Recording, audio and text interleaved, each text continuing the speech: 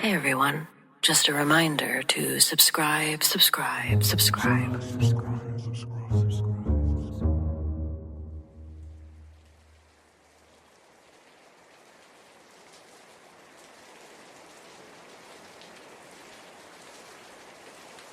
Sorry all, this is going to be a long story because I've never told a short story in my life. My wife can vouch for that.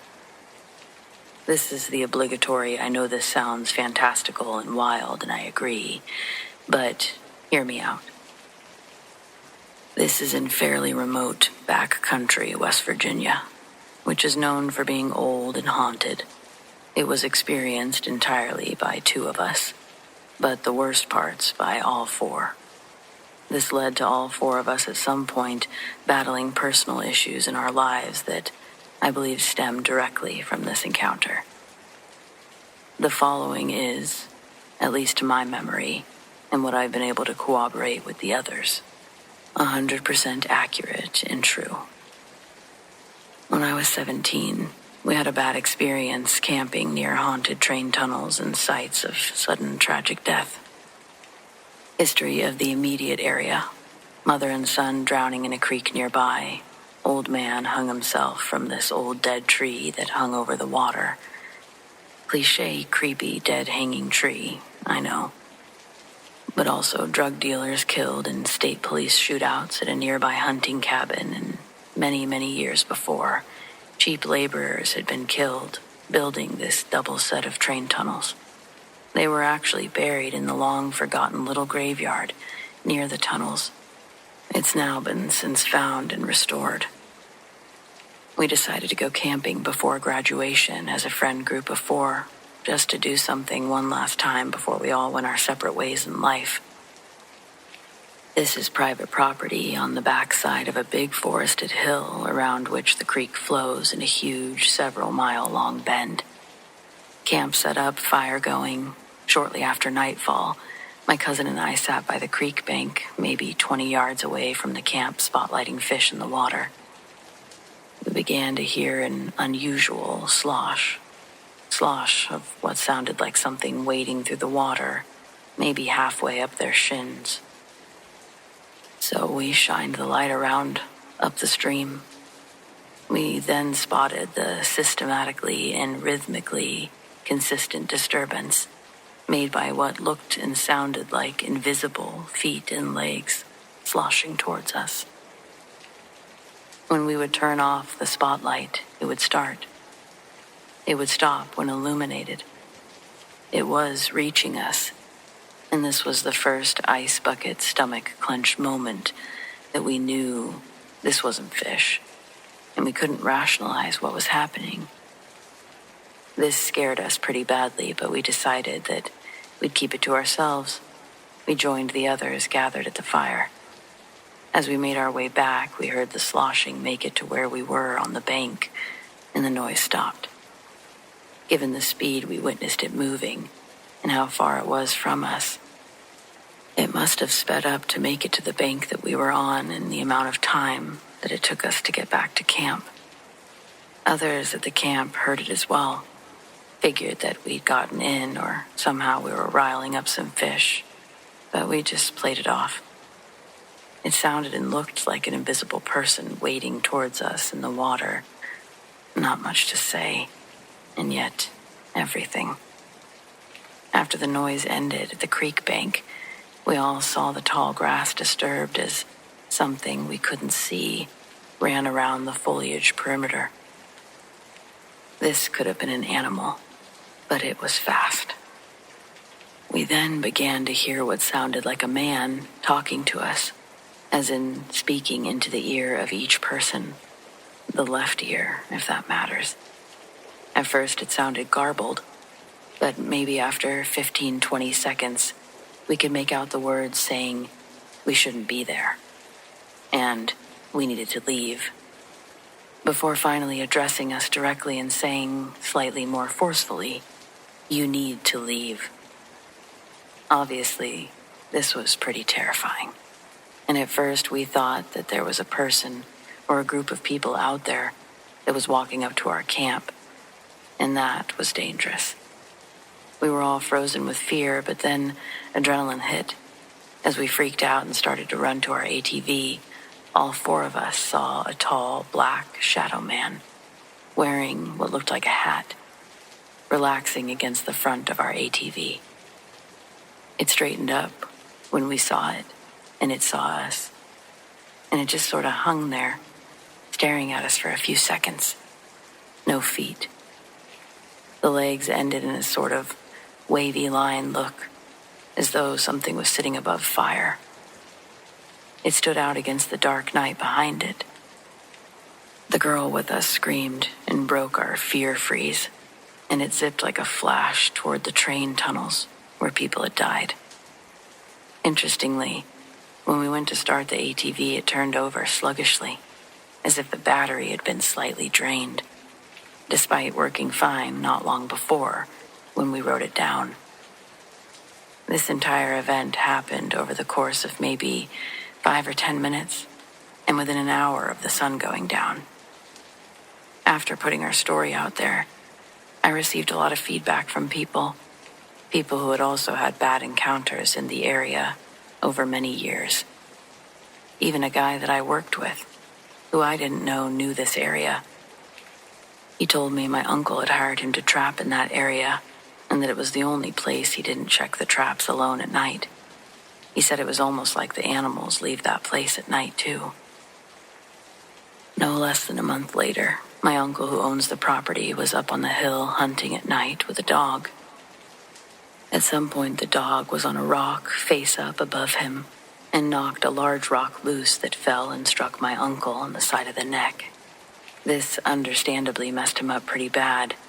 It paralyzed an entire side of his body, but he still had limited functionality on his left side. We could never figure out how he got himself back to his ATV and turned it around and drove himself out of there. It wasn't until probably 2 or 3 years later, around Halloween, that my story makes its rounds on a local Facebook group. Then my uncle texts my mother out of the blue. You have no reason to believe my uncle's character reference, but he is a salt-of-the-earth, hunting, farming, working man, even working past his retirement as a millionaire. Honest, funny, just an incredibly stand-up guy. He is easygoing, but also no nonsense. In his text to my mother, he said, I never told anyone this before, and I probably won't again. The man in the hat the kids saw at the creek that night, he helped me off the ground, put me back on my ATV, got me turned around. Until I heard that, I'd always assumed that the shadow man was the one that was trying to scare us out of there. But thinking back on it, maybe he was the one whispering to us, telling us that we needed to leave, possibly to avoid something scarier and more dangerous. Although, I have no idea what could have been scarier than that.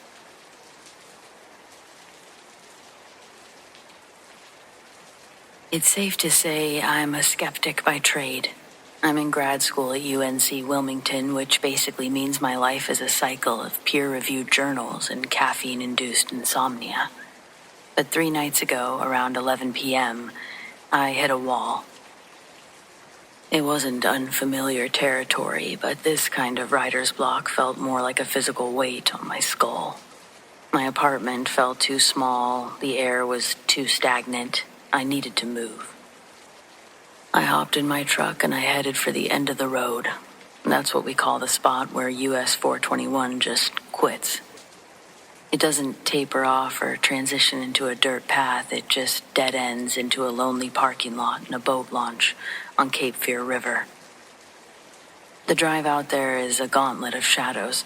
Once you pass the last of the streetlights, the coastal scrub, and the twisted oaks, they start to crowd the asphalt.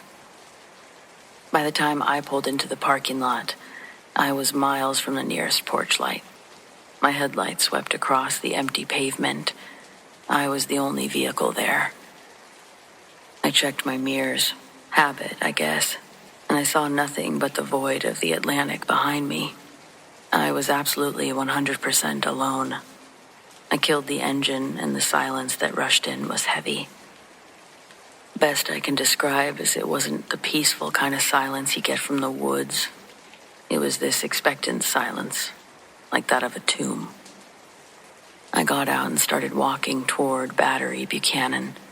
For those who don't know the history, it's a massive earthen artillery battery, part of the old Confederate Fort Fisher complex. Thousands of men bled into the sand during the Civil War. It's a place of heavy history, but it's usually just quiet. I was rounding the base of the battery, heading toward a small stretch of sandy beach on the riverbank. The lights from the Sunny Point cargo docks across the water were shimmering on the surface of Cape Fear, thickly yellow and industrial orange, cutting through the dark. I was maybe 25 yards from the shoreline when the world just glitched.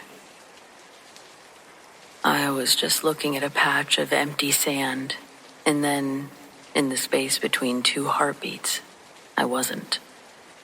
A silhouette appeared. It was the shape of a person, but shape is the only human word that fits. It was a hole in the world. It was a flat, matte black that seemed to absorb all of the light from the docks across the river.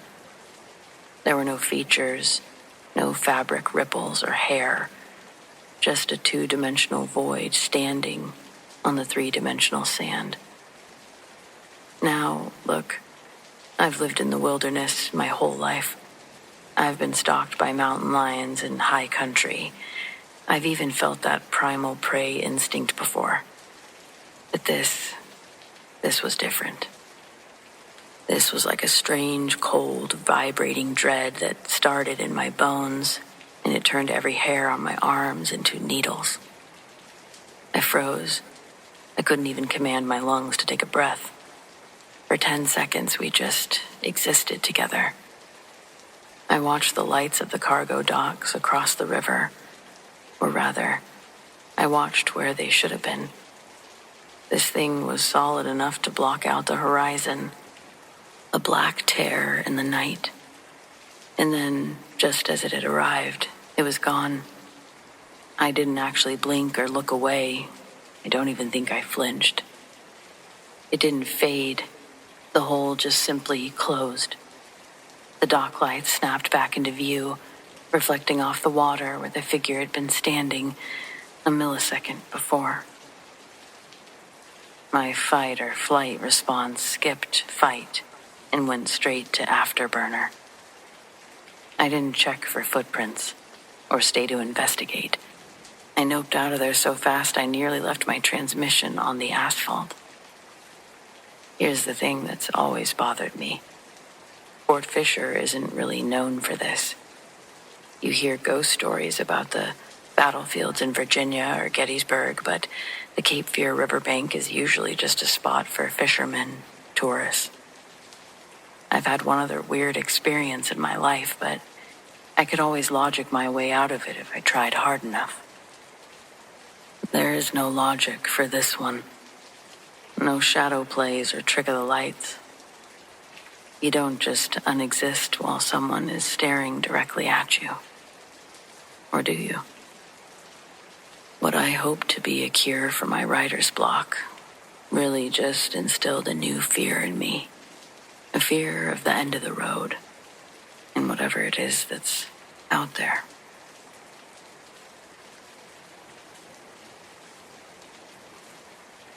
A few years ago, my family lived in an old 2-story apartment.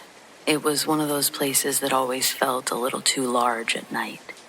Every creak of the floorboard sounded like a deliberate footstep. It was getting late, the usual end-of-the-day routine. I headed upstairs to tuck my young daughter into bed, leaving my wife downstairs to handle the lockup. The nightly ritual of checking the deadbolts and killing all the lights. Our dog followed me up, leaving her alone in the quiet of the first floor. My wife stopped in the downstairs bathroom to wash her hands. The layout of that bathroom was narrow. The sink and the mirror were directly opposite of the door. If someone stood in the hallway, their reflection would be framed perfectly right behind yours. As she turned on the faucet, she saw me, In the reflection of the mirror, I was leaning against the door frame. I wasn't moving, just watching her. She said that I had this specific smirk on my face, that half smile I give when I'm trying to be playful or annoying. "Why are you being so weird?" she asked the mirror, laughing a little. She assumed I'd snuck downstairs to jump scare her. I didn't answer. She watched my reflection as her question hung in the air. Then she said the smirk didn't just fade, it collapsed. My facial expression twisted into a deep, heavy scowl. The eyes in the mirror went flat and cold, staring at her with a look of genuine, unfiltered malice. The shift was so sudden and dark that her heart dropped. "Seriously, stop," she snapped, spinning around to face me directly. The hallway was empty. There was no sound of running footsteps, and there were no floorboards groaning under the retreating weight of any. Just the sound of the faucet running in the sink. Upstairs, I was leaning over my daughter's bed, smoothing the covers, when my wife burst into the room. She didn't just walk in, she arrived with a frantic, vibrating kind of purpose. She was pale, her breath was coming in short, jagged hitches. "Why did you do that?" she demanded. Her voice was trembling. "That wasn't funny." I looked up and was totally confused. "Do what?" "I've been up here for 10 minutes. I had to spend the next hour convincing her I hadn't moved. The realization hit her in waves. First denial, then cold, hard panic. Between the layout of the stairs and the presence of the dog, it would have been physically impossible for me to sneak down, stand in that doorway, vanish back upstairs without a sound. She knew that. But looking at my face, my real face, she realized that whatever had been smirking at her in the mirror wasn't me. It was something wearing my skin. This was the only time it happened. We didn't find a secret crawl space or discover some dark history. We just lived there for another 2 years, looking over our shoulders every time we passed that bathroom. The worst part wasn't the event itself. I guess it was the after. For months, my wife would look at me in the eye if I was standing in a doorway. If I smiled at her from across the room, I'd see her flinch sometimes. Her eyes searching mine, make sure my scowl wasn't hiding beneath the surface. I've spent a lot of time wondering what that thing was. I guess doppelganger, a mimic. But labels don't really help when you're the one lying in bed at night, wondering if the person sleeping next to you is actually your spouse or that thing in the mirror. As I said, we did eventually move into a different place. This one had a much more open floor plan, fewer dark corners, no narrow hallways. But even years later, there's still something unsettling about catching the reflection in the mirror. I don't think my wife has really ever adjusted. Some bells you just can't unring. Whatever that thing was, it got what it wanted. Took away the feeling that our home was a safe place.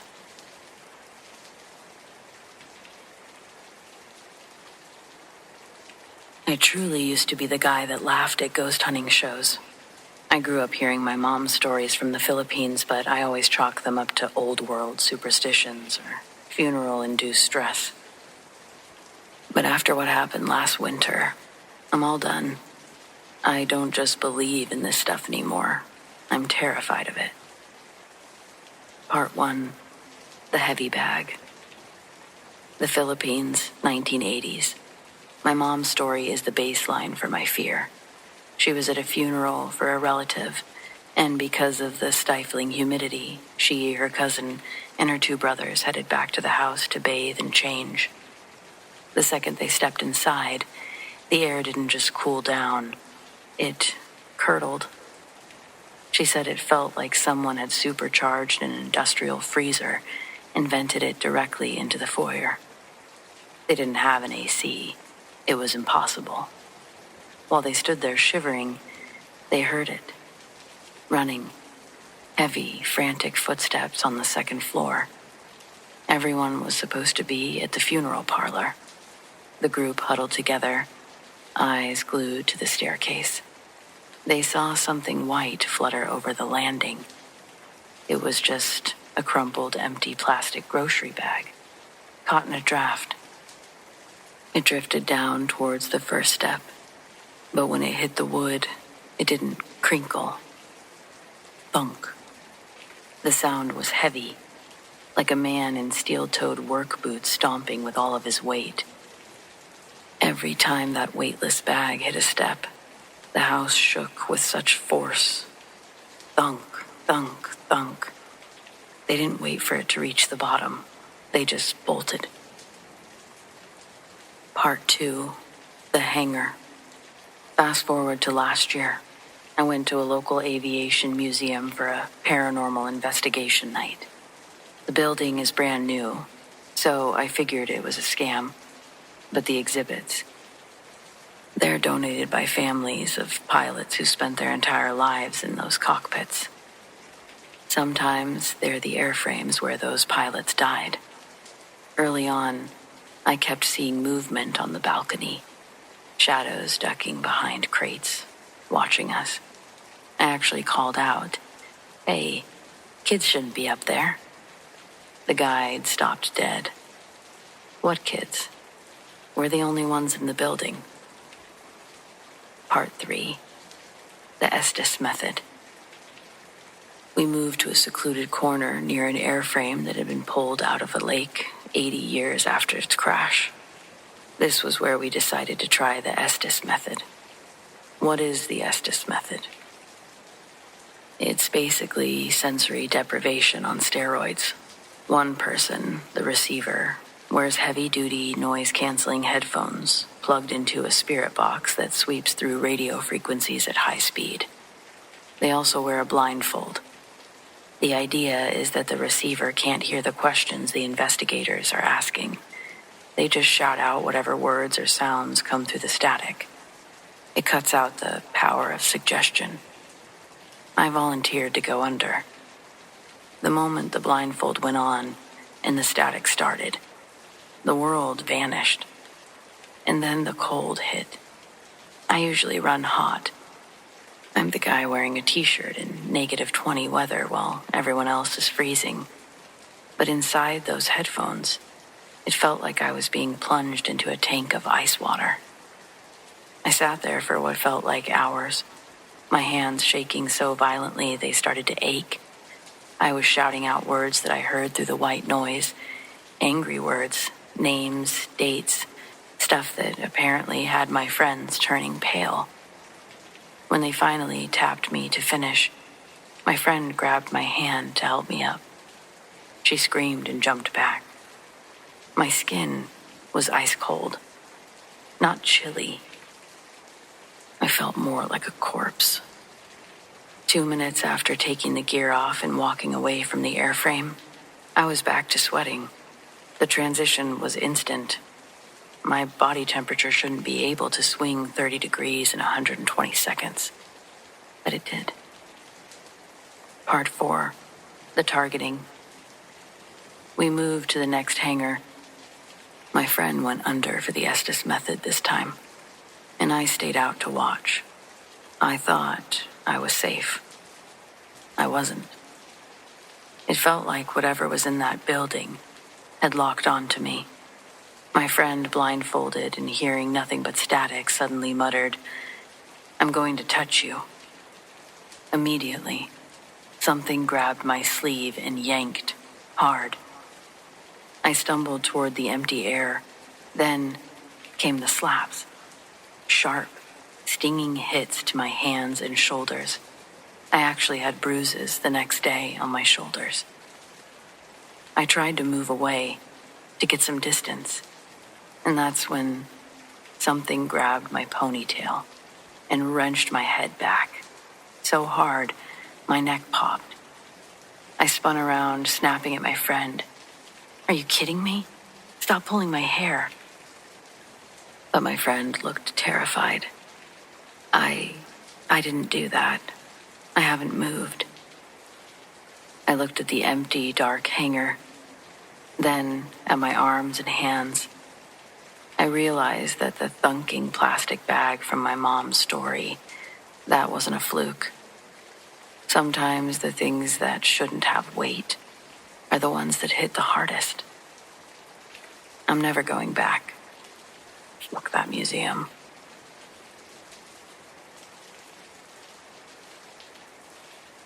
It was one earring, not even a pair. I don't even know if the diamond inside was real. Never mind to begin with. I picked it up off the floor when my mom, Leonie, threw it over her shoulder. She and her sister, my Aunt Lily, were pickpockets. They did a variety of other illicit jobs to make euros as well. But most of the big jackpots were in the tried and true occupation of a pickpocket. Both women were extremely beautiful and knew how to wield their looks like daggers. I idolized their lifestyle. They always looked so happy. True vixens with not a care in the world. But all good things must come to an end. Sadly, this small single earring bears the full emotional weight of it all. Far more than should be expected. It's the last physical thing I have from a time in my life I can barely remember in my head. It wasn't even given to me.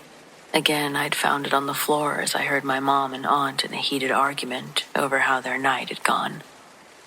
From what I gathered happened that night, the women had set something up with a guy that worked at one of the local motels around town. Once in a while, he'd let the girls know about a rich person staying there. There was a thunderstorm, a torrential downpour that night, when the girls showed up.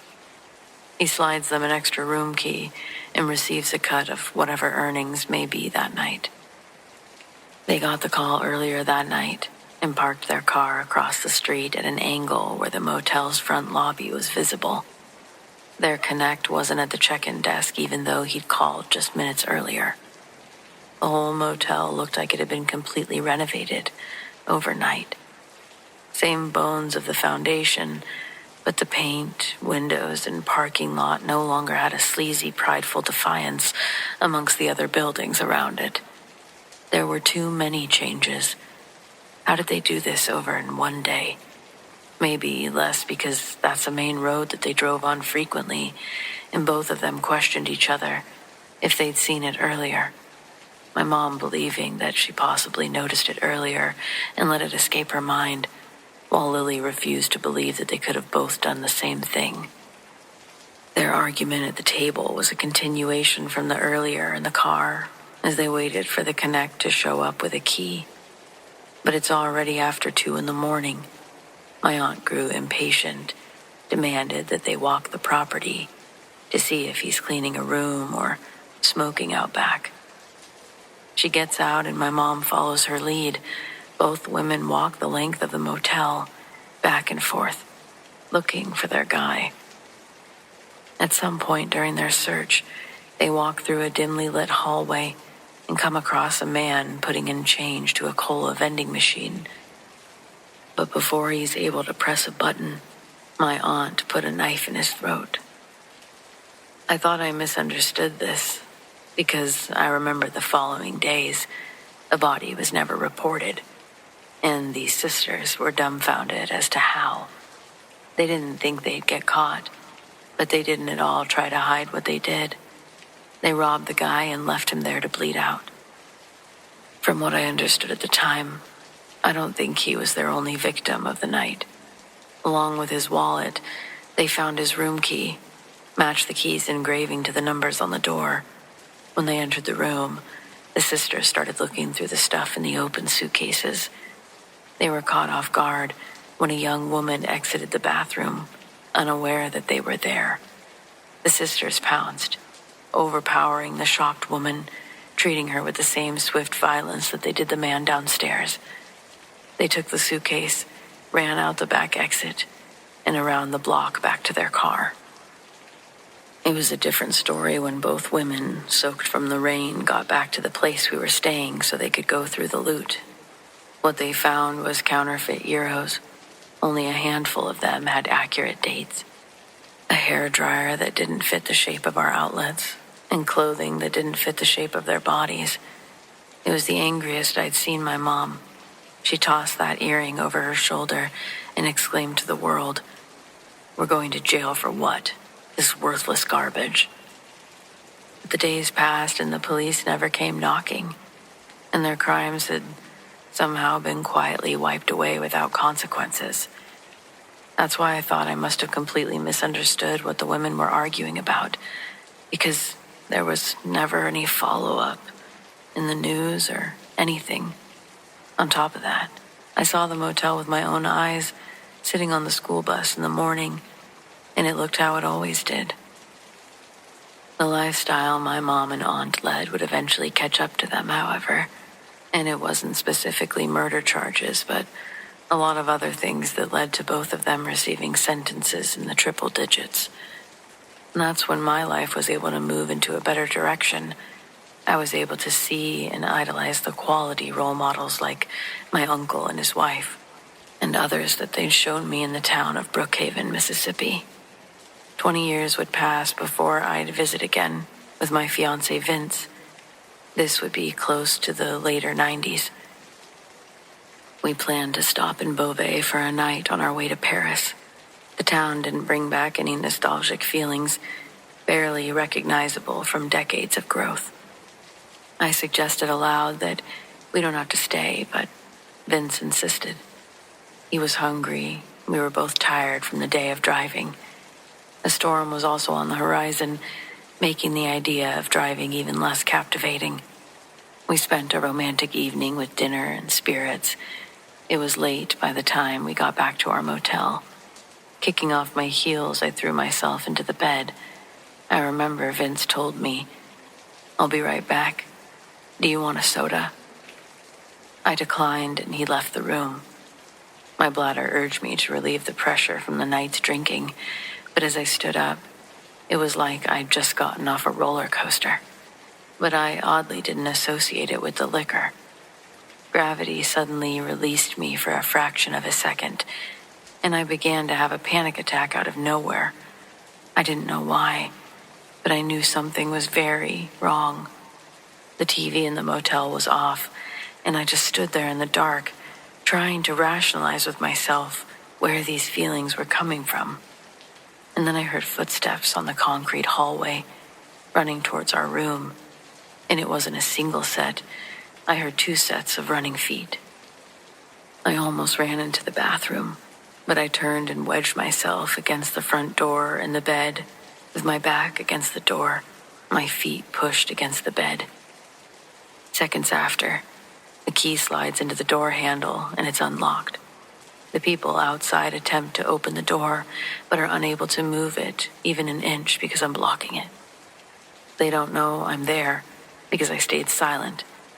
Eventually, they give up, and I hear them run away. I stayed wedged against the door until my heart rate started to go down, and it became impossible to maintain my composure when I realized that Vince hadn't come back. I already knew what had happened.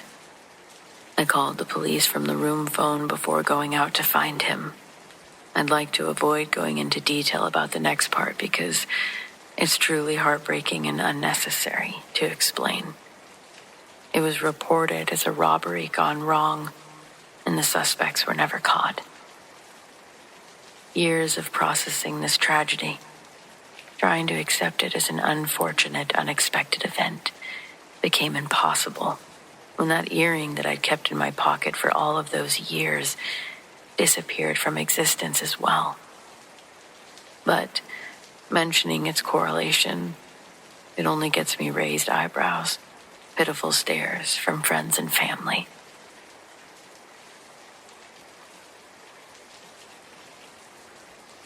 I was a teenager when this happened, but the story itself started much earlier. When I was about 7, I had a close friend. It was one of those friendships that feels permanent at that age. We lived near each other, saw each other almost every day, and knew everything about one another. Then, the way childhood does, things shifted. We changed schools, families moved, life went on. I didn't hear from her again for years. When I was about 15, she called me out of the blue. No warning or build-up, just my name on the phone and her voice. It was warm and familiar, like we'd only spoken the week before. We caught up easily. School, families, the usual things. Then, casually, she said something that stopped me cold. "It was really good seeing you again at the beach." I laughed and told her she must have been kidding. I'd only been to that particular beach resort once or twice in my life. It was almost an hour away, not somewhere I went casually, especially not without remembering it. She didn't argue right away. She just said something like, "No, you were definitely there." I told her again, "It wasn't me." And that's when she said, "You were there with James," my boyfriend at the time. She didn't just know his name. She described him, his height, his build, the way he talked, the things he said about his family, his job. She described things about him that no one would have known unless they'd spent actual time around us. I remember my stomach feeling strange. I said carefully, "Maybe you met him, but I wasn't there." She paused. She was confused now. And then she said, "That doesn't make sense. You were together." And she described me. My hair, how I was wearing it that summer, the outfit I had on. They were clothes I actually owned. And the thing I told her about my sister, that I'd told no one. How could she know? She told me things that we'd talked about that day. Complaints about school, jokes, plans. It was definitely all real. Stuff that happened to me. I just don't remember telling her about it. I felt myself start to doubt my own certainty. She wasn't accusing or insisting. She was just recounting something she believed had happened casually and comfortably. In fact, it was the reason she was calling me now at all. There was no reason for her to lie. By the end of the call, I didn't really know what to say, because everything she described fit, except for one thing. I had no memory of it. I don't remember the drive or asking my parents' permission to go there, planning it with James. Like not even a vague impression, which is usually what you're left with when details fade. This would have been a big event in my life at that age, an hour-long trip with my boyfriend, friends, something that required coordination and permission and planning, and yet it was gone. Later, I asked James about it. He looked just as confused as I felt. He didn't remember it either. Not the trip or the beach, my old friend, nothing. He was adamant that if we had gone, he would have remembered. And I believed him. There was no hesitation, no uncertainty in his response, just the same blank absence I felt. But it wasn't just my friend. Others remembered meeting us too. I guess she was starting to feel crazy. I couldn't explain it. If it had just been my memory missing, I would have convinced myself that I disassociated or blocked it out for some reason, but both of us with this gap, and her friends with this memory. Years passed, decades now. I've revisited that day in my mind more times than I can count, hoping that something would surface. A fragment, a feeling, anything. It never has. The only memory I can go back to is her phone call. What I do know is this. She was certain. Quite sure. She never brought it up again or pressured me about it. For her, it was just something that happened, and I let it be that too. Even though for me, it was something that didn't. Nothing like it has happened before or since. No missing days or strange sightings. I don't have a sense of being watched or followed. It's just that one absence. Clean, complete. Sometimes I wish this was during a time when people were taking photographs all the time, or on their phone. I would have loved for someone to have captured me and James. Sometimes I wonder if something stepped into our place that day. Something that looked right, sounded right, wore the right clothes, said the right things. Other times, I wonder if we were there, and whatever happened was so ordinary, so unremarkable, that our minds simply let it go. Or another version of us. But that explanation, none of them, have really sat right with me. Ordinary days don't vanish like that.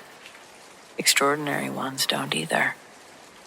Memories don't disappear so completely unless something else fills that space where they should be. Even now, when I think about it, what unsettles me isn't the idea of another me. It's the idea that someone lived a day in my life so convincingly that the world accepted it and kept going without me ever knowing. And that somewhere, in someone else's memory, there is a version of me who showed up exactly as expected, while the real me was never there at all.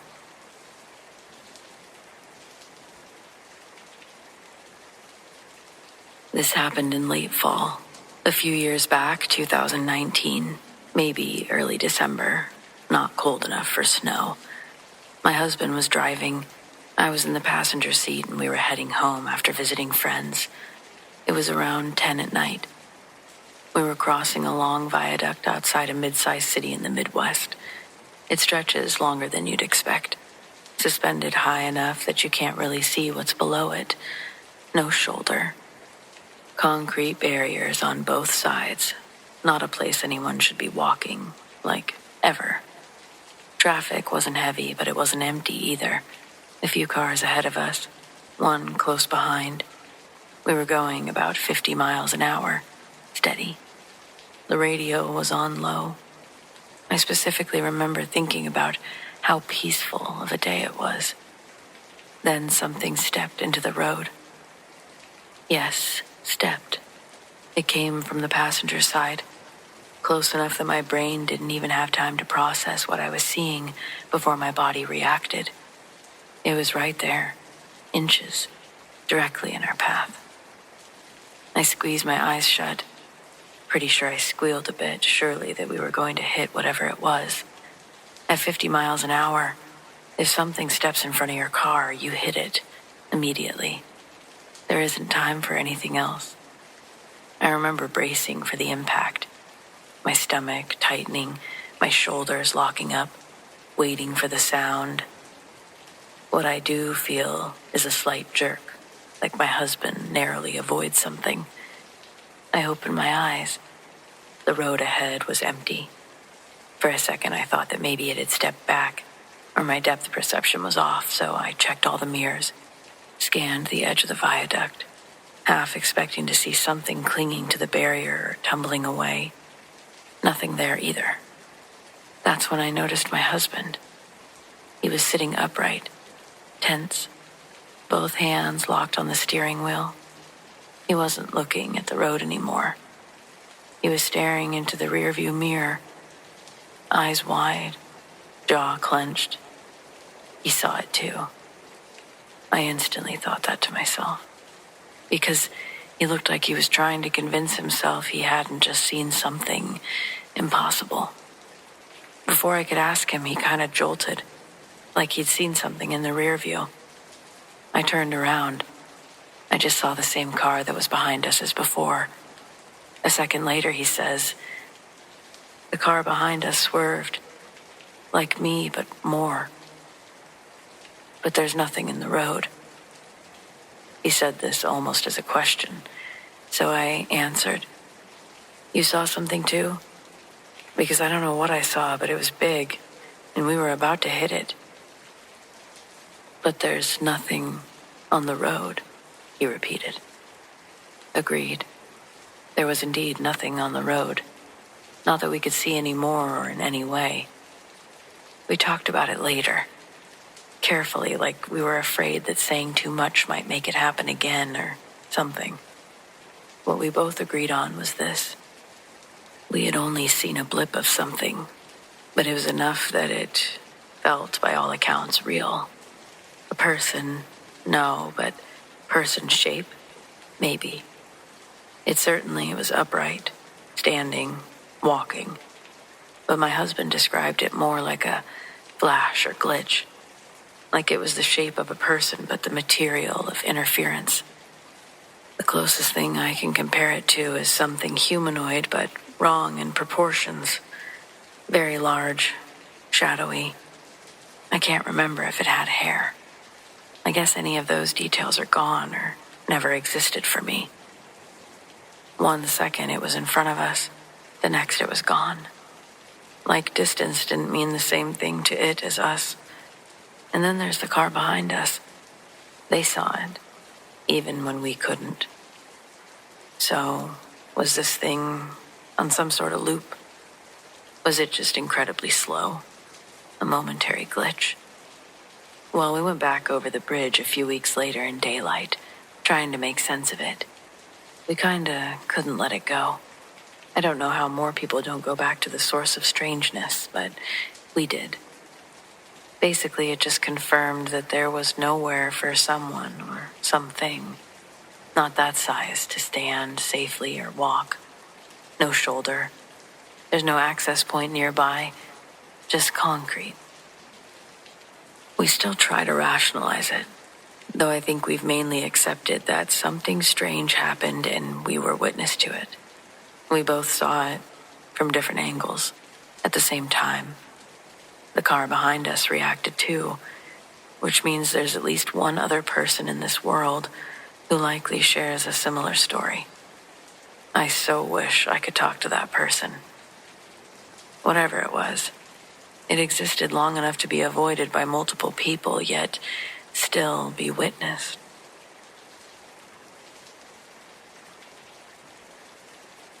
We lost about 4 hours of time in 30 seconds. I'm not sure if this is considered a glitch, a time slip, or just delusion, but this is something that happened to me and my family that we can't explain. Summer 2011, in the car was me, 19, my sister, dad, and stepmom. We were on our way to a campsite. We had other family joining us. My uncle and Nan, both arriving separately, called us saying that they were setting off. Did we need anything from the shops, and to let us know their arrival time. We were over halfway there. They would be arriving about 3 hours after us. We carried on driving, switched radio stations, and went through a tunnel. When we came out, the phone was ringing again. It was my Nan, asking where we were, kind of relieved that she'd gotten a hold of us. My Nan and uncle had already arrived at the campsite. My dad said, "Oh, so you're already there? Save us a pitch then." And my Nan responded, "Where have you been? If you're still on your way." The conversation didn't make sense. My dad got frustrated and said, "What do you mean, where have we been? You just spoke to us."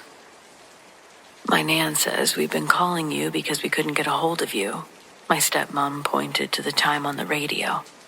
About 4 hours had passed. 4 hours had passed in 30 seconds. My dad ended the call with Nan, and for a moment we were silent. My sister said, "What's going on?" My dad said the time must have changed when we changed the radio station. Our family was playing some kind of dumb joke. Our phones showed that time had passed. Again, silence. We arrived, briefly spoke about it with family, and then ignored it. We have spoken about it maybe 2 or 3 times. My dad is either convinced that we went through a time vortex, got abducted, or were jokingly drugged by our stepmom. She's a general practitioner. My stepmom says that we must have got the time wrong, or at worst we had some shared delusion. Either way, we have no idea what happened.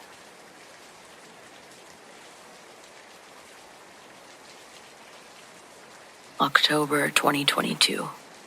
I was changing a light bulb in the recessed fixture over the island.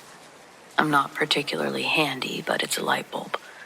I was standing on a metal step stool, one of those old ones with rubber feet worn down to the silver. My wife, Erica, was at the counter directly behind me, slicing apples for our daughter's lunch. I remember the sound of the knife on the wood.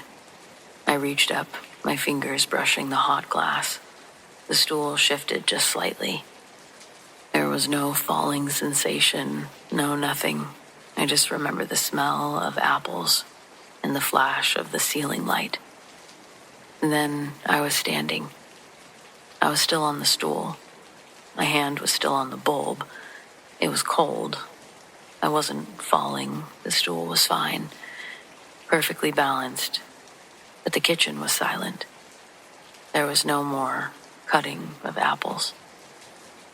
I climbed down, my legs feeling like they were made of heavy liquid. Erica was standing at the counter, but she wasn't cutting apples. She was staring at a bowl of oranges. "You okay?" she asked without looking up. Her voice sounded tinny, like she was speaking through a sheet of aluminum. "Yeah," I said. I thought the stool slipped." She frowned at the oranges. "The stool's fine, Mark. You've been standing there for 5 minutes just staring at the ceiling." I looked at the counter. There were no apples, no knife, just the bowl of oranges. "Weren't you just making Maya's lunch?" I asked. Erica looked at me then, her eyebrows knitted together in genuine confusion. "Maya? Mark, who is Maya?" The air in the room, it didn't just get cold. It was like it vanished, froze. I went to the fridge. The A++ drawing, the one that had been held up by a ladybug magnet yesterday, was gone. In its place was a schedule for a local tennis club. We don't play tennis. I never played tennis in my life. I ran to the hallway. The photo of us at the Grand Canyon, the one where Erica was holding a toddler in a yellow sun hat, it was still there. But in the photo, Erica was alone, smiling at the camera, holding a hiking stick. There's no child. There's no yellow sun hat. I pulled out my phone.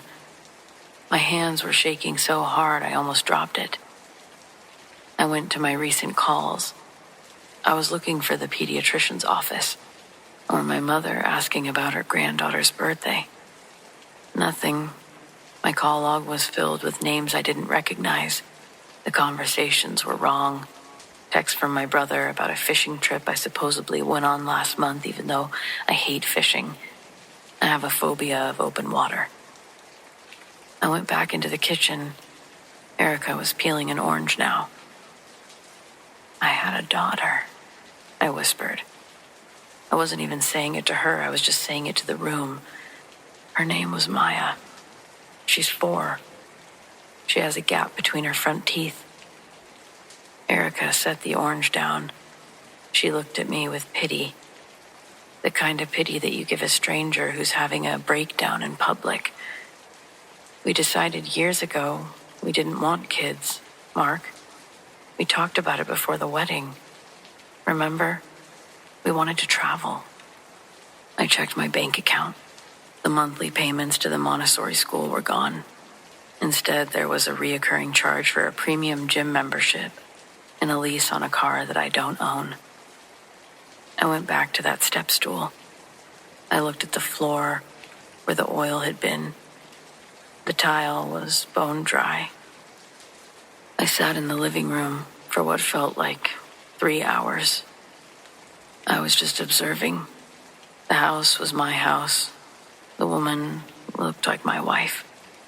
But the me that belonged here was a man who played tennis and went fishing and never wanted a child. When I felt that stool slip, the Mark who probably hit his head on the granite died. And my consciousness, the part of me that was still on, just slid into the nearest available slot. a version of my life where the stool didn't slip, but it's a version where Maya doesn't exist. I stand up. I go back to the stool. Resume my previous position of changing the light bulb. And I decide I'm going to kick the stool. And so I do.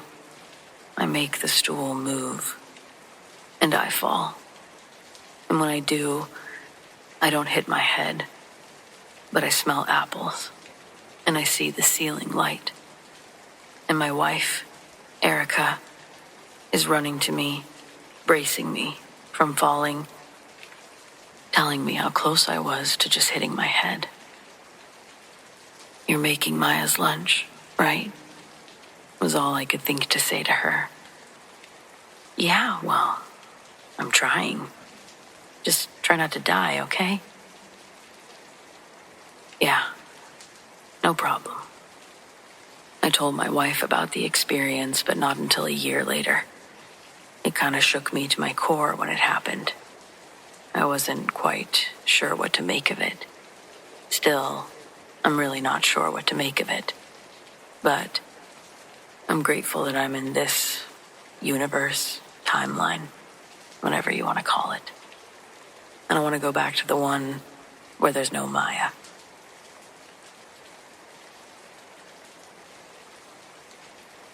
It was a Tuesday, which I only remember because Tuesday's the day I catch the early train to avoid the rush.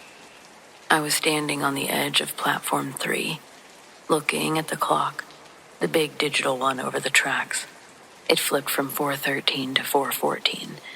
I remember the red LEDs looked slightly blurred, like the heat was rising off the rails even though it was mid-January. The train pulled in. It made this low, resonant hum instead of its usual screech. I stepped toward the yellow line, reaching into my pocket for my pass. I saw the conductor through the glass of the lead car. He was looking down at a clipboard, a silver watch on his wrist catching a stray beam of light. Then I blinked. When my eyes opened, the platform was empty. Not deserted by people, but empty of the train that should have been 6 inches from my face. The sun was also different. The sky was that deep bruised purple of full twilight. I'd gone from barely sunset to pure dusk in a matter of moments. I felt a sudden sharp cold, like someone had dropped an ice cube down my shirt. I looked back up at the clock. 6:02. I was still standing in the exact same spot. My hand was still in my pocket, fingers curled around my transit pass. My thumb was resting on the plastic edge, just as it had been 2 hours ago. I looked down at the tracks next to me, and there was a cup of coffee sitting on the floor that hadn't been there before. It was steaming. I stood there for a long time, just watching that steam. The physics of everything didn't track. If I had fainted or had a seizure, I'd be on the ground. If I'd walked away and come back, my legs would feel that. But I just felt static. My joints felt like they had paused and then unpaused, a slight vibration humming in my bones. A woman walked onto the platform a few minutes later. Buried in a heavy parka, she glanced at me, then the clock, and huffed. "Late again," she muttered. I didn't take the 6:05.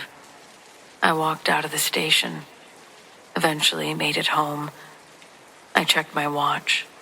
It wasn't broken. I still use the same platform constantly due to my work situation, but I try to avoid being the first person to approach the train. I believe I experienced a legitimate time slip. I just have no interest in doing it again.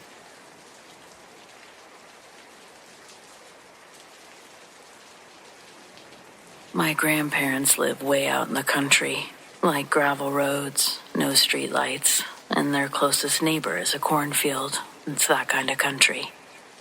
Every summer, my parents would drop me off for a couple of weeks while they took care of things back home. I didn't mind. I liked it out there. I liked how time felt slower. The air smelled like sun-baked dirt. It was quiet in a way that made you notice your own thoughts, and I liked that. Behind the house was a stretch of land, a thin strip of woods, an old shed that leaned too far to the left, and a dry basin that everyone called the sand pit. Supposedly it used to be a pond before it dried up sometime in the 80s. Now it was cracked earth, brittle weeds, and silence. I played out there all the time, dug little tunnels, pretended I was on a different planet. Grandpa didn't like me going too far into it. Said the ground was soft in spots. Said there were snakes. He never raised his voice, just got quiet if you didn't listen. Real quiet. That was worse than yelling. The last summer I stayed there, I was 11. It was hot. It was one of those stretches where the air feels really heavy and even the cicadas start to give up. I brought a fan, snacks, and books and made a little hideout under one sickly-looking tree at the edge of the pit. And that's when I saw the first hole. It was maybe the size of a dinner plate, perfectly round, edges sharp, like it had been cut into the earth instead of dug. I dropped a rock inside and waited. I never heard it hit the bottom. I moved on, thinking it was a burrow or something. The next day, there were more, all evenly spaced, like they'd been placed there. No piles of displaced dirt, no drag marks, just holes, dark, silent holes. I told my grandpa. He came to the screen door, stared out toward the pit, then said nothing. After that, he stopped going outside entirely. He started sitting in his recliner all day with the TV off, just staring out the window, like he was waiting for something. One night, I found him in the kitchen, standing barefoot, staring at the floor, with his head cocked slightly, like he was listening for a knock coming from under the house. I asked if he was okay. He didn't answer at first. Then, softly, like it hurt to say, he murmured, "You need to stop going out there." Why? They don't like being noticed. I thought he meant animals, foxes, coyotes. I asked what they were, but he just turned and walked away. I didn't listen. The next morning, the tree that I always sat under had shifted.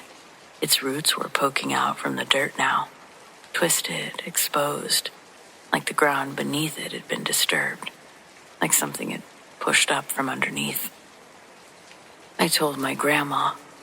She gripped the edge of the sink and said, "Don't bring that up again," and made me promise not to mention it to my grandfather. That night, I couldn't sleep.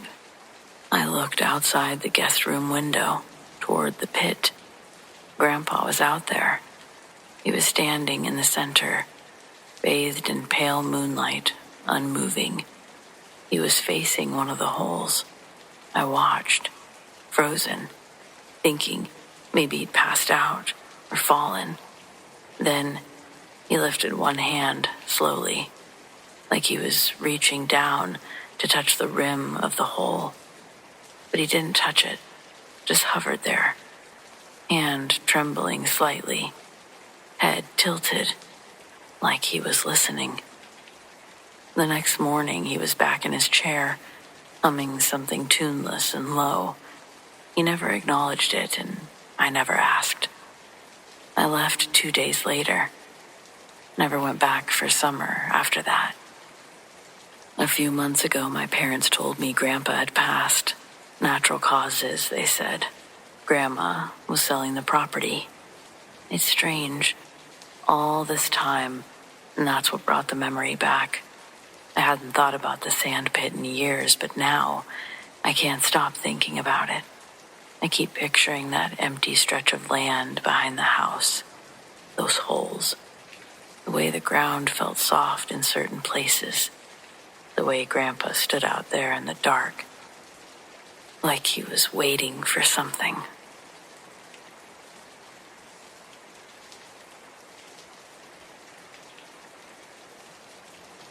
I still don't really like to think about what happened. I'm not sure the exact time this happened, but it was around a year ago. My friends and I always enjoyed finding abandoned places to explore, whether it was a warehouse or a huge mansion, a racetrack once. There were 5 of us, and all of us had some sort of weapon just in case, and a flashlight. We had just finished exploring some old abandoned house when my friend mentioned he knew of a warehouse that had been abandoned for years, about 20 minutes away. So of course we all hopped in the car and took off, listening to our favorite songs. The experience was incredibly fun until the moment it happened. We all arrive and get out, and as we look for a way in, I realize I've been here before. So is my friend Pearson, who's right behind me. Both of us are indifferent about it. It's still fun to go look, so I find a gate to jump over. The gate will be a key factor in the future. I inform my other friends that I've been here before, and it's a pretty cool area, just small. We walk in and see paint tearing off the walls, smashed glass everywhere. The floor has a layer of trash, and a rancid smell reeks the entire time.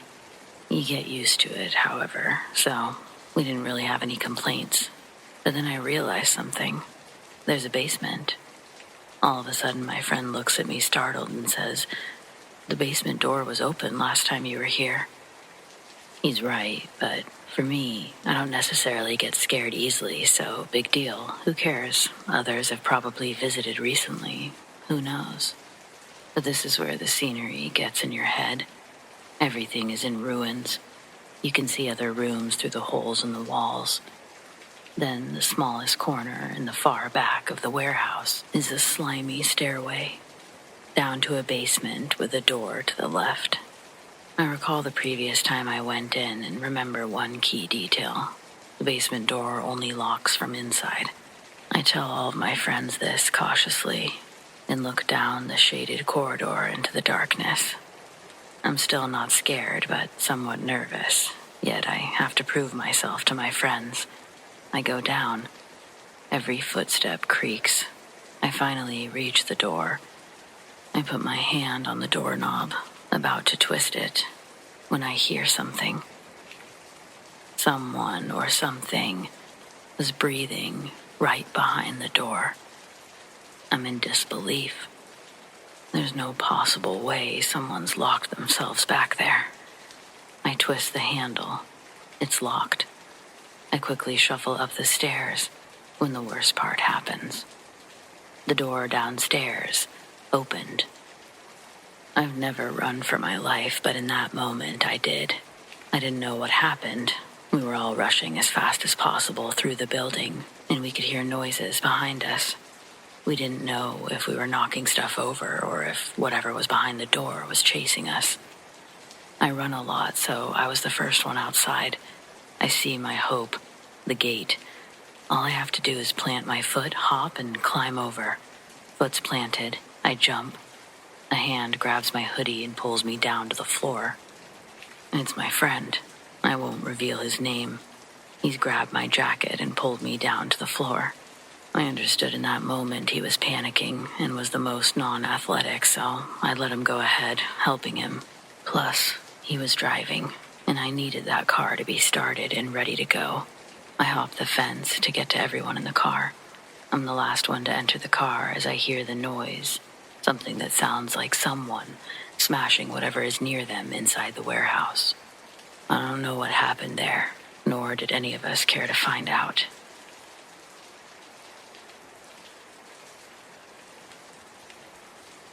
I'm a 29-year-old female in northern Louisiana.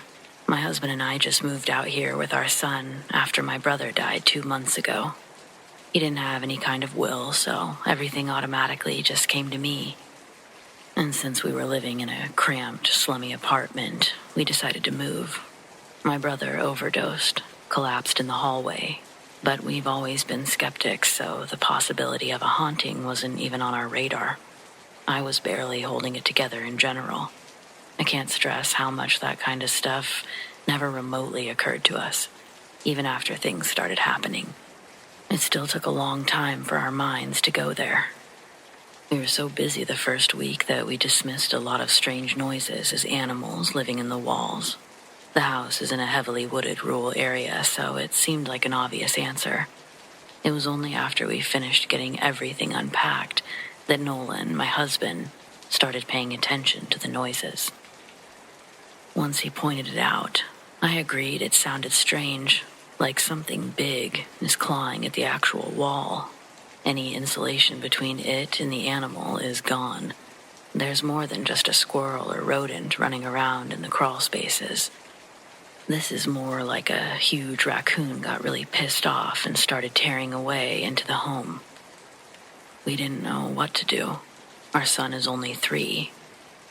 We didn't want to risk a possibly rabid animal getting inside, and I didn't want Nolan anywhere near it either, so we called animal control. After their second visit, they said the only thing they found was a family of squirrels, which were safely relocated. But we insisted that there had to be more.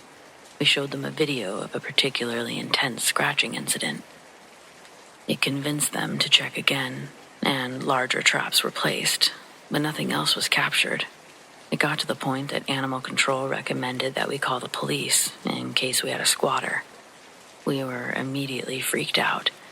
I'd seen body cam footage of that shit on YouTube, so we called the cops. They checked everywhere, but there was no trash or makeshift bedding like they'd usually find in those circumstances. If not for the video, I don't think they would have believed us, but they agreed the noise was concerning and asked us to call them the next time it happened. Nolan didn't tell me until later, but they were worried someone was coming in and out purely for the sake of scaring us. We heard it the next night, and the same officers returned, but it stopped less than a minute before they arrived. They searched everywhere, but still came up empty-handed. The officers were kind enough to stay for an extra 20 minutes, just in case it started again, but no such luck. During that time, we shared our whole story of why we moved here, and the police suggested it could be my brother's ghost. That was the last time we involved authorities, not because we were offended, but we were starting to think the same thing ourselves. The police being involved was all we had left grounding us to reality. It made it real, tangible, but after hearing them say it too, that was hard. It took close to a month for those events to play out, but that wasn't the only thing going on during that period. Our son never had a problem sleeping in his own room until we moved here. At first, we blamed the combination of animal noises on top of being in a new place. We let him stay in our room while he adjusted, but we were equally unsuccessful on this front. If the noises happened during the day, we would take Grayson to it and explain exactly how animals sometimes crawl into people's homes to build their nests. Then I found several YouTube videos of cute, fluffy raccoons being safely relocated. If anything, it worked too well. Grayson was not only no longer afraid, he was adamant that we needed to adopt the raccoons. Since he was no longer afraid of the noises, we thought that he would return to his room. But then he told a horrifying story about a man coming in and sleeping next to him. I almost fainted until he added that the man had a purple face, puffy blue lips, and a chin covered in whipped cream, like a cartoon character. We thought it must be imaginary and assumed everything traced back to the new environment. We should have explained the noises sooner. By this point, animal control had set the first traps, so we were thinking that it would be over any day now. Clearly, that wasn't the case, and things with the purple man continued to progress. Grayson began having nightmares that would keep us awake. So Nolan and I began taking turns sleeping in our son's room, starting with my husband, since he had to work the next morning. At breakfast, I asked how he slept, expecting the answer to be positive, but he said the noises were even louder in the back, to the point that it freaked him out a little bit. I had the same experience on my first night, but then things were quiet for a day or two. Then, on one of Nolan's turns, he randomly got in bed with us around 2 a.m. He tried not to wake me, but he was shaking like a leaf. I assumed that he must have been cold and went back to sleep. The next thing I knew, it was morning, and Nolan was still awake. He followed me into the kitchen while I made breakfast and said that he felt like he was losing his mind. The scratching had woken him up again, and he rolled over to grab his water from the nightstand. When his eyes opened, he was facing the hallway through the open door, and a man that looked like my brother walked by. Nolan jumped out of bed, chased after him, but he couldn't find any trace of the guy. He had gone out right behind him, but no one was there. I didn't know how he didn't wake up during all of this, but he peeked in on us before checking every room, but nothing was out of place. Then, when he finally got into bed, he couldn't stop listening for footsteps. At first, I thought he dreamed the whole thing, and it just scared him so badly that he woke up and thought it was all one event. But this was also the same day that Animal Control had advised speaking with the police, so we were extra freaked out by their suggestion. I admittedly panicked pretty hard at first, but after the police did their search, I began to look at everything from a calmer perspective. It just seemed too unlikely that we would happen to get some kind of invisible ninja squatter. So, I stuck to my original theories and stayed in the other room as planned. As expected, the scratching noise eventually woke me up, so I looked around but saw nothing and no one. I quickly fell back asleep, and even with that one interruption, it was the most sleep I'd gotten since this all started. The next night, however, is what did me in. When the scratching noise came, I just laid there waiting for it to stop, and it did. But then someone sat at the foot of the bed, and my heart stopped. When I opened my eyes, the weight vanished, but it didn't feel like anyone stood up. It was just there 1 second and gone the next. I almost retreated into the master bedroom, but the longer I was awake, the more I began to doubt myself. Obviously, no one could have sat on the bed and vanished into thin air, so I calmed down enough to fall back asleep, and that's when I had an incredibly vivid dream of my brother standing over me during the night. He didn't look normal. He was dead. His face was almost purple. His lips were blue. And there was something off-white, kind of like vomit, around his mouth and down his chin. Suddenly, that description didn't sound like a cartoon anymore.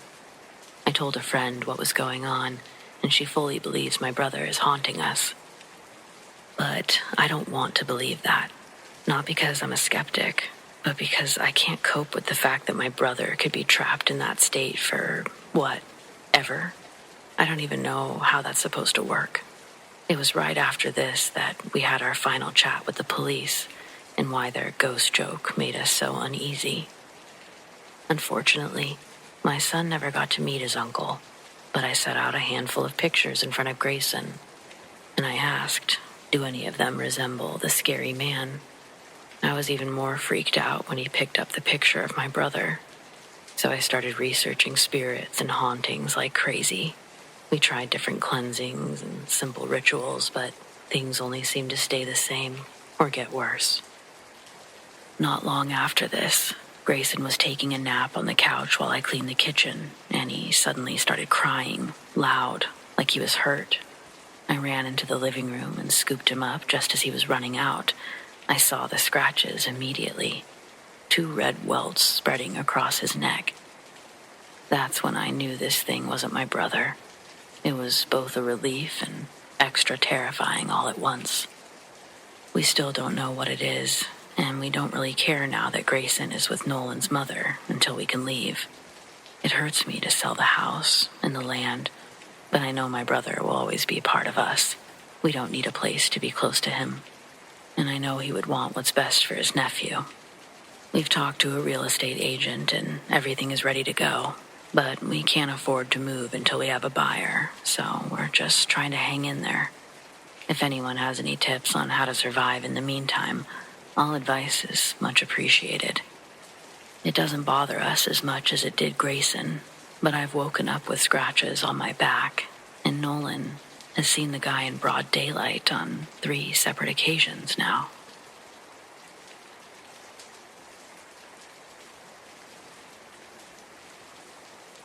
I was around 8 or 9 when this happened.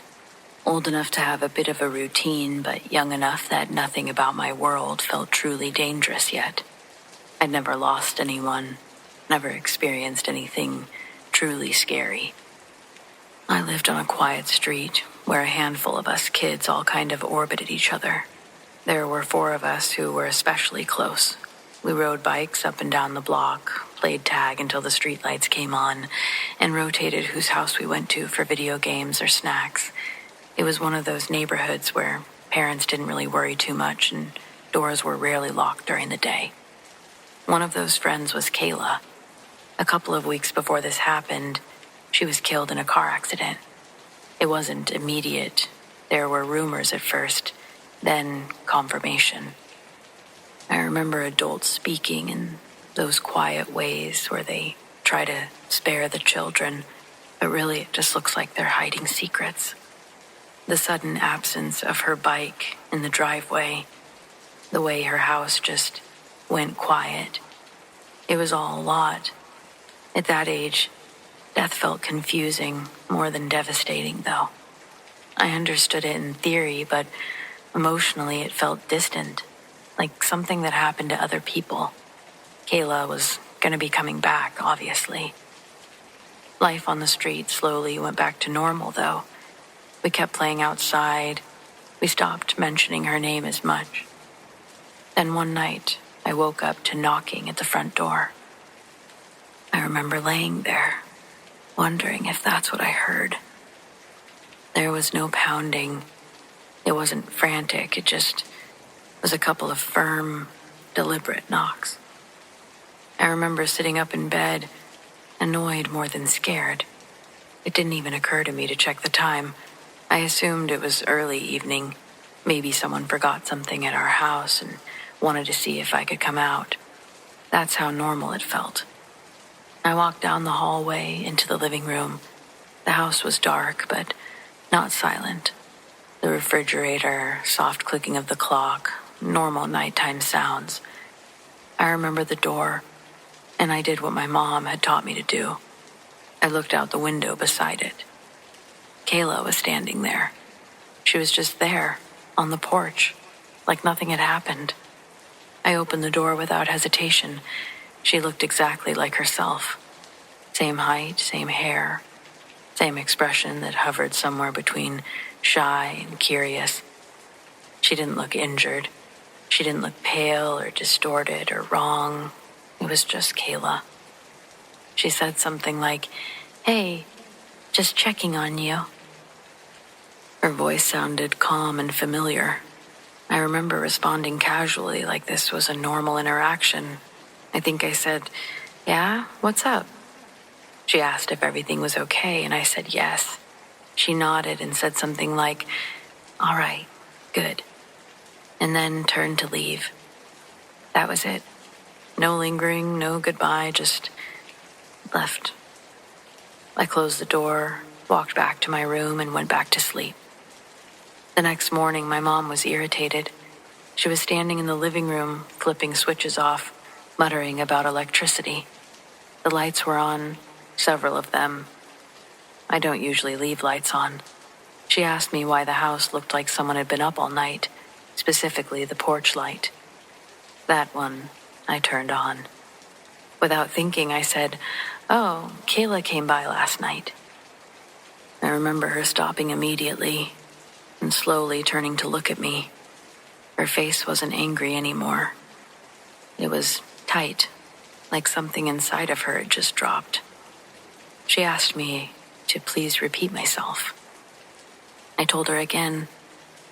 Kayla had knocked on the door last night, asked if I was okay, and then left. I even laughed a little because in that moment it felt odd, but not scary, just weird. And that's when it hit me. The realization didn't come with a rush of panic or screaming of tears. It was kind of worse than that.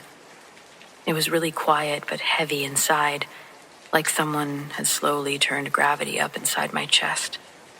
Kayla was dead. She'd been dead for weeks. I hadn't remembered that at the door. I hadn't thought about it when I saw her face. My brain had accepted her presence without question, like it made perfect sense that she would be there. Then my mom said something that sealed in my mind forever. She told me no one else had been awake. No one else had opened the door. But that the front door had been locked when she went to bed, and the lights were off when she went to bed. And now, the lights were on. I knew then, and I knew, especially after she told me that I wasn't dreaming. I hadn't been sleepwalking, and I'd never done that before or since. I've never had anything like that happen again. Kayla never came back. There were no more knocks or strange sightings. Just that one moment, one quiet visit.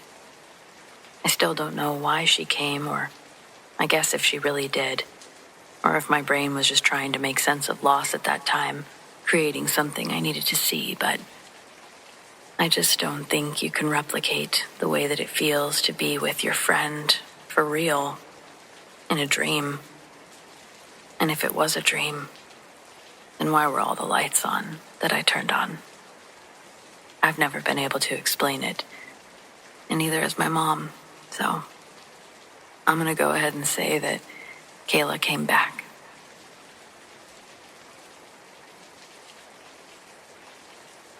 When I was growing up, my dad would take me on camping trips every summer. When I was 17, he took me on a special graduation trip that was supposed to be 2 full weeks of deep woods camping. It took a day and a half just to reach our site. We got set up and slept in our separate tents. An hour before dawn, I woke up needing to pee, so I walked a few feet into the brush. I found a place to squat. While doing my business, I heard something behind me slithering through the grass. I jumped to find a king cobra emerging from the brush that I was just sitting next to. I know. We don't have those in the U.S. I know. Yet, here we are. It stood up. It raised its hood. It was a cobra. Its head was almost up to my chest. All I could do was back away slowly. It didn't move an inch, just stared at me until I was out of sight. Only then did I turn and run the rest of the way. My dad didn't believe me. I knew how it sounded, so I let it go. A few hours later, we were fishing, and he got to see for himself. He nearly lost his pole when he noticed it on the opposite bank. Again, just staring. It looked even taller than it had the previous night. Dad took out his pistol, hoping to at least scare it off, but the snake dove into the river before he could fire. We didn't like not knowing where it went, so we headed back. By the time we were eating our day's catch, the cobra was back. It positioned itself just outside our campsite, but this time its head was only a foot or two off the ground, like it was trying to be stealthy. I'm no snake expert, but I'm not unfamiliar with them either, and they don't stalk people. I don't care what kind of snake it is. They want nothing to do with humans. If you don't threaten them, they don't threaten you. The only thing we could figure is that some collector had released this thing into the wild, and we must be in its territory. My dad tried to shoot it, but missed, and the snake shot back into the woods. We made sure to stay zipped in our tents until dawn, and then packed up our gear. There were plenty of other spots to set up that weren't encroaching on Cobra land. We followed the river down for half the day and found a nice clearing. This way we could make it back to the truck without the extra overnight when the time came, which we still expected to be over a week away. But that night we saw it again. At first we heard something big moving through the trees. We thought that it was a deer or maybe a boar, so we got up with the flashlights. The noise stopped instantly, like whatever it was had frozen in its tracks. We circled the perimeter twice, but didn't see anything, so we got ready for bed. Around 3, I woke up to something heavy walking through our camp. I figured whatever we scared off before was back, with its own territory beef, but it was so close to my tent, I didn't want to startle it by poking my head outside. Instead, I waited for it to wander further away. Then it stopped, and a few seconds later, I screamed as my dad's gun went off. It scared the absolute crap out of me. I knew something was wrong. We'd never actually had to shoot anything before. Just as my hand touched the zipper, my dad yelled for me to stay inside. I heard him walk around the campsite.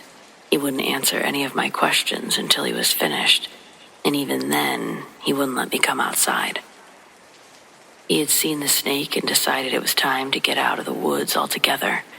We planned to leave in the morning, but I didn't understand why he wouldn't just go into his own tent, where it was safe. Even if there was some kind of freak, rabid, horror movie snake, it wasn't going to use a zipper. Yet he insisted on standing guard. As soon as the sun started coming up, we were packing.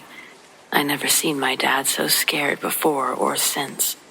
His hands were shaking as he took down the tents, but he wouldn't talk about the snake. I was so thrown off by everything that I'd completely forgotten that something big had been lurking right next to me when the shot went off. I didn't remember until we were back in the truck and well onto the main road. That's when my dad finally came clean.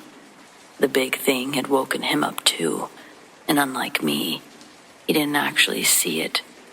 He undid his flap just enough to see a large, dark, humanoid figure bent over my tent, like it was looking for an opening.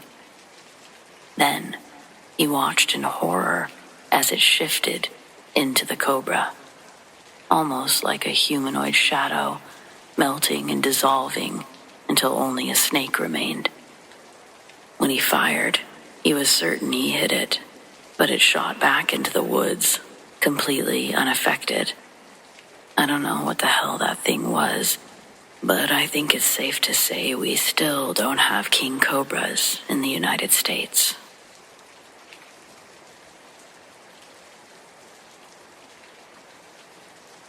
How do I start this without triggering the kiddos?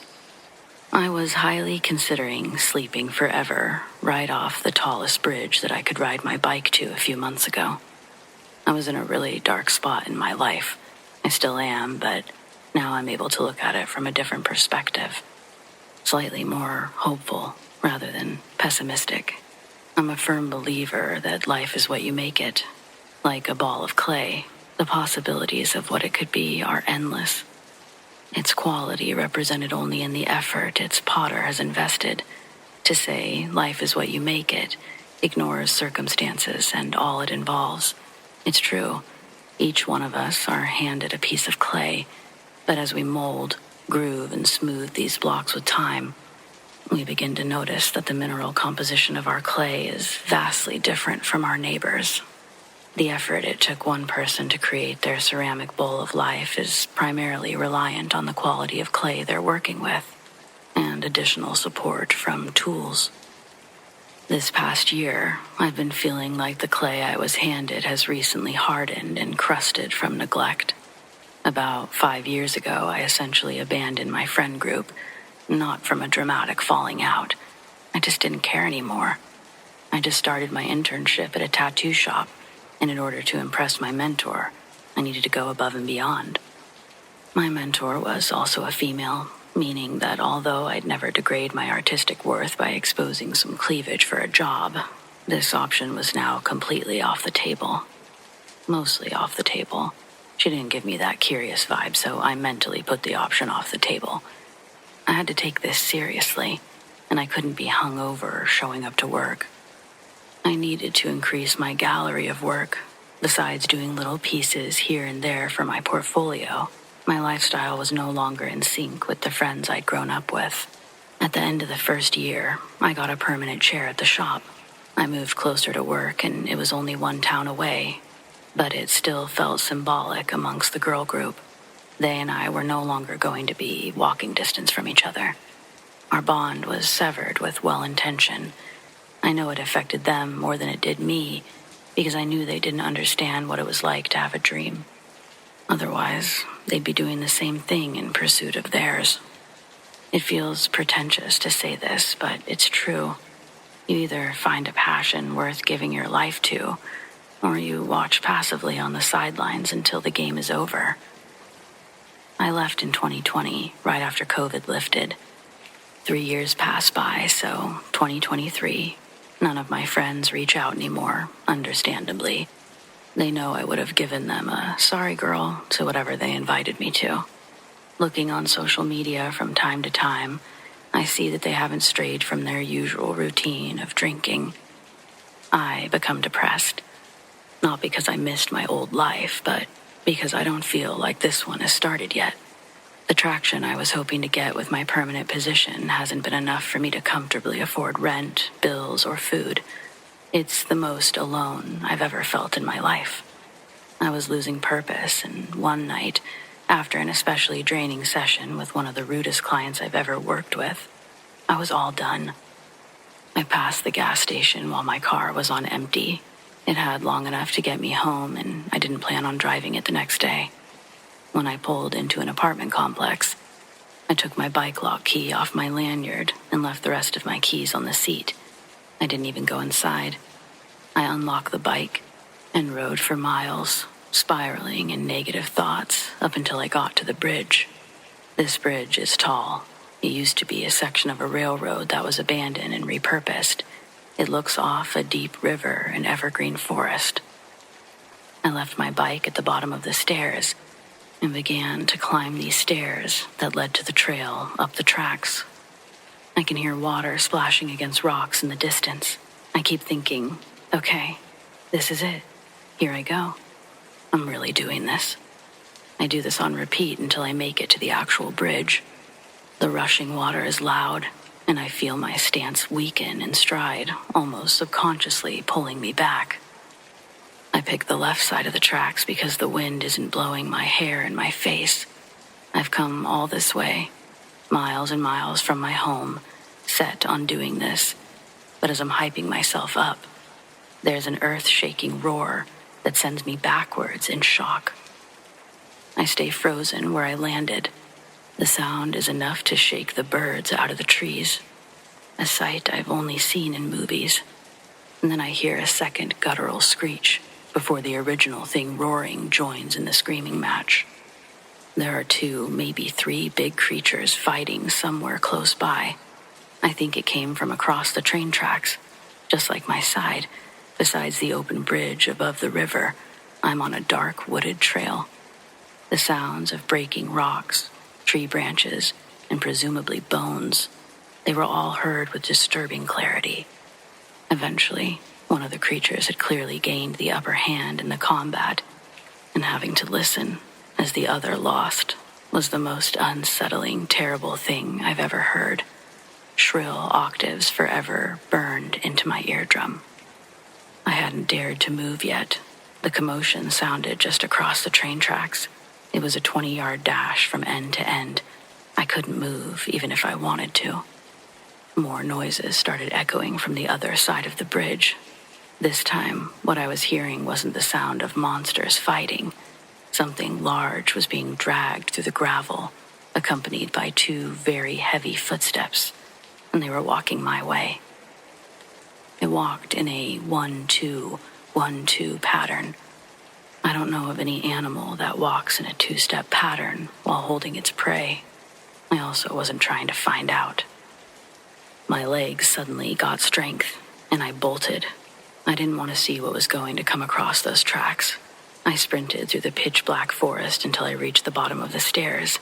It didn't sound like I was being chased, but that didn't stop me from jumping on my bike and pedaling out of there the fastest I've ever pushed a bike. During the 2.5 miles of forest I had to breach before entering civilization, I rode at Tour de France speeds, last day finish line behavior. When I got to my apartment, I was absolutely physically exhausted. I had a headache from dehydration, but as I flopped onto my couch, something came over me, and I couldn't help myself but to laugh until I was in tearful hysterics about all of the insanity I'd just experienced. I went there feeling at my absolute most depressed, to the most scared and confused I've been in my life. I'm honestly traumatized by it.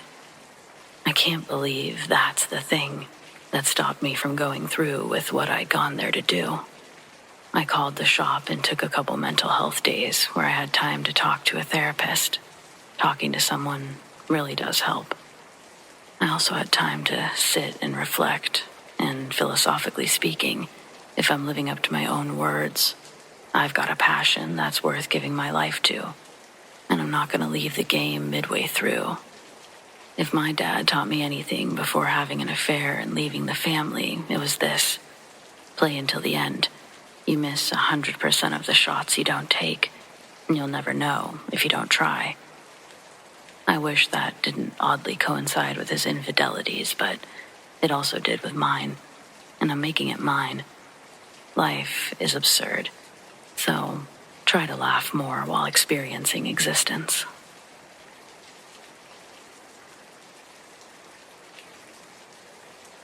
I've been wanting to share my experiences while working at a nursing home several years ago. I've been employed at that place for several years, but up until my last few weeks working there, I had never believed in anything paranormal. Even working in the nursing field in general, I'd never experienced anything I couldn't explain. The scares that I'd had up to that point were real-life ones. I always liked scary movies, sure, but I wouldn't consider myself a believer by any means. But after my work at the facility, I started to question everything a little bit. I remember the first time I felt something, it was an evening shift, a Tuesday evening. I remember that because it was my earliest shift of the week, and it would end up being a pretty eventful week. My shift had just begun, and the atmosphere was unusually heavy. It could have been the gloomy, rainy weather. It could have been the various patients that were ill. But as I walked down the dimly lit hallway, I felt the need to enter a resident's room.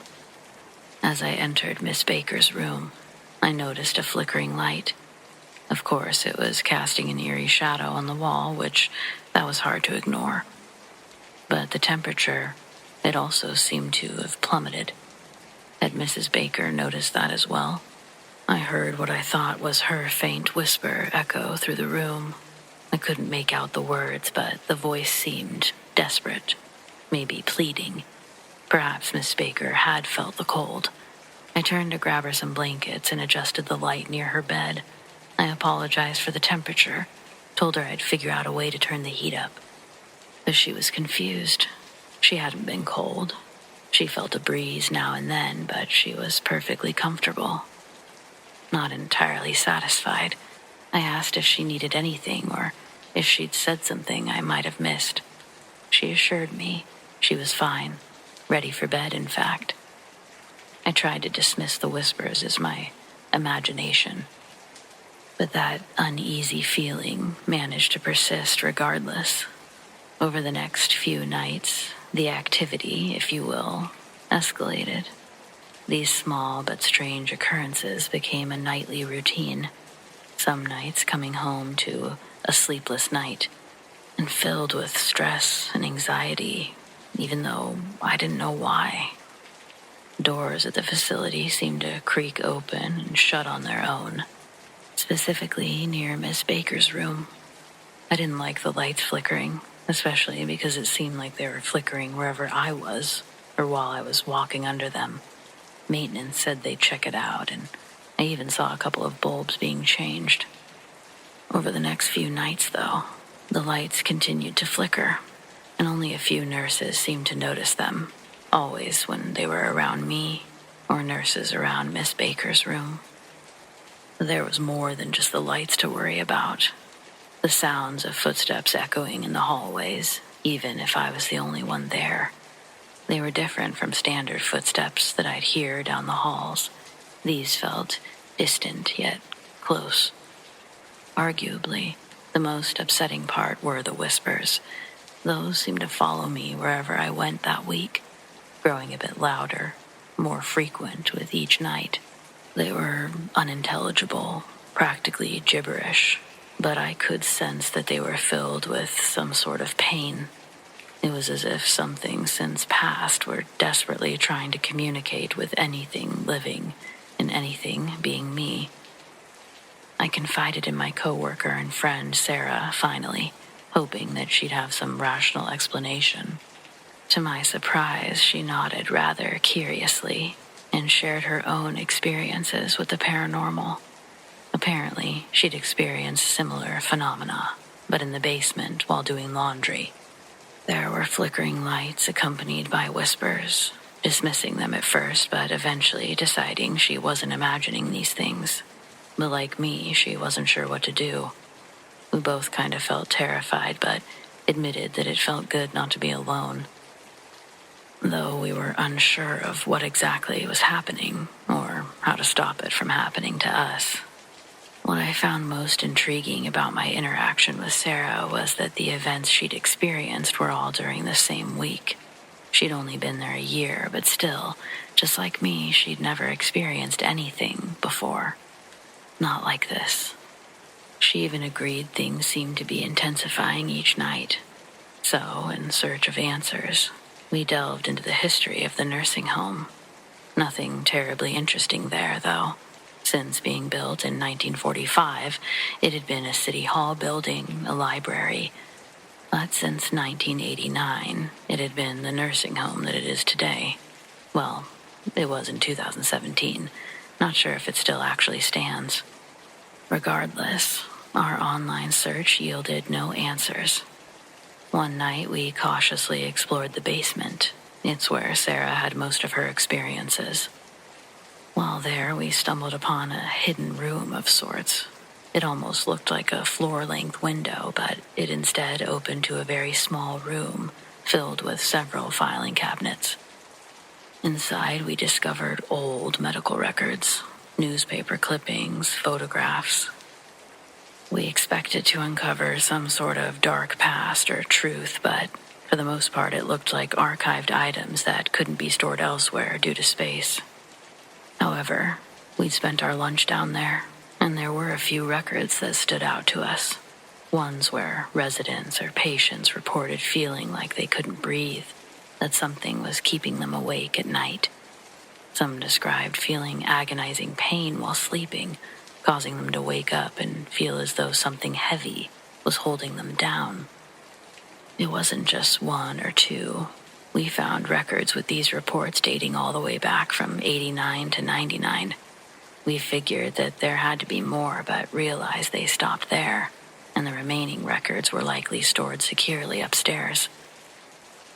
Armed with some strange newfound knowledge, we decided that to confront this so-called spirit head-on would be reckless. So, we acknowledged the sufferings described in the patient's charts, but decided that maybe it was best to leave it alone. After all, our residents all seemed to be fine. No one complained about such things. Best not to rock the boat, we agreed. Over the next few days, the paranormal activity continued, but it gradually subsided after that week. I still don't really know why. It's not like we could totally ignore it. But I remember I kept a close eye on Miss Baker. She continued to be fine and unbothered, though, which was good. The whispers grew fainter. Our electricity seemed to repair itself, or someone may have actually repaired that. I'm not really sure. Sara and I continued to talk about the events for as long as I can remember. I stopped working there in 2017, but I still talk to her regularly. I told her I was going to share this story, and she said she couldn't wait to hear it be retold. She was always a tad braver than I was when it came to this whole thing. I still can't fully comprehend the events that unfolded there, but I guess it's safe to say I believe in ghosts.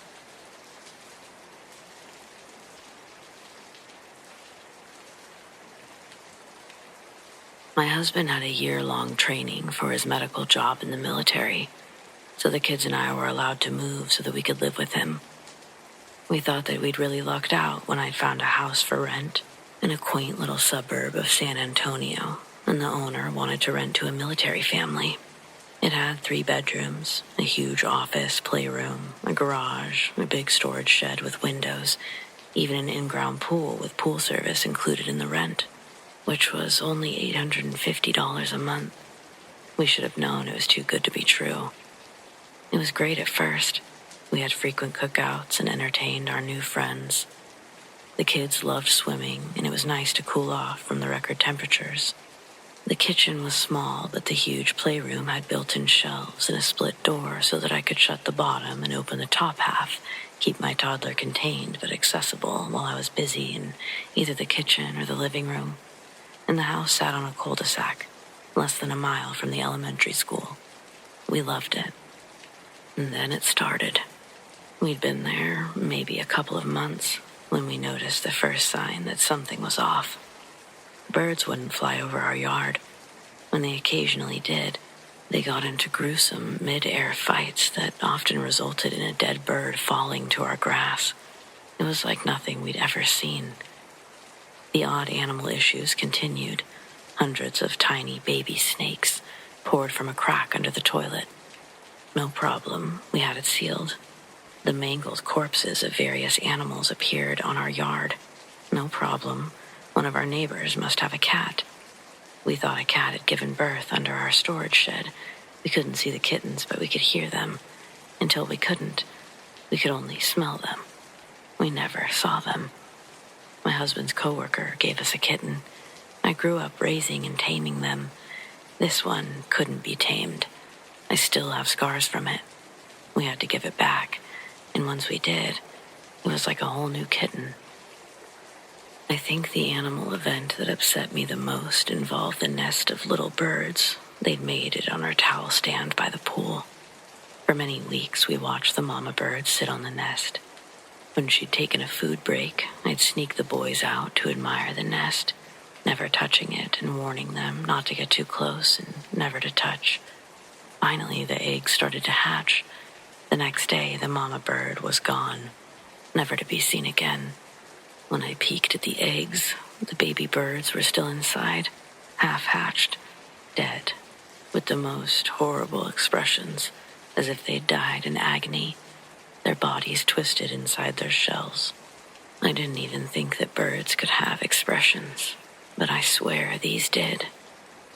Probably around the time the baby birds died, the noises started. There was an odd scraping noise from the attic. We brushed it off as squirrels or a tree, but it didn't seem right. Then the knocking started. Steady, rhythmic knocking. It would go on for hours, but it took me forever to find the source. Sometimes, out of frustration, I'd scream for it to stop, and it would immediately. The knocking was coming from behind a door in the garage. I didn't know what was behind the door because it was screwed shut, with hinges on both sides that had been painted over heavily. I called the landlady to ask what was in the closet. I explained there were noises emanating from it. She said it was the water heater. I knew it wasn't. I reminded her the water heater was in the closet, in the hallway. She muttered some dismissive excuse and quickly hung up. It made no sense. One day, I crept towards the knocks. Just as I reached my hand towards the door, they stopped. My fingers were still about an inch away, so it wasn't as if I'd pushed shut a loose door.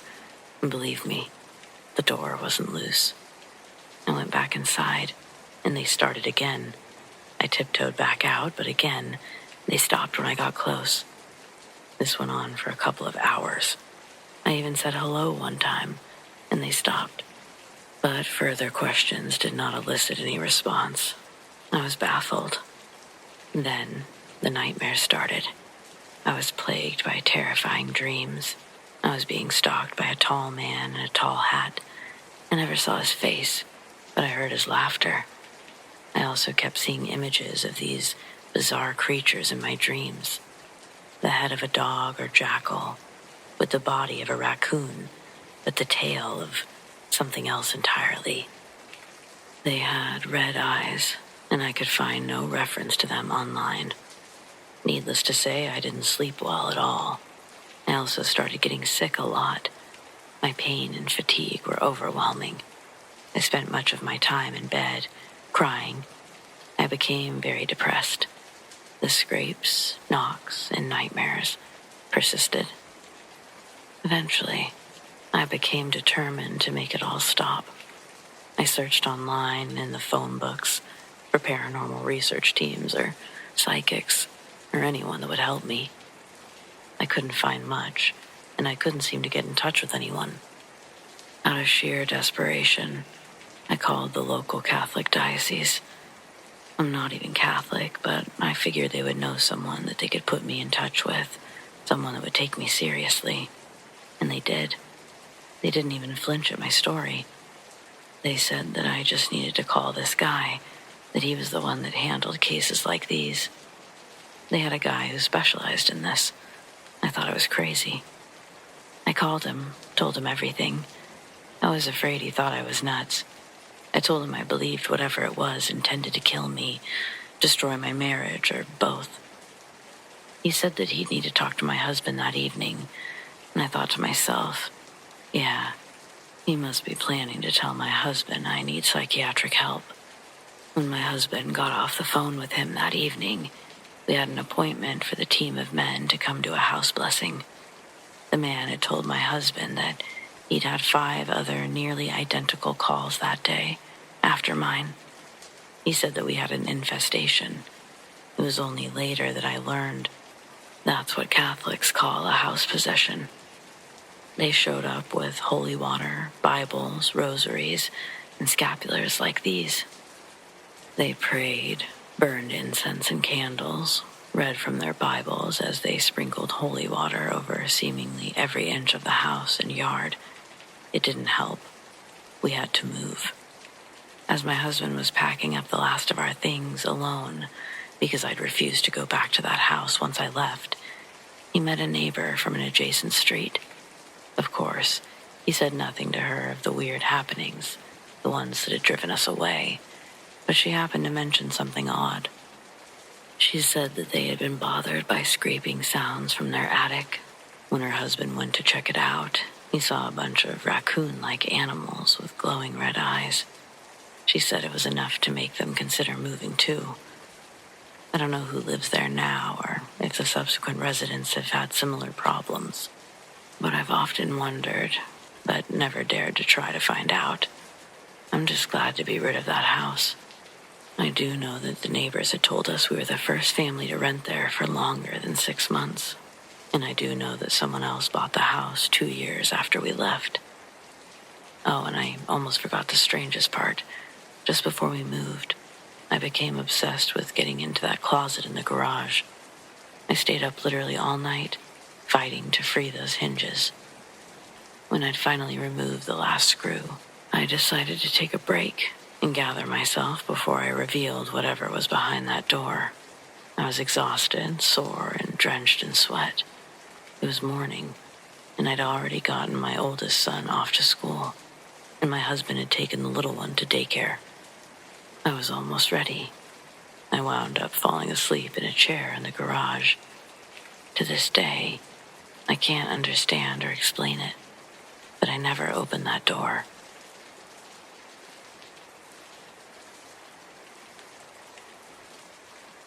I worked as a cook at a hospital. The kitchen facility was always dark, and I was usually alone when I got there. It was an eerie feeling, being the first one to arrive, prepare breakfast in a dimly lit space. But I never thought much of it until one morning, when things took a turn.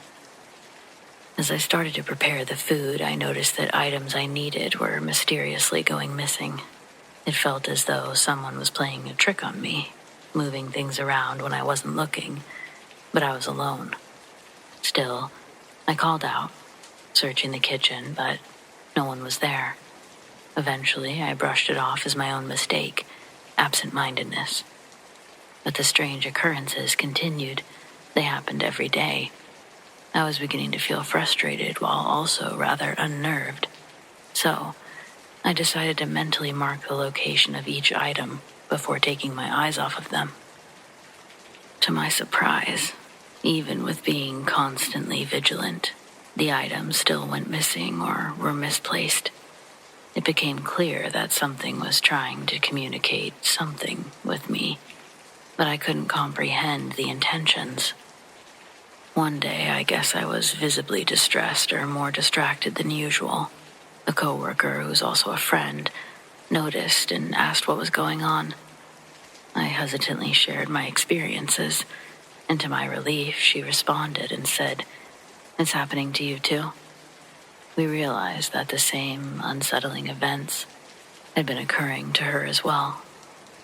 The two of us discussed the strange happenings, trying to make sense of it all. Meanwhile, there was this janitor who worked at the hospital, someone who had always given me an uneasy feeling. There was something peculiar about him. He had an intense fascination with rats, but it went beyond the love and adoration people have for them. He seemed to worship them, proclaiming that humans were the real rats. His obsession with the creatures made me feel uneasy, but out of fear, I tried to make peace with him, always being polite, greeting him whenever I met his presence. Still, he wasn't friendly, only shooting me sarcastic smirks in response.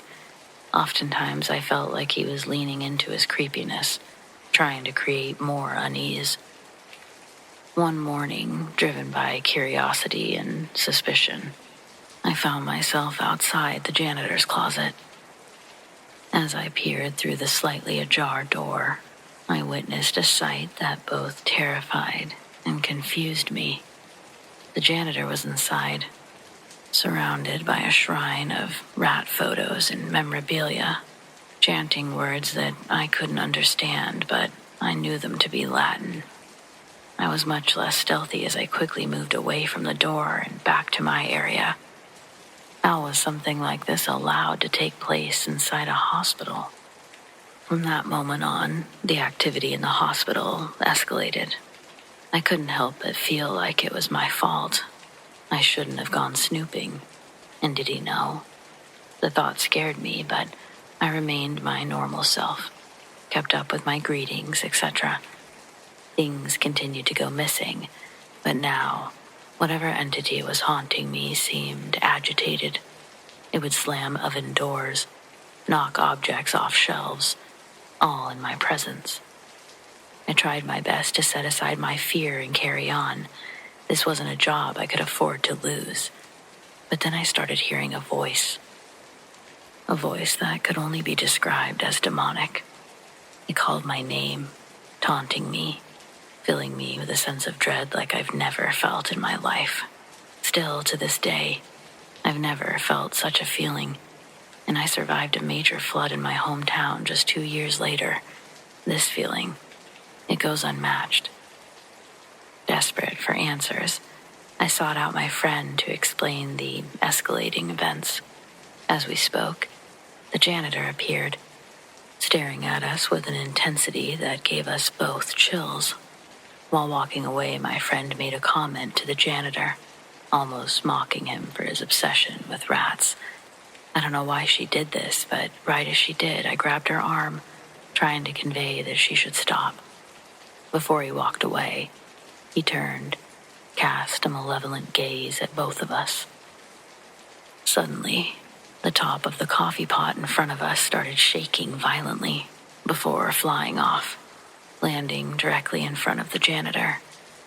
Things only got worse from there.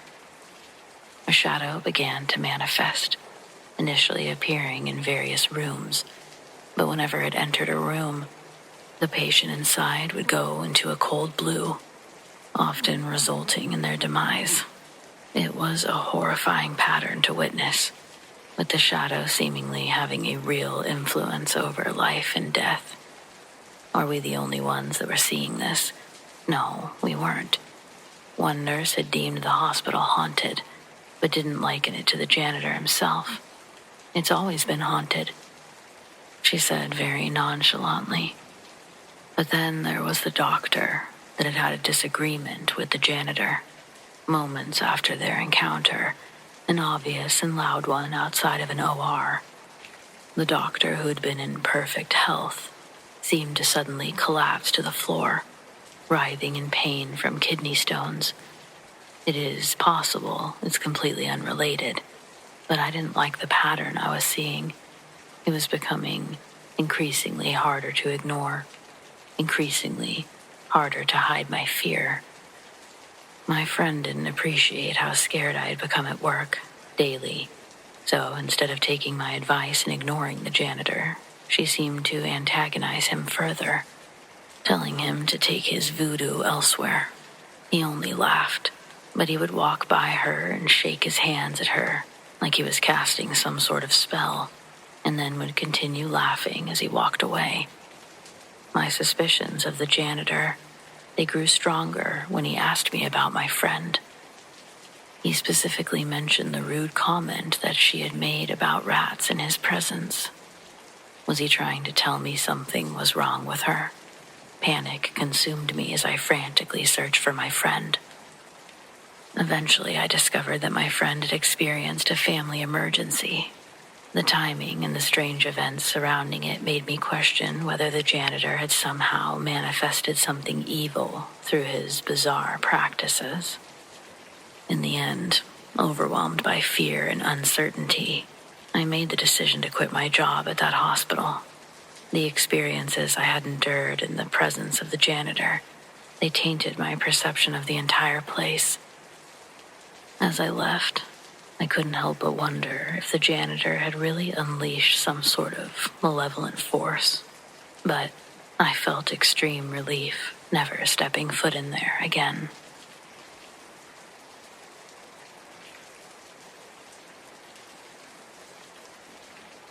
I'm sure a lot of kids, or at least some kids, found their grandparents' house a little creepy. Am I reaching? I could be, but I'll tell you about my grandparents' house and my experience there, which involved my sister, my cousins. So that makes at least 3 people I know, myself and them, who share my feelings about a creepy grandparents' house. First things first, my grandparents, Nonnie and Poppy, were very old. Their home was very old. They were lovely, even throughout their passing, which was less than a month apart from one another. Rest in peace to both of them. So they were very loved. Their home was a source of a lot of great family memories, but it was haunted. And because it was haunted, or because something within that home was charged, as Aunt Peg used to say, it houses some other memories too. My parents would often drop us off with them for a weekend or 2 throughout the year, and in the summertime, me, my sister, and my cousins would stay for a couple of weeks. The first time I ever experienced something, and every time since, was while staying in our mom's old room. It was in the back right corner of their Rambler-style home, Aunt Peg's old room across the hall. I was young, but I know my sister and I were both in school, so couldn't have been younger than 7 at the time. It was just the 2 of us this time, and I'd been having trouble falling asleep, while my sister seemed to pass out instantly. Mom's room now had the old TV from the living room in it, as our parents bought them a new fancy one for Christmas. I'd always liked falling asleep with the TV on at home, so here it was no different, a welcome change. I was familiar enough with the TV that I knew I didn't have a remote for it. I was stuck changing the channels from the knob, same with turning it on or off. I'd picked a channel which connected to the VHS. Since Lion King was already in there, I remember just letting it play. I hadn't fallen asleep, not even close, but I was back in my bunk when I heard the TV shut off. Not only was it the obvious sound of something playing and the familiar buzz of the TV ceasing completely, but the glow from the TV was gone. Had it not been for the hallway light, I would have been in total darkness. It wasn't the TV turning off that scared me, not really. But as I laid there trying to figure out if I was going to turn it back on, something caught my attention.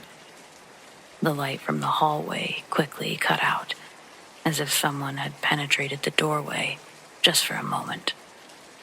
By the time I focused on the doorway, there was nothing there. Sitting up, though, I investigated further by looking around the whole room. I had the top bunk in this sleeping arrangement while my sister slept in the bottom. As I started to look around the room, I thought I saw nothing of real concern. And then I got to the TV. It was still off, housing the reflection of the entire room. But something wasn't right. I could see on the TV that everything was where it should be. Everything except for the shadow being standing underneath my bed. I didn't realize how afraid I should be, so I took my gaze away to pop my head down and look at my sister's bed. She was sleeping soundly, and there was no shadow. Still, looking back up at the TV, there it was, a shadow that didn't belong. I decided I didn't need the TV, and I tried to ignore it, turning towards the wall and closing my eyes in an attempt to fall asleep. Only moments later, I hear the sound of the TV being turned on. It's startling, and I jolt up to confirm it's been turned on. It wasn't on a channel, though. It was just a fuzzy static screen, but the static was getting louder. I was going to have to leave my bed and handle the TV, but I felt so frozen. Almost sure I wouldn't be able to do it, but I had to. The sound was going to wake up the whole house. I jumped down the ladder, feet hit the floor, and the TV turned off. I look up at the TV, and there's a shadow just behind my right shoulder. I can't hear anything or feel anything, but the image alone makes me want to scream. I consider swinging around, punching and kicking, but what if this time it was my sister? Instead, I spun around, fully expecting the shadow to not be there, just like last time. Only this time, it was there. An endless black mass, about as tall as me.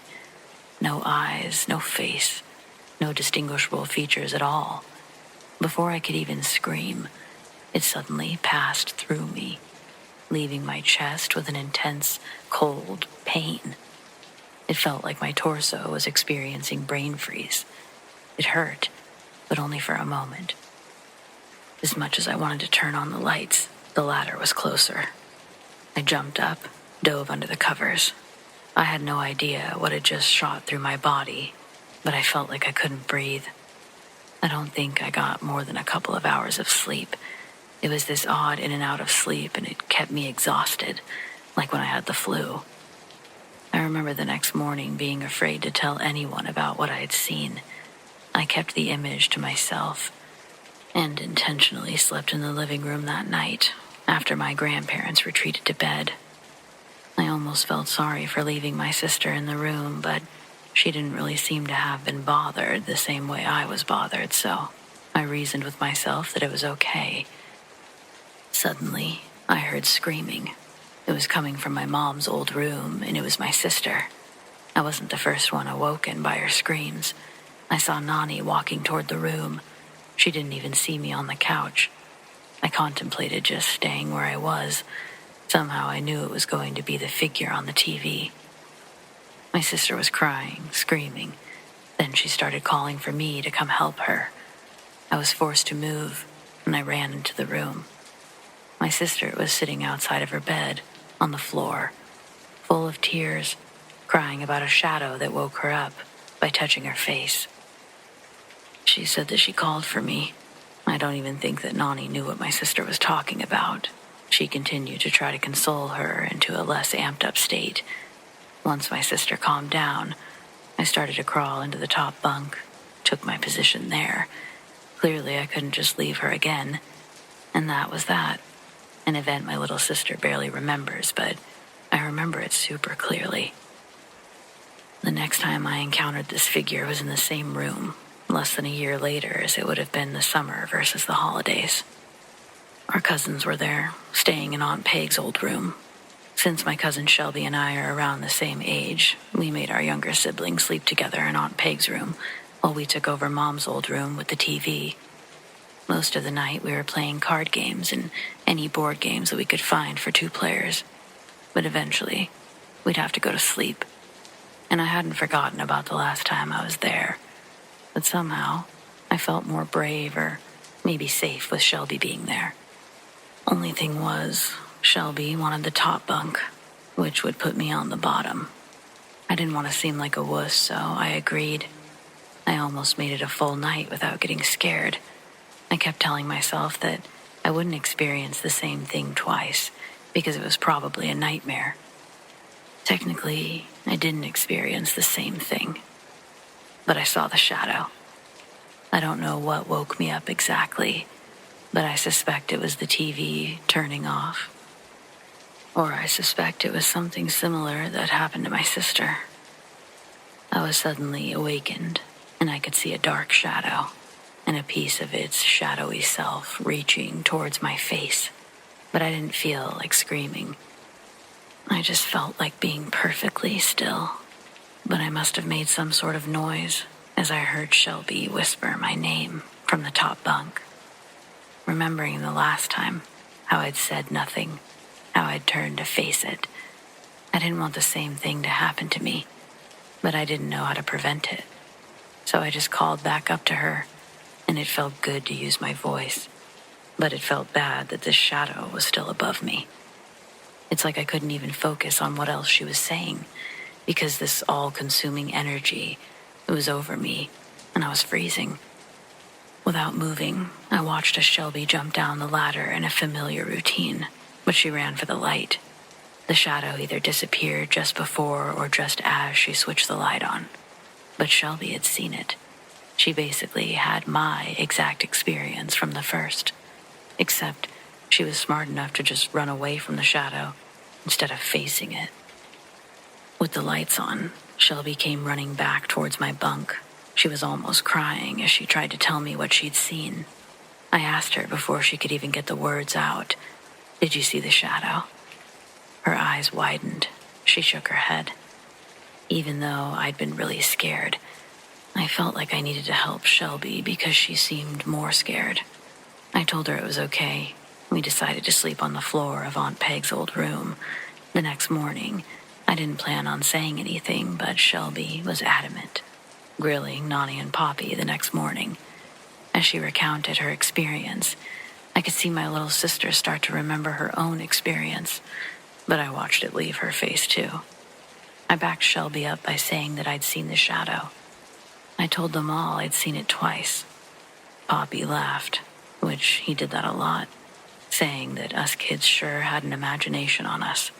Shelby squealed in frustration, stamped her feet, and declared that she wouldn't be staying in that room anymore. The rest of the week, the kids piled in one room, and oddly enough, no more shadows. These types of events would repeat themselves through the years, but as I got older, the shadow became less visible, so much so to the point where it was easy to dismiss it as a trick of the light, though truthfully, I never believed it to be a trick of the light. Instead, I was just happy that it was fleeting and short-lived. The reality is, when you experience something like this, I don't think it's as easy to dismiss anything anymore, and you're just destined to be a believer. Though I haven't seen the shadow since I was a child, the fact that it was there never left me. I'll try to convince my cousin to share her own experiences with the shadow, but even as adults, Shelby really doesn't like talking about it.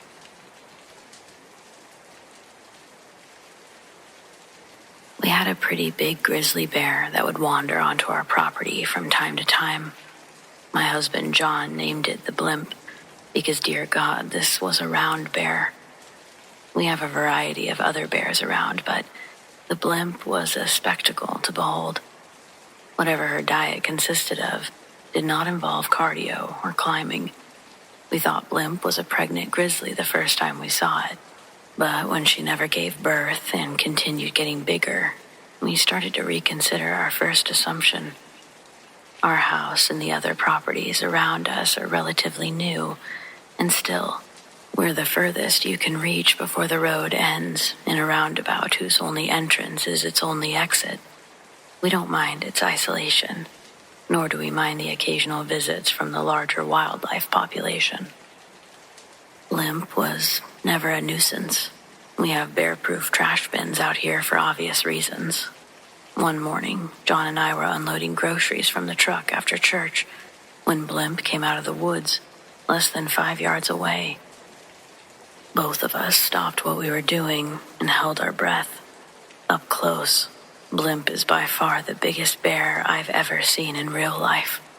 She was so large that her walk was more of a waddle as she scooted by. She didn't even look in our direction.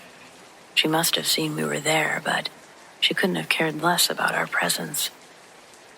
John dove into the back seat as I jumped into the passenger seat and we slammed the doors of the truck. Then we watched Blimp continue through the tree line out our front yard. I think Blimp might have been one of the grizzlies that I could have possibly outrun, at least endurance-wise. Though, thankfully, my bold theory never had to be tested. Blimp was a chill bear. I'm sad to say, however, that this story breaks my heart before terror sinks in. One evening, near the end of last year, John went out to get firewood. It was a task that he did regularly, but this night, he'd returned with tragic news that Blimp had been killed. It was heartbreaking. Both of us are big animal lovers, and we'd really grown accustomed to having Blimp around. Surely an animal that size did not have predators. She wouldn't have been able to grow so plump otherwise. I asked if it looked like she'd been shot. Was it possible one of our neighbors didn't have such a passive relationship towards a giant grizzly waddling through? John says no. He's white as a sheet. As he tells me, the scene he came across was much more troubling than an accidental or even intentional killing by anything he could think of. And certainly, a gun was not responsible for this carnage. A ways beyond the grassy part of the backyard, there's a long pathway starting at the bushes by the tree line. This leads to another small clearing in the forest. There, we have a chopping block made from an old stump and a beautiful fire pit that John welded himself. When John finished collecting the wood, he turned around with the bundle in his arms and noticed one of the trees was a completely different color. Walking closer to inspect this anomaly in nature, John would discover that it's only the side facing him that seems to be splashed with this pigment. A wide red streak, starting from the base of the tree, straight up into its branches. As John got closer, the red line looked wet. He placed a finger into the liquid. It was much thinner than the sappy consistency he was expecting to touch. Then, John visually begins to follow this red trail all the way up. John saw Blimp. Its limbs dangled as her body laid straddling a thick branch high up in the trees. The rib bones are exposed from a wound that looks like something had taken bites from her. Blimp's head was missing altogether. Touching the blood between his fingers again, it registers to John that the sickening mess of carnage above him had recently happened. Quickly scanning the other branches near the body, John starts to slowly back out from under the tree.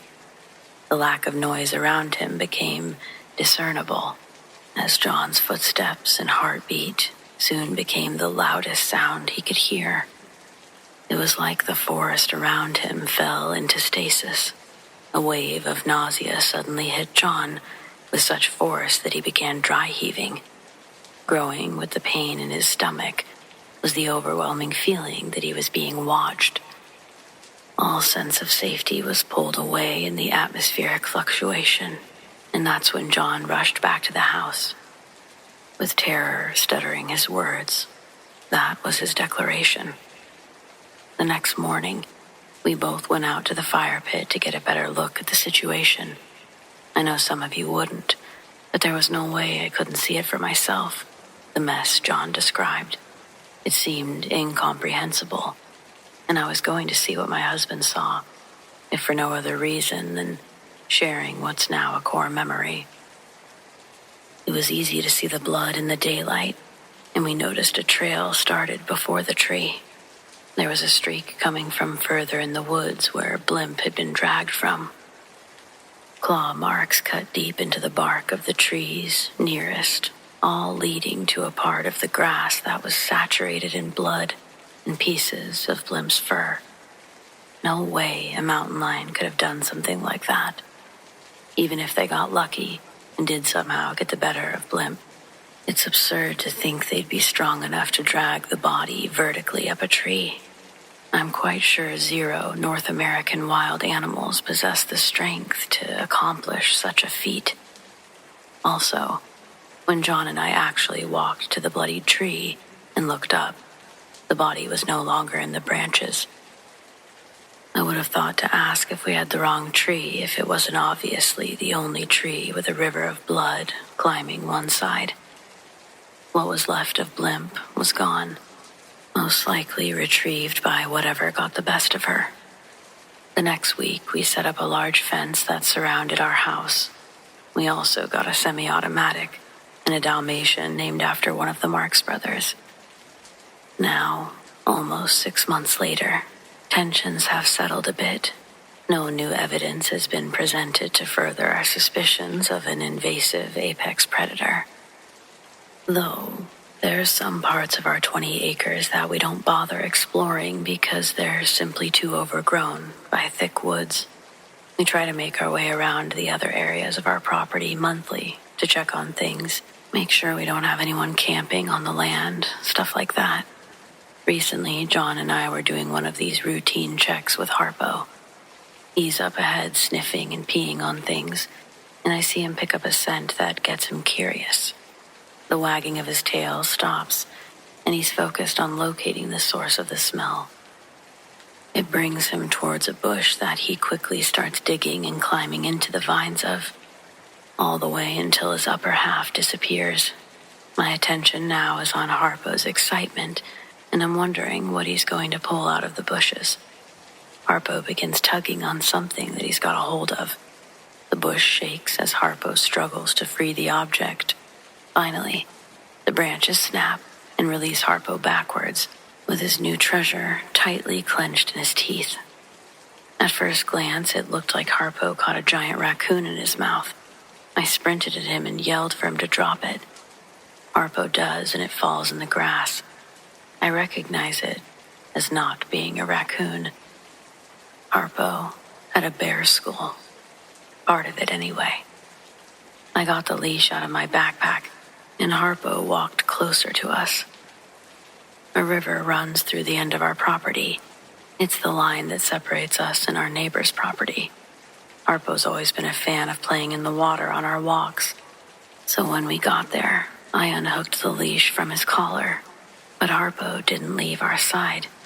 Instead of running off as he normally would, he stayed glued to our hip, all the way back to the house. So far, it's been the same ever since that day. We'll see how long that behavior sticks around. Since then, we've gone on plenty more walks around the property. Last weekend, we got the courage to make s'mores in the fire pit.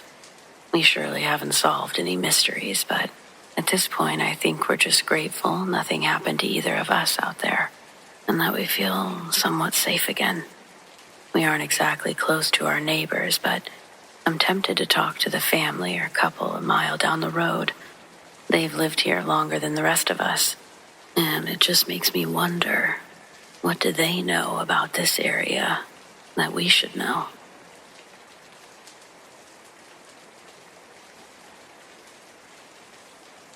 I'm not much of a woo-woo person, as my niece likes to call it. I like spreadsheets, predictable outcomes, and honestly the smell of fresh coffee in the morning. But something happened maybe a week ago that I can't quantify. And frankly, I'm still sitting in my living room looking at the empty space on the couch where it occurred. Back in college about 15 years ago, I dated a girl named Elena. We were that it couple, the kind that everyone assumed would eventually get married and have a brood of kids. It didn't happen.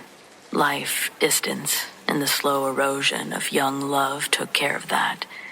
We hadn't spoken in nearly a decade, save for the occasional happy birthday text that eventually fizzled out around 2018. Elena had a signature. It wasn't a piece of jewelry or a catchphrase. It was a scent. It was this high-end, slightly obscure perfume, something with notes of wet pavement, gardenias, and a sharp hit of ozone. She called it the storm. I don't know what it was really called, though. Last Tuesday, I was sitting in my house. It was perfectly mundane. No windows were open because it's January and freezing. No candles were lit. I was just scrolling through my phone, the TV humming in the background, and then it hit me. It wasn't a faint whiff. It was as if someone had walked directly into the room and shattered a bottle of the storm on the hardwood floor. I froze, with my heart racing at first, and then it just paused. The scent was so thick I could almost taste the gardenias on my tongue. It was intoxicating and jarringly familiar. For a split second, I wasn't 37 in a suburb. I was 21 again, sitting in a cramped dorm room, watching Elena brush her hair. "Do you smell that?" I actually said it out loud to the empty room. I stood up and walked toward the kitchen, following the trail.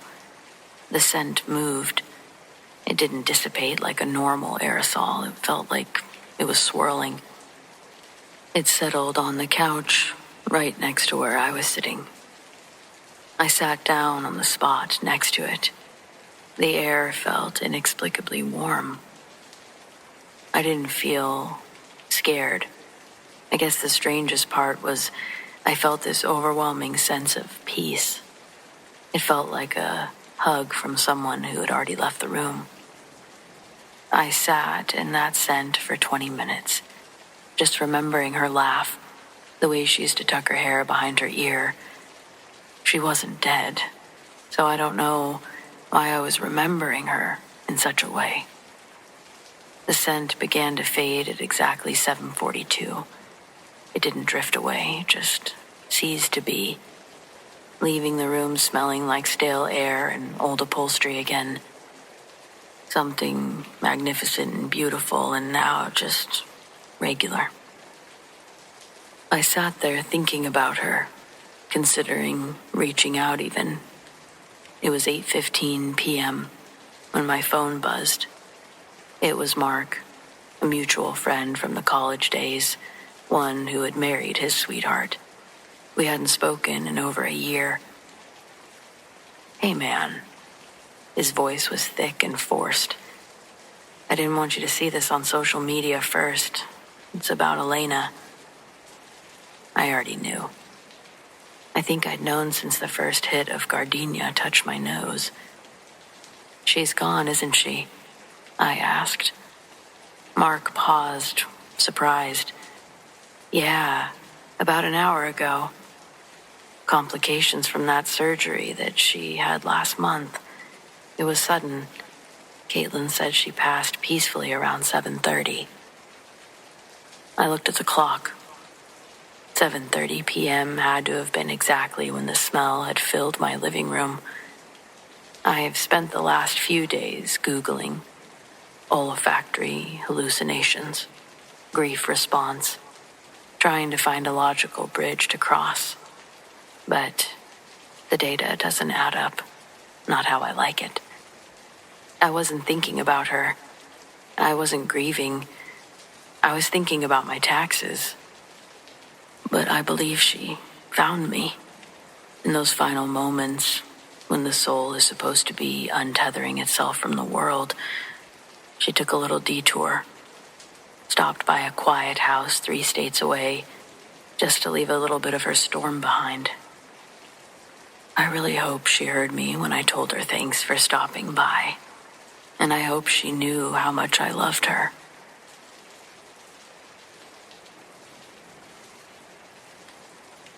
Well, I promised you another story from my time working mansions, so here's one from before I worked at the Parkview place.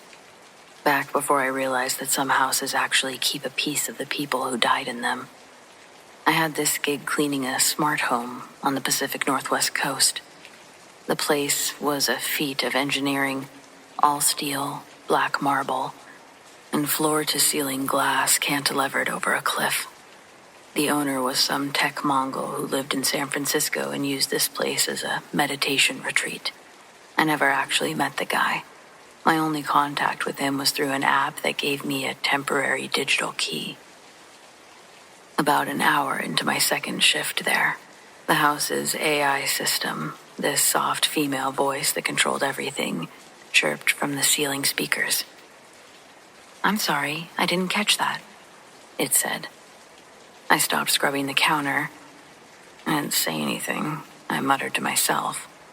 10 minutes later, it happened again. "Adjust climate for user 2. I rolled my eyes. Honestly, I figured the owner was messing with me. I had heard stories about these Silicon Valley types who like to watch their staff on hidden cameras and trip the smart home features just to see them jump. I just stayed focused, kept my head down, and didn't put my headphones in. I went to the master suite, and that's when I heard this conference call. It was coming from the office down the hall. I could hear a man's voice, deep, authoritative, a bit frantic, talking about quarterly projections and server migration. I was annoyed. The app said the house was supposed to be empty. I figured he'd flown in early and didn't bother to tell the help. I walked toward the office to apologize for the intrusion, but as soon as I reached the doorway, the voice just snapped off. That room was empty. The desk was clear, there was no laptop, no phone, no one. I stood there for a second with my hands on my knife. "Hello?" I called out. Silence. I checked the driveway through the office window. My beat-up Honda was the only car there. I checked the digital log on the wall panel. No one had entered the house since I'd arrived. Not before, either. I tried to rationalize it. Maybe I'd just heard a podcast or something. Maybe he left his smart speaker on with a timer. I went back to the kitchen, but I was definitely more alert.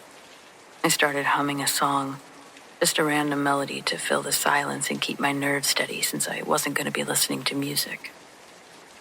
About 5 minutes later, I heard something coming from the master bathroom.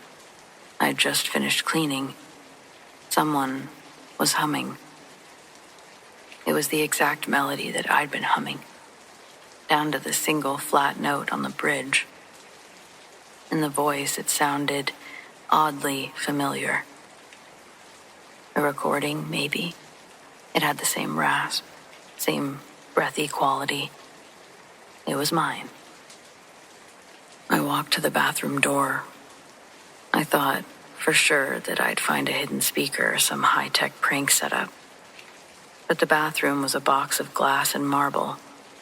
There was nowhere to hide a speaker that wouldn't be visible. And the humming stopped anyways. Then I heard my voice again. It was a whisper, but it was being played loudly. "I think someone is in the house."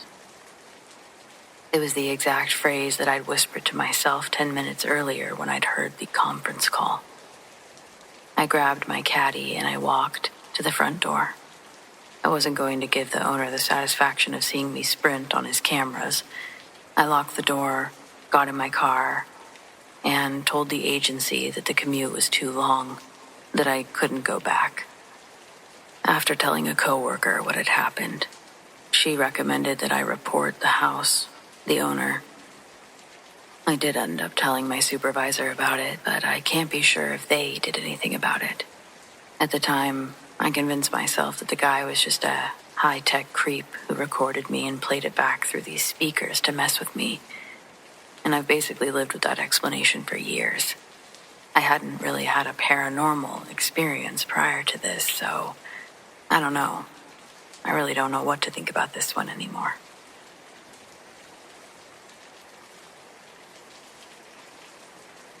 I'm sure everyone says this, but I want to preface my story by saying that I try to be as rational and as logical as I can be in everything that I do. I wouldn't attribute something to the paranormal if I thought there would be a rational explanation. That being said, I've always had a fascination with the paranormal. Here are some of my, what I believe to be, paranormal experiences. The first was when I was about 10 years old. My family and I went to stay with my dad's sister and her family for Easter. Before my aunt and uncle split up, they lived in a very large, very old, almost mansion-like house. I loved this house, even though it often made me feel uneasy. One night when my extended family were in the kitchen playing board games, I opted to stay in the living room and watch TV.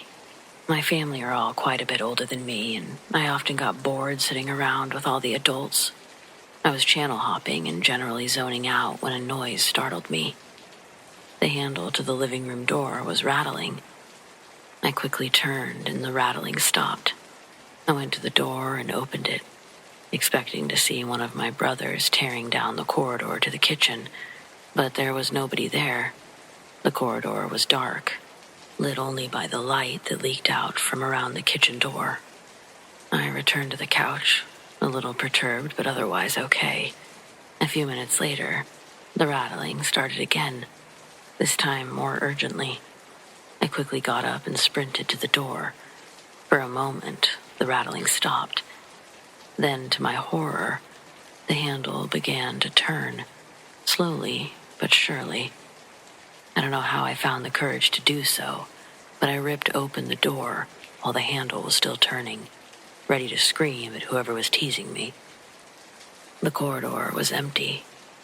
I considered several explanations, from the wind to a mini earthquake, but nothing explains how the handle started turning, as if someone was on the other side. My next experience, it took place in my family's home. I was about 15 and going through a phase of staying up late every night. Before my dad died, he ran several brass bands in the local area and often came home late at night. He'd always wind down with some TV before going to bed, but he'd always forget to put the headphones in. This night was no different. I was sitting reading on my bed, and I started to hear the muffled sound of the TV beneath my feet. I don't know if I was in a bad mood or something, but it made me really mad that night. I threw my book down, stormed down the stairs, flung open the living room door, and pitch black. The room was pitch black and dead silent. My heart started pounding. Had I imagined it? But I hadn't. As I shut the door and started to walk back up the stairs, the sound started up again. It sounded like a conversation. But no matter how hard I strained to hear what was being said, the voices remained distorted. I didn't sleep a wink that night. This last experience, it also occurred in my house. I was about 17 and settling in for bed at about 3 a.m. I was lying in bed, about to sleep, when I realized I needed to go to the bathroom. Absolute pain, but I dragged myself up nonetheless. As I go to open my door, I'm hit by a sudden sense of dread. Something's telling me not to go out into the landing. As I try to steady my breathing, I hear something outside my door. A slow, steady step going up the stairs. The stairs in my house are ridiculously creaky, and it's impossible to go up them without making a sound. I was also the only one in the house that night, so to hear the footsteps coming up the stairs was utterly terrifying. I shouted to whatever was outside, hoping to scare it off. The footsteps stopped abruptly, and it took me several minutes to muster up the courage to open the door. The landing was empty. I quickly went from room to room, looking for any evidence of someone having been in the house, but everything was undisturbed, and the windows were all shut. I didn't sleep a wink that night either. So, there you have it. Some very spooky, unexplained incidents that may or may not be paranormal.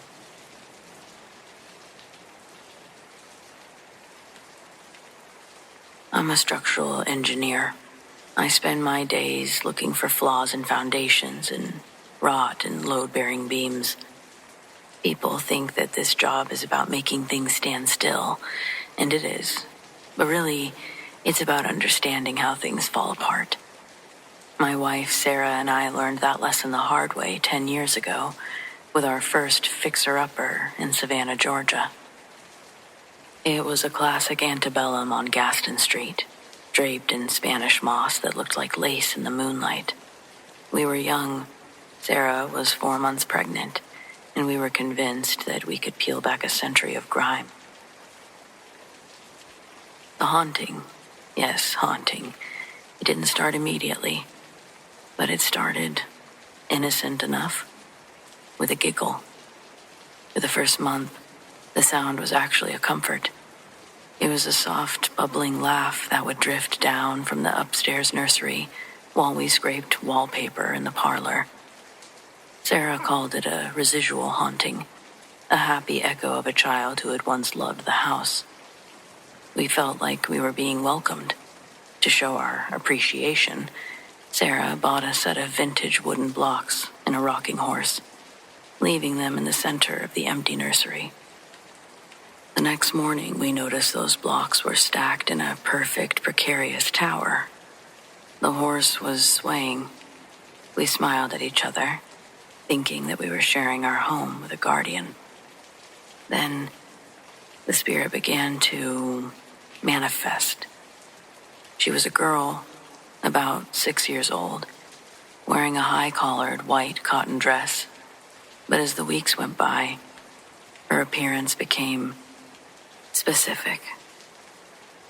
In glimpses, her hair turned the exact shade of strawberry blonde as Sara's. She developed a tiny mole on her neck in the same spot that Sara had one. This wasn't just a ghost. The house was sort of manifesting some sort of mirror image of the daughter we were waiting for. We still found it kind of enduring. But as soon as we acknowledged her existence, she stopped showing herself. And then it was just back to the blocks and the rocking horse. We didn't see her anymore. As soon as our daughter was born, everything stopped. No more blocks, a rocking horse. If she was indeed a guardian, she seemed to have left.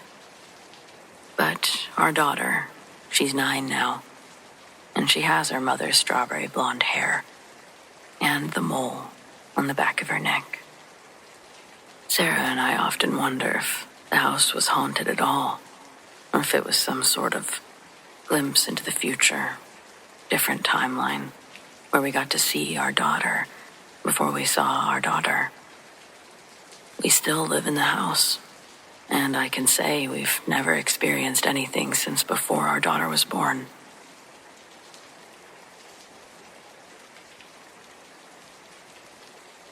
I was 6 years old when my best friend died. That sentence still feels strange to write even now. 6 is an age where death doesn't make sense yet. You understand that someone is gone, but you don't understand what gone actually means. You expect them to come back after a while, the same way they do when they move or go on vacation. He lived directly across the street from me. Our houses mirrored each other so closely that our bedroom windows faced one another. At night, if our lights were on, we could see silhouettes moving back and forth. During the day, we'd knock on the glass or wave when we were supposed to be doing homework or getting ready for bed. The night he was shot, everything changed in a way that felt immediate and permanent. Adults spoke in low voices. Police cars lined the street. My parents wouldn't let me outside. The house across the street from ours went dark. For a long time after that, I didn't understand why I couldn't just walk across the street and knock on his door like always. What I did understand, what I knew with certainty that only a child has, was that he wasn't really gone. I could feel it. Sometimes at night, I would wake up and I'd see movement in the window across the street. Not clearly, just the suggestion of someone there, a shape, the flicker of light, the feeling that I wasn't alone in the way people mean when they say they're being watched, but in a way that felt familiar, comforting. When I told my parents, they were gentle but firm. They told me it was grief, that my mind was trying to make sense of something really big, and that kids imagine things when they're sad. I believed them, mostly, but there was a part of me that knew better. Not in a way I can really explain, just in the quiet, unquestionable way that kids accept the world as it presents itself. Years passed. A new family moved in the house across the street. I remember watching them unpack, noticing how the windows were lit again. For a while, everything seemed normal. But then, something was off. That family stayed for a little less than 2 years and moved out abruptly. Later, through the neighborhood conversations and overheard adult talk, I learned why. They claimed that they heard a child laughing inside the house. Not outside in the street, but inside. They would mention footsteps, doors that felt watched, the sense that someone small was moving through the space when no one should have been there. After they left, another family came, then another. None of them stayed long. Some lasted a couple of years, some barely made it a few months. There were long stretches where the house sat empty, curtains drawn, lawn overgrown. The windows, once the center of my childhood, dark again. And then I was just older, old enough to know how these stories sound, old enough to understand how easily grief can rewrite memories, old enough to dismiss what I once believed as imagination. But here's the thing. Even as I grew up, that feeling never went away. Whenever I came home, after moving out, after college, after life pulled me farther from the street, I would look at that house, and I would feel the same calm certainty that I felt when I was a child.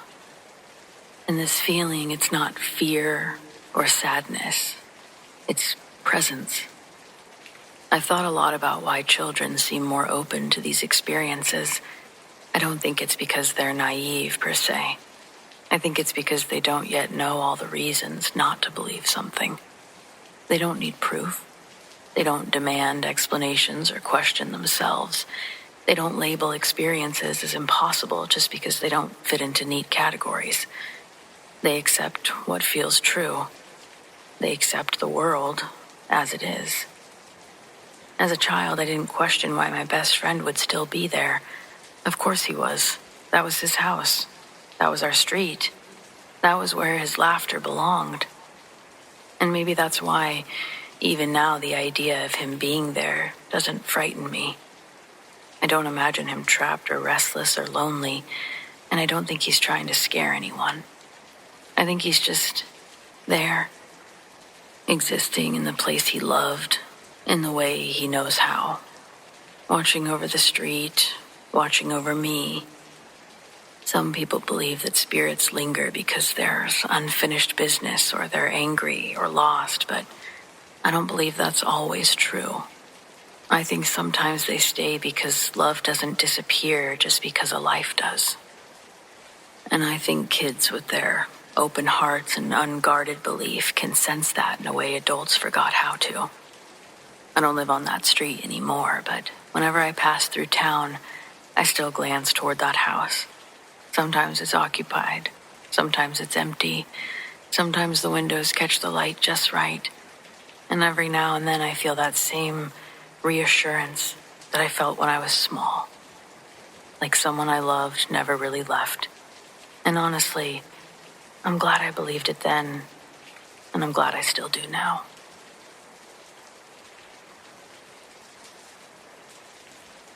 A few years ago, I was hiking in the woods in northern New Hampshire when I ran across what looked like an abandoned house. I love finding places just like this to explore, so obviously I was very curious about the house's contents. There was a pathway to the house made of stones that had been covered with weeds and various other vegetation.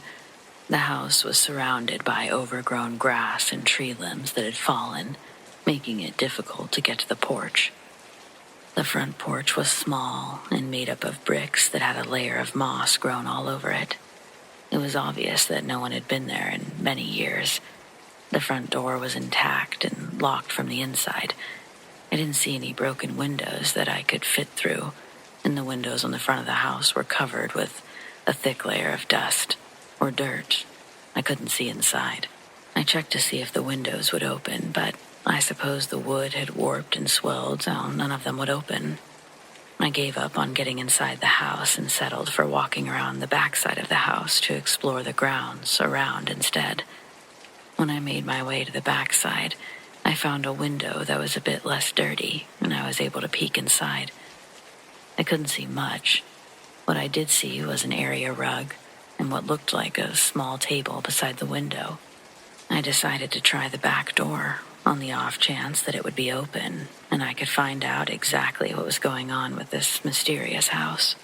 Lo and behold, the back door was unlocked, but when I gave it a slight push, I could feel the frame was loose and weak. It didn't take much force to push it open. What I saw once inside completely took my breath away. I was standing in a kitchen, complete with dirty dishes in the sink, a drain board with old cups and glasses turned upside down from being washed but covered in a thick layer of dust now.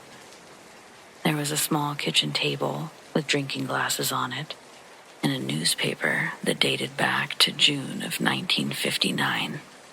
The cabinets were stocked with dishes, and there was a tall pantry that contained various jars of preserves of fruits and veggies that had obviously been canned by hand. Everything was covered in dust. I continued to walk through the house and found each room I entered to be completely furnished and covered in dust or dirt. There were spider webs throughout the entire home, as well as signs of rodent activity. There was a dresser, the drawers filled with clothes that had been chewed and nested in by what I assume were mice. In the closet hung more clothes. They'd begun to deteriorate and had holes from insects. Upon further inspection of a child's dress I found, it seemed that the clothes were also handmade. There were 2 bedrooms, one of which was obviously a room for children with 2 twin beds that were perfectly made up. The bedding was in poor condition, but it seemed to have been hand-stitched. Same thing in the other room, only it contained just 1 larger bed rather than 2. The cabinet in the bathroom had few toiletries, a straight-edge razor, as well as towels. They were neatly folded, but had now become a nest for small animals. At this point, I was pretty creeped out. I began feeling as if I was being watched. I decided it was time to leave this strange house that appeared to be stuck in time. As I walked through the short hallway that led me back into the living room, I decided to see what kind of pictures were hanging on the walls. I wiped some of the dust off of the pictures hanging near the doorway of what appeared to be the parents' bedroom. I discovered it was a photo of a wedding. The photo was very faded and appeared to have some type of mildew growing behind the glass. I decided to take a moment, check out a few more pictures in the frames. Most were of scenery or various still subjects. I found another photo hanging in the living room near the front door. This one was of the entire family.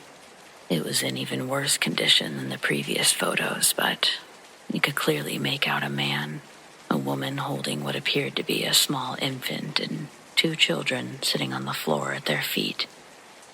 I found this very odd as I hadn't seen any signs of an infant anywhere in the home. I don't know what could have possibly become of this family that lived in the house. Did they leave for work and school and never made it home? Did they decide to take off and leave all their worldly possessions behind? Why? What happened to the infant in the family?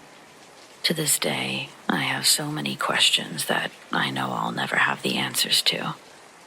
I stumbled upon a home that day, not a house.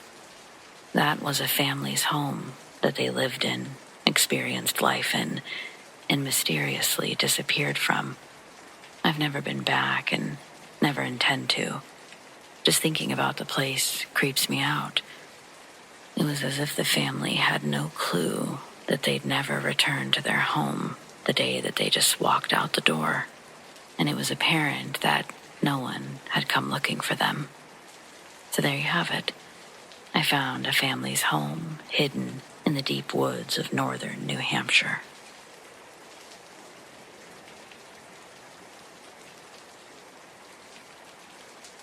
This is one of those things that if I hadn't been with friends, I probably would have convinced myself it was nothing at all, because really, it wasn't, until it was. It was New Year's Eve years ago, before midnight, before the countdown, during that stretch of the night where everyone's already buzzed and the place you're in feels too loud and too warm. We were at a crowded bar, not a club, and it wasn't fancy, just packed. I excused myself to use the bathroom and waited in line forever, listening to snippets of conversations that didn't matter. When I finally finished and stepped back out into the hallway, the noise from the bar rushed back in like a wave. That's when I saw him.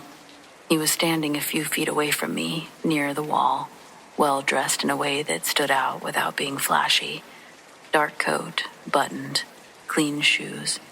The kind of man who looks like he belongs somewhere quieter, a different time even. As I walked past, something slipped from his hand and landed on the floor near my feet. It was a business card. I remember hesitating for a second and then bending down to pick it up. It felt heavier than I expected. Thicker stock, slightly textured, old-fashioned. I handed it back to him, setting it on the bar. "Hey, I think you dropped this." He smiled a small, polite smile. "Thank you," he said. His voice was deep and calm, not loud enough to cut through the bar noise, but somehow I heard him perfectly. He glanced at the card and then back at me. "What's your name?" he asked. I told him. He nodded once, then said, "Thank you, Allie." Something about that sent a chill down my spine. I remember thinking it was silly, probably just because his voice was so nice or because he said my name like it mattered, like he was committing it to memory. I smiled back and said, "No problem," and walked away. When I reached my friends, one of them leaned over, asked why I had stopped in the hallway and was talking to myself. I laughed and told her I hadn't. I'd just helped a guy who dropped something. They all looked at me. One of them said, "You were alone." I turned around immediately. The hallway was empty. No man, no coat. No one standing against the wall. I told them what he looked like, where he was standing, that I'd handed him a card. They told me they watched me bend down and pick up nothing, and then speak to an empty space. One of them said that that was what made it weird, that my hand was empty the whole time. We brushed it off. Someone joked that I was already too drunk. Someone else said maybe I imagined it. Eventually, the night moved on. Midnight came, we counted down, we celebrated. But I did not stop thinking about it. I mean, I still think about it. I can still remember the weight of the card in my hand, the way that it felt real and solid. I wish I'd remembered to look at the details, or thought to, but I didn't. But I remember the way he said my name.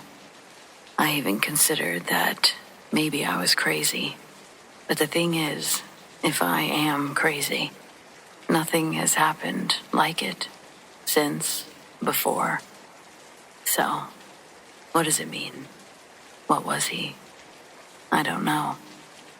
But I guess I am always half expecting to see something like it again.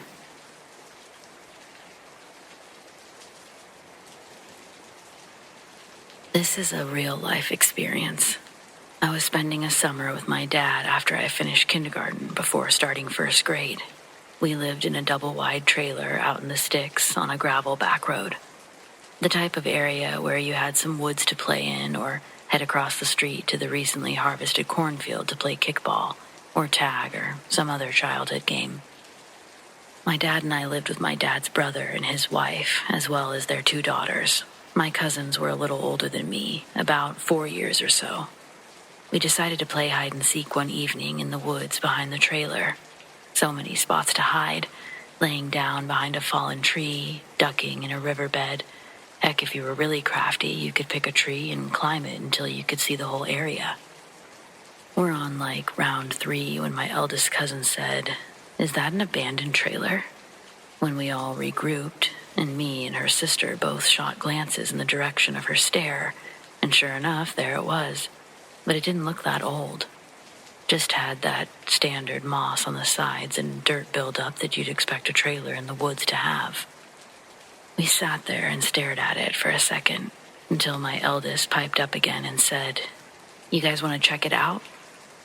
To which me and her sister, both young and eager to venture and rebel, quickly said yes.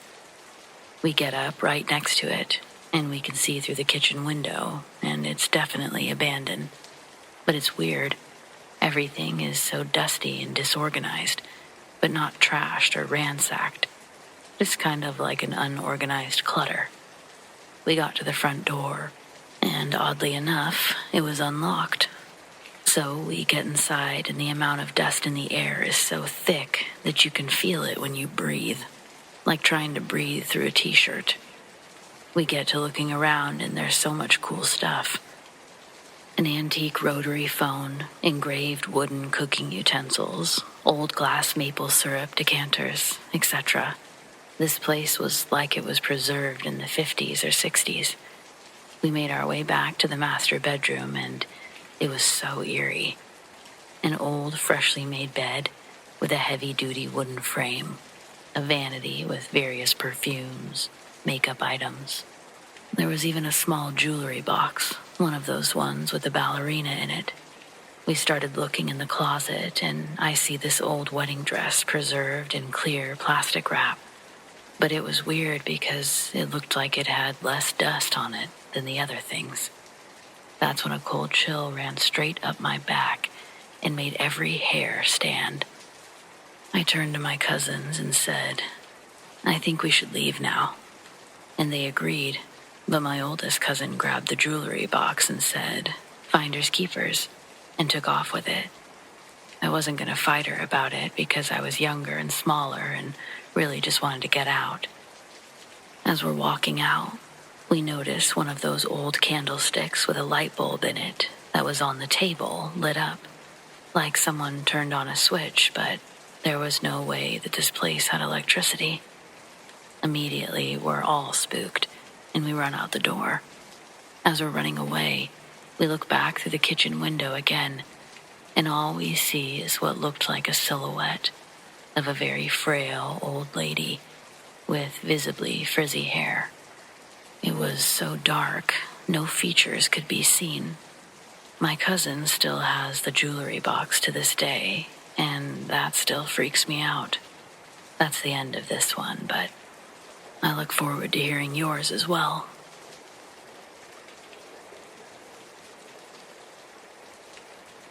It was one of those Pennsylvania winters that just doesn't let up. I want to say it was 2003, maybe 2004. The exact year is fuzzy now, but the conditions are burned into my memory. 4 days straight of snow and ice. It was the storm that turns highways into parking lots, truck stops into temporary towns. Everyone's stuck. Everyone's tired. By the time I pulled into the Flying J in Carlisle, the place was packed. Every space was taken, trucks wedged in wherever they could safely fit. Snowbanks lined the lot like walls. I circled once, maybe twice, already resigned to an idea that I'd have to idle somewhere unsafe just to get some rest. And then I saw this one open spot. It was a pull-in spot. I eased towards it carefully. As I did, I noticed the driver of the truck on my left climbing into his cab. I slowed, stopped about halfway into the space to give him some room. It's just what you do. Unwritten rules of the road. He was an older guy, heavy set. a little hunched as he climbed, moving slower than most. He was wearing blue jean coveralls and a dark blue hoodie underneath. The hood pulled up against the cold. Once he was inside, I pulled the rest of the way in, set the brake, and shut down. It was noon, Eastern time. I didn't waste any time. I went straight to the bunk and fell asleep. When I woke up, it was dark, around 8 p.m. I remember because I was disoriented at first, confused about how long I'd slept. That's when I noticed the lights outside, red and blue flashing across the snow. I pulled the curtain back and immediately saw the word coroner across the back of a jacket. The man was standing beside the truck to my left, the same one that I'd watched the driver climb into earlier that day. Out front of my truck were the ambulance, a city vehicle, and a local police cruiser. 2 truck drivers were standing nearby talking to the cops. Something serious had happened. I got dressed and climbed down, walking over without really thinking much about it. Accidents happen out here. Heart attacks, slips, weather takes its toll. I didn't ask questions, just shook my head and said casually, "Geez, that's too bad. You never know when you might go." I just saw him when I pulled in around noon. Those were my exact words. The cop sort of snapped his head toward me. "No, you didn't," he said sharply. I frowned. "Yeah, I did." He stared at me like I'd said something impossible. I explained how I'd pulled into the spot, how I'd waited for the guy to climb into his truck, described him without thinking twice. Older, heavy-set, blue coveralls, blue hoodie. The cop just sort of looked at me, but he was shocked. He couldn't hide that. The other 2 drivers went quiet, and one of them muttered something under his breath. The cop asked me how I knew what he was wearing. "I saw him," I said. "I waited for him to get in, around noon." That's when the cop told me the part that still gives me chills. "I'm the one who found him," he said. "He's been dead for over a week." Turns out the man's family had been searching for him since the storm began. He was the kind of guy who called home every night, same time, never missed it. When days passed with no call, they knew something was wrong. He died alone in his truck at the very beginning of the storm, before the lot filled up, before the snow buried everything. The driver standing there started freaking out. "You saw a ghost, dude," one of them said. I just looked at the cop. He looked as shaken as they were. I shrugged and said, "I guess I saw a ghost." And then I walked back toward the diner to get something to eat. I didn't feel scared, not even really excited. I guess I felt neutral. Like whatever I'd seen wasn't meant to frighten me anyway. It was just a moment, a passing interaction. 2 people crossing paths without either one of them knowing how strange it really was. I still think about that man sometimes. How normal he looked. How not out of the ordinary anything felt. If I hadn't said anything out loud there, I might have gone my whole life never knowing. And maybe that's the part that sticks with me the most. Not that I saw something impossible, but that for him, it all seemed so normal.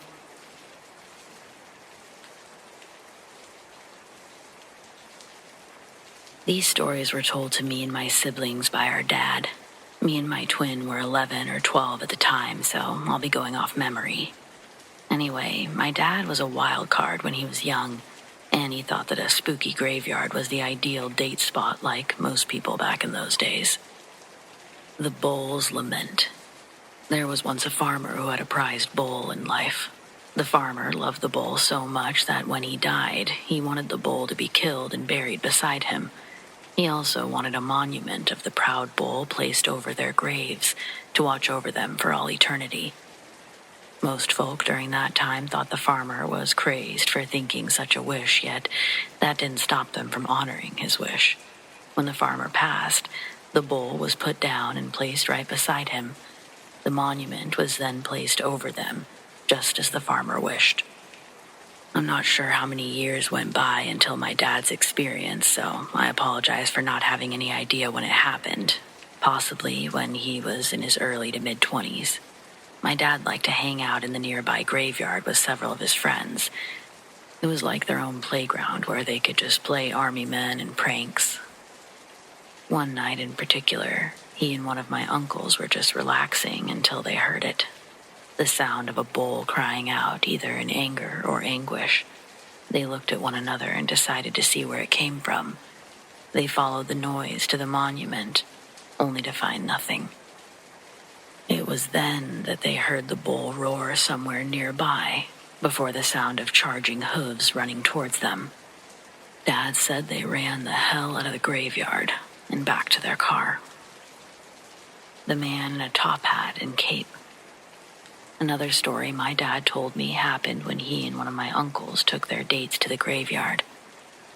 They parked their car in one of the turnoffs and proceeded to make their own lover's lane. Things were getting serious when one of their dates noticed a green fog begin surrounding their car. All four of them sat frozen, watching the mist grow even further in thickness. Soon, they began to hear strange thuds striking the car. It was then that Dad decided to turn the key and get out of there as soon as possible. He was then surprised to find a man dressed in a top hat and a cape standing directly in front of their car, smiling at them. The thudding on the car began to become even worse, scaring their dates. Dad hit the gas pedal and drove forward directly toward the man, hoping that he would move out of the way. Instead of moving, the man stood still, allowing the car to drive through him. Dad stopped the car some distance past where the man had stood and looked through the back window. To his surprise, he saw the man still standing there, unharmed, with the same grin. The man began to gesture for Dad to try again, but Dad decided to just drive out of there for several miles in silence. As I said, I was either 11 or 12, so I'm going off of memory. I don't remember the name of the cemetery, but I do remember being told many other experiences from what happened, aside from these two stories. I'll have to share those next.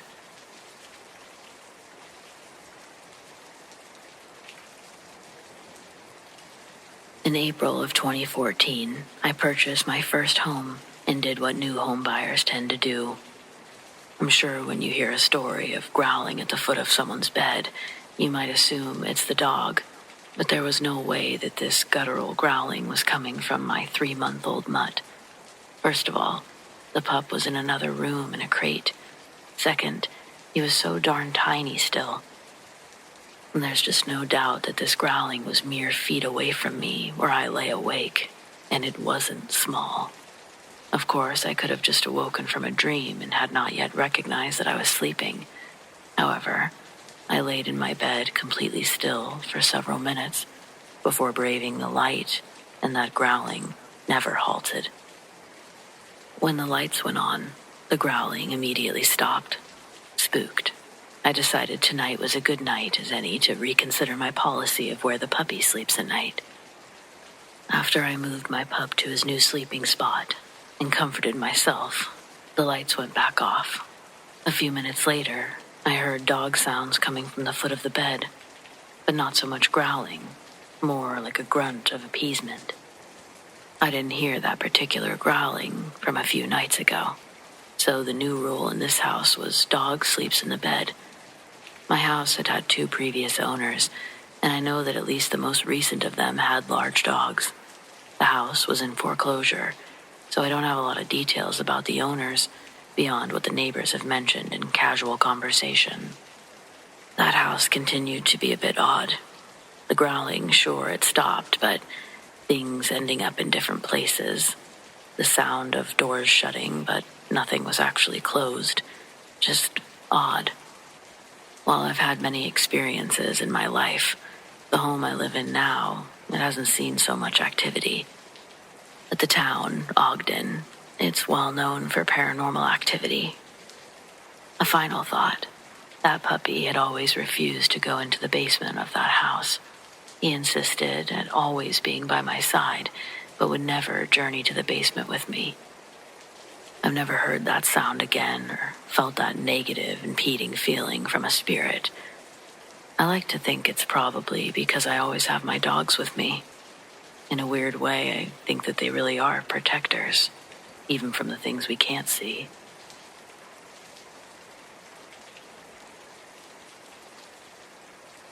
I was driving home along a rural road. I'd just left a friend's birthday party and planned to call my husband when I stopped at the closest gas station, as that's what we would do when either of us would hit the road. Before even making it that far, I heard this incredibly loud bang. So loud and intense, it actually momentarily rocked my vehicle. After literally a couple seconds of sheer life-altering panic, I regained my composure.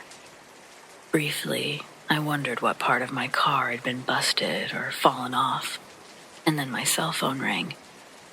I pulled off to the side of the road, and I saw that it was my husband, so I picked up. "What happened?" he asked, alarmed. "Are you okay?" At first, I assumed he was referring to my car, but I quickly reasoned with myself that there's no way he could have experienced that or known that I have, all the way at work. I sensibly answered, "Nothing's wrong. I'm fine," unsure of what he meant.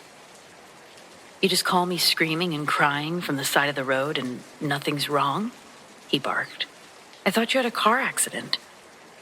How did he even know I was driving? I thought to myself. "I swear, I didn't call you. I planned to, but I hadn't made it that far yet. It must have been someone else, and you confused the call with me." I suggested this. He's a psychiatrist, so it wasn't the most unusual suggestion. "No, it was you, hun," he insisted. "I'll show you when you get home. I really thought something terrible had happened to you." "I'm totally fine," I said. "Just driving home now. I'll see you later tonight." I got back on the road and stopped at the nearby gas station. I was relatively surprised to see that there was absolutely nothing wrong with my car. Despite the combustion sound so loud it actually shook it. Everything checked out, even under the hood. My husband calling 1 second after that sound would indicate that he got the alleged phone call from me at the exact moment of the boom. Honestly, I'm not sure what happened that night. I do know that my husband showed me his call log, and sure enough, there was a call from me at the time he'd claimed. I'm not sure if we breached some time-space barrier, or if we somehow experienced an alternate reality just for a second. Either way, it's just one of those moments we have no explanation for.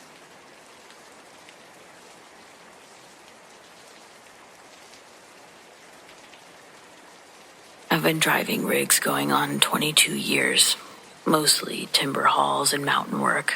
I've seen a lot of strange stuff in that time for sure. Lights in the sky, animals that don't quite look right, even a guy walking barefoot in a blizzard like it didn't bother him. But nothing has ever messed with me the way that this did. This was maybe 8 or 9 winters ago, hauling a loaded flatbed through the northern Washington mountains. It had just started to snow heavy as I came off a private cut road, and I was headed down a steep, winding grade. I pulled off onto a wide shoulder to throw on chains before hitting the switchbacks. I was out there alone, no radio chatter, no taillights ahead or behind, just me and the trees. About halfway through chaining the tires, I got that feeling. You know the one, when the air feels wrong, still but heavy. Then the hair on my arm stood up, and I swear I could hear nothing. No winds, no birds, not even my own engine ticking as it cooled. Just quiet. I stood up and looked around, and that's when I saw something. Across the road, up on the snow-covered embankment, had to be 15 or 20 feet high. Something was standing there.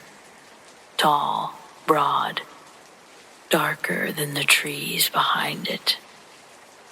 I couldn't make out a face, just the outline of a massive figure with shoulders as wide as the front of my cab. At first I thought maybe it was a bear, until it jumped, and I considered the season. But its jump, one clean motion, it dropped from the top of the embankment to the road below like it weighed nothing. Then with another jump cleared the opposite bank and vanished into the woods. No sound, just gone. For a second I was frozen. I didn't finish chaining the last tire. I just climbed back into the cab, locked the doors, and drove slow the rest of the way down the mountain with the chain slapping the pavement. I didn't stop again until I was 2 counties away and the snow had turned to rain. To this day, I don't know what I saw. I try not to talk about it much because people just call it Bigfoot and laugh. But I've seen bears. I've seen elk, moose, mountain lions. This wasn't one of those. And if you ask me, whatever it was didn't want to be seen until it did. And that's the part that still gets me. Did it see me? Did it want me to see it? I don't know.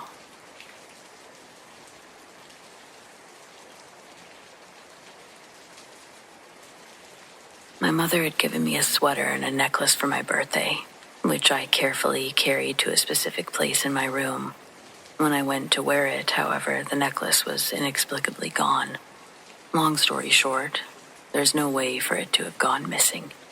Trust me, it just disappeared, and I was very upset. One day down the road, I was in the shower pondering, why is it that God wants us to believe in him without any proof that he exists at all? Not trying to be controversial, this is just literally what I was thinking about. I wondered, too, if God did give me a sign, would I believe in him then? When I got out of the shower, my missing necklace was lying neat on top of the clothes that I was going to change into, as if I'd put it there. My clothes were nicely folded with my necklace lying neatly on top, perfectly centered. It was a particularly long, chunky metal necklace. It took up space, had weight, it clanked. There was no way for it to have gone unnoticed. It practically gleamed, and I was frozen in place. The bathroom was locked. I hadn't seen the necklace since my birthday. It was impossible for it to be there. I haven't told anyone because it sort of makes me uncomfortable, makes me question myself. But I know it actually happened, and it was genuinely impossible. And yes, I have a working carbon monoxide detector. I guess God gave me a sign. I'm feeling guilty thinking about it, since I consider myself agnostic. I really shouldn't be thinking about it. I guess what I keep going back to is what made it go missing in the first place. Because if that was God, why? And if not, what's to say it's not the same thing that brought it back?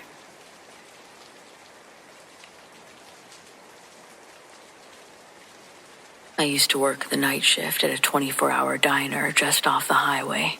One of those old places that still smells like cigarette smoke even though it's been banned for years.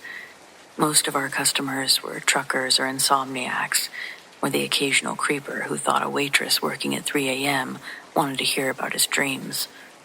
Anyway, one night I stepped outside for a break around 2:30. Cold, quiet, no cars in the lot. I lit a cigarette and started scrolling through my phone, and that's when I heard it. Someone calling my name. Soft like a whisper, but clear. Ashley. I turned around, expecting to see Tony, the cook, maybe messing with me. But no one was there. The alley beside the diner was empty. And then I heard it again. Ashley, hey. It was my mom's voice. But my mom died 5 years ago. Sudden aneurysm. But I'd recognize her voice anywhere. I used to fall asleep to it as a kid, humming in the kitchen while she cleaned. This voice, though, it sounded right, but wrong. Like it had the notes, but not the warmth. The kind of voice that gets under your skin. Like something pretending to be something it isn't. I backed up toward the door, and that's when I saw it. Just at the edge of the alley, something standing in the dark. But I could see the face just faintly. It looked like her, or tried to. Like someone describing her to a sketch artist from memory. The mouth was wrong, and her eyes wouldn't blink. Then, whatever this thing was, said, "Come here, baby," in that same off-key version of her voice. I slammed the door, locked it behind me. I told Tony someone was outside, but of course, no one was there by the time he checked. I didn't take another break alone after that. I haven't had dreams about my mom since, and I've got no idea what any of it means.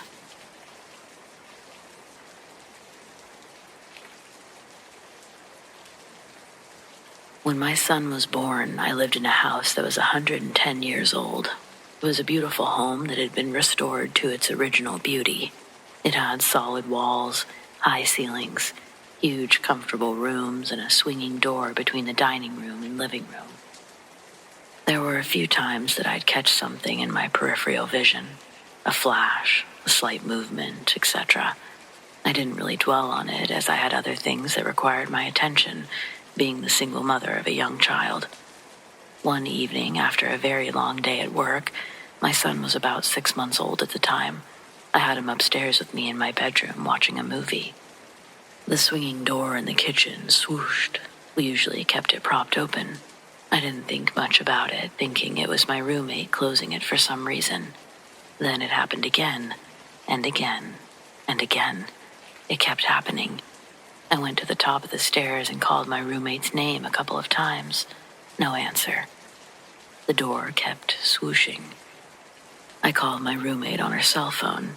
She was over a block away at a friend's house, and they came over immediately.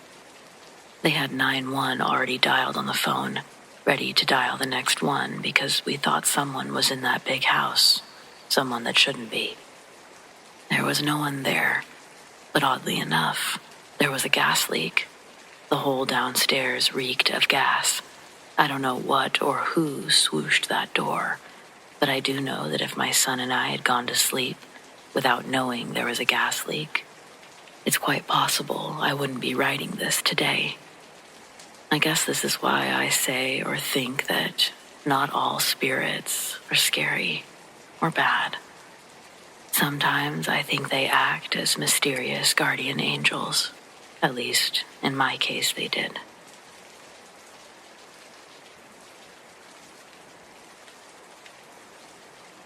I witnessed the aftermath of my family business being torn into pieces by a fire.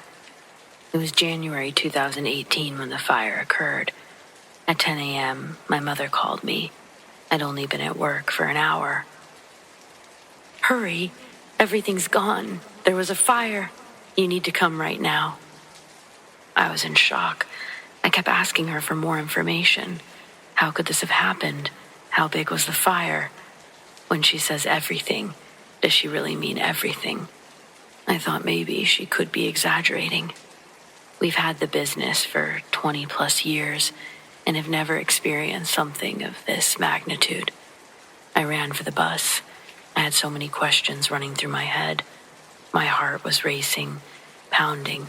My body was sweating and tears ran down my cheeks as I placed my head on the window. As soon as I arrived, my jaw dropped. I inhaled the smoke and choked profusely. The walls were black, and the glass shattered. I walked into the kitchen. Nothing felt real. It felt like a dream, a nightmare. I've never seen my dad so heartbroken. We were closed for 6 long months. It really was a difficult time, financially and emotionally. But we got through it, and I think we're all a lot more appreciative than we were before.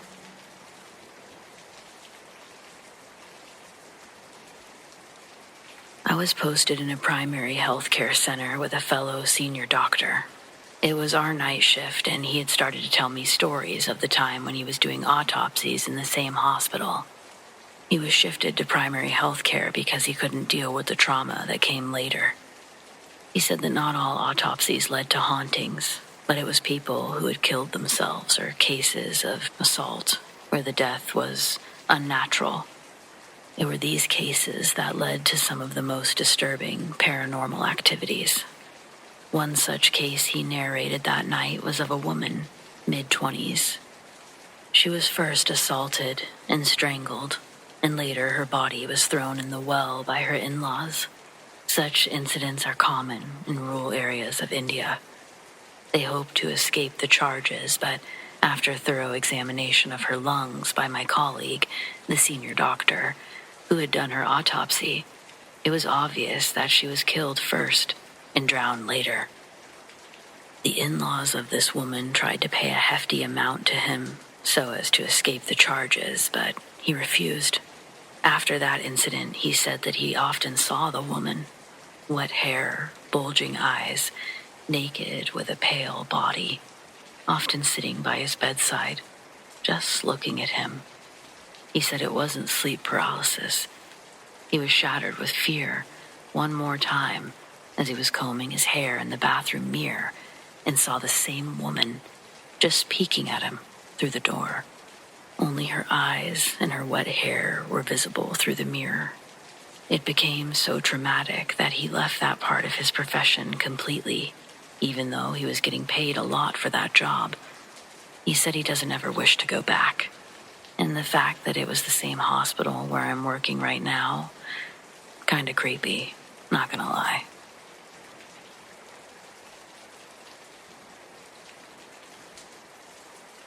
Many years ago, I lived in an old house.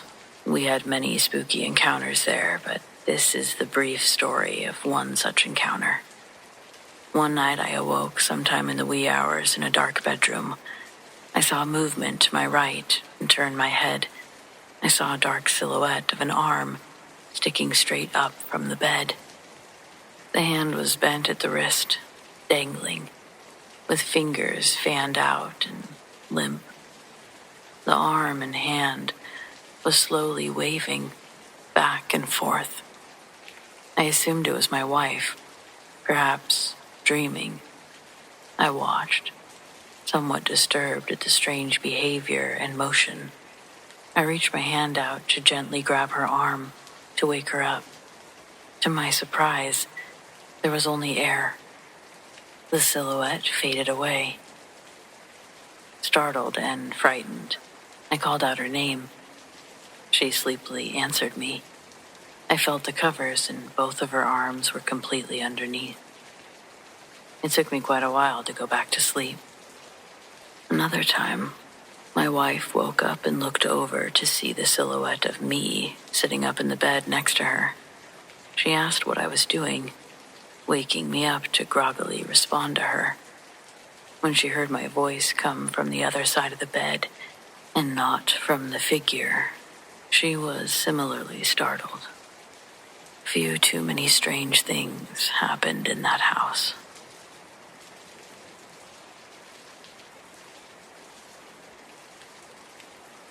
I do believe in phone calls from beyond, and I speak from experience. Early one morning, way back in the landline days, I answered a call from an uncle in New York City who asked in an uncharacteristically quiet tone to speak to my mother. I told him that she had left for work, and he thanked me and hung up without leaving a message. I thought the call was strange, as my uncle was normally loud, very outgoing, and always interested in what was going on with me. A few days later, his wife reported him missing after having not seen him for a few days. Sadly, he had died of a massive heart attack on an NYC street without carrying any ID. It was only through the tireless effort of other relatives and us putting our heads together that he was ever identified. I'm absolutely certain the phone call was after his passing. Perhaps he didn't want to stay unidentified forever.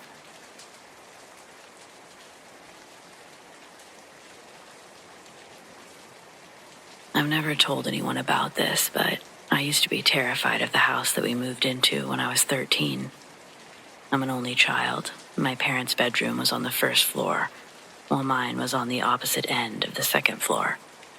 I chose it for that very reason, and regretted it by the third night. I was just going to bed when I heard footsteps coming up the stairs and down the hall. I assumed it was one of my parents and wondered what they could want so late. But the footsteps stopped just before my door. I waited for at least a couple of minutes, but they never moved or called out.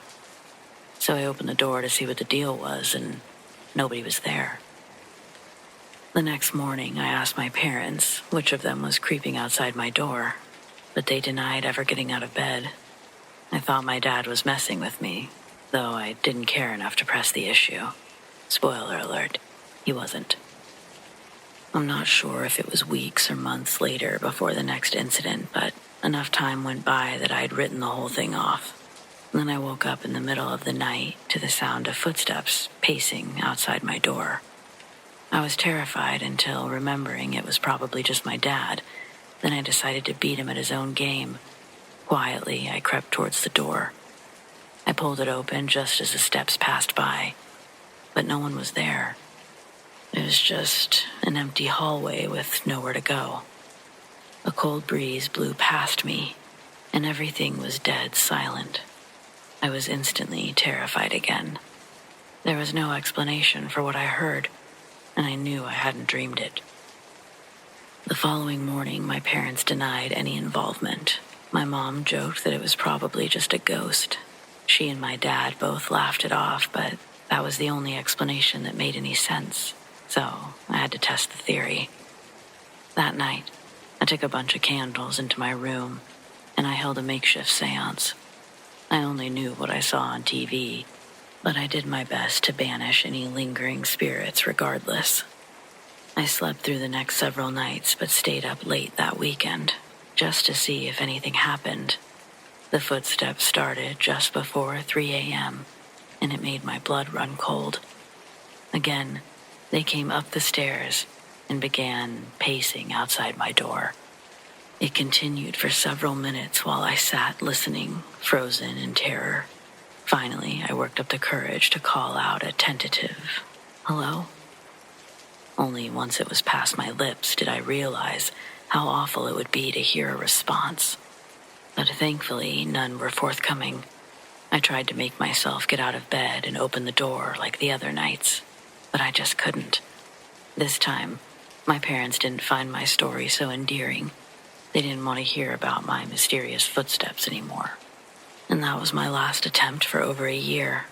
And again, at least a week passed before the next occurrence, maybe more. The footsteps were louder than usual and woke me just as before. I laid awake waiting for them to stop. But then there was a light tapping on my door, and a new level of fear coursed through me. It felt like it lasted an eternity, and even when it stopped, I couldn't fall back asleep. I'm pretty sure that's when my nightmares started as well.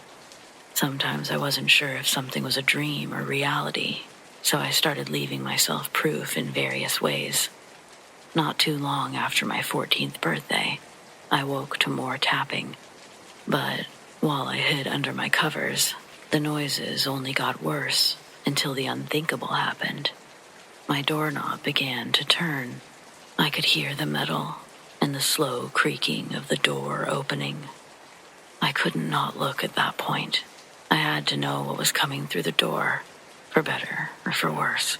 By then, I was sleeping with a flashlight under my pillow, an actual flashlight, no cell phones in those days, I'm afraid, and I sat up with it in one fast, embarrassingly spasmic motion. The door was halfway open, but no one was there. No one was ever there. I got up to close my door and put my vanity stool against it, so I would know that it hadn't been a dream. I dealt with similar incidents every few weeks for the entire time that I lived in that house. The worst incident happened when I was 16, and I woke to someone sitting on the foot of my bed. I lashed out with my feet and felt them connect with somebody's body. But once I sat up, the room was empty. After that, I started sneaking downstairs to sleep on the couch full time. If my parents woke up first, I'd pretend it was an accident. Or if I'd wake up first, I'd sneak back into my room. I tried bringing it up a couple more times over the years, but once they threatened to put me in therapy, I never mentioned it again. Life got much better after I went to college.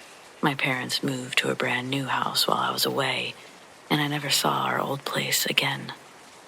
But a few years ago, I worked up the nerve to ask my mom about the old house, and she very casually explained that a man had killed his wife in a jealous rage before ending his own life. All on the second floor, of course, and they just never felt comfortable going up there. I was speechless. I'm still kind of speechless. I mean, who does that?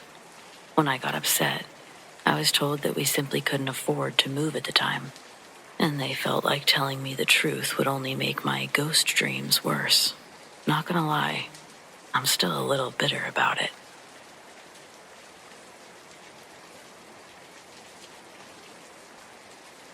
We were traveling in Fiji on a tight budget and found a hostel with a price significantly lower than all the rest. We booked it immediately and got in the room. It was a bit grim, but did the job. The man on reception looked a bit surprised that we were there, but I didn't notice this to be a bad thing. The thing I did notice is that there were just no other guests in the lobby, no noise in the corridors. It was deserted. Perhaps he was just surprised to see guests at all. Fast asleep, both my boyfriend and I were suddenly woken up to the most terrible noise of a woman screaming. Really screaming, like in pain or some sort of scared-to-death noise. It was like it was in the walls, all around us. It lasted long enough for us to really wake up and hear it, and not to think it was a dream or just a loud noise we'd misinterpreted. Then it stopped. I was absolutely terrified. I was ready to leg it out of that door and down the road. After a little bit, I calmed down some. My boyfriend told me perhaps a gecko got into the air conditioning. There was no air conditioning, and also, that's ridiculous. But I was so tired, I told myself that must have been it, and eventually went back to sleep. The next morning felt very, very creepy, and this is in the daylight, in a beautiful, hot country, not something you associate with creepy feelings. Neither of us said anything. We just packed up our stuff and got the hell out of there, even though we paid for another night. We went to a nearby travel agent, not really sure what we were doing. The lady was lovely and booked us into a bureau a bit further out of the city. Then she asked where we'd been staying, and we told her the name of the hostel. She looked at us like she'd seen a ghost. She said there had been a terrible, terrible murder at that hostel the previous summer, and 3 women were killed. She told us everyone says it's haunted, and no one stays there. Well, it certainly explains the almost free price. This was about 15 years ago, but I keep a travel diary, and this is what I found under that date. We learned that our hostel had been the scene of a horrific murder a few years back. The night before, a horrific scream had woke me up, despite wearing earplugs. Very scary.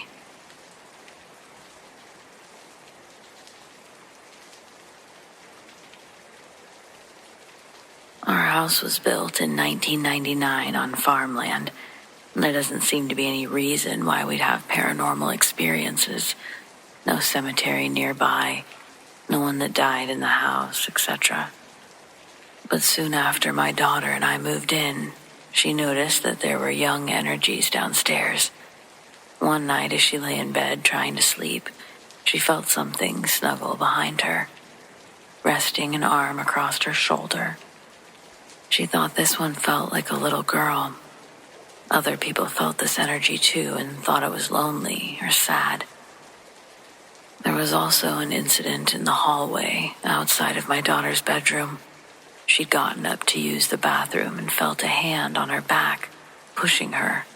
She thought that this energy was male, maybe 12 years old, mischievous. After my husband and his daughter moved in, we started noticing strange things upstairs as well. One day while I was showering, I turned around to rinse the shampoo out of my hair, and something turned the shower handle all the way to hot. Yet I hadn't touched it or bumped it. A couple of months later, it happened again, but this time I saw the handle itself move without human intervention. And that shouldn't be possible. Of course, no one was there. During this same time period, I was splashed with cold water as I walked out of the main bathroom. I felt it splash across my cheek, shoulder, all over my hand and up my forearm, but no water was on my skin. We were definitely creeped out. My husband put up his cross. We were going through the house. He was saying prayers, even though he doesn't believe in ghosts. After the kids moved out, things quieted down a lot. The quote-unquote haunted area extends about 20 by 10 feet and is on both floors.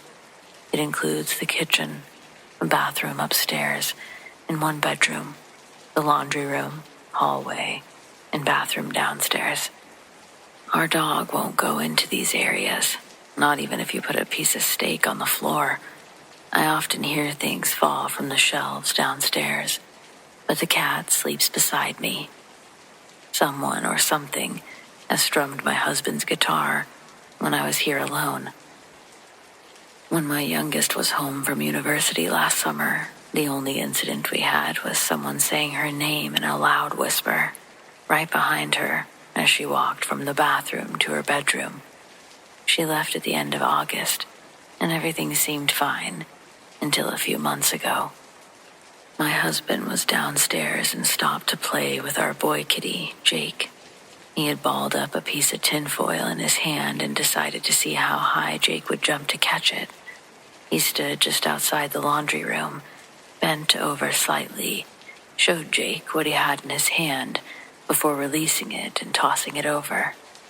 The tinfoil sailed about 3 feet away before it bounced off something invisible and came back in his direction.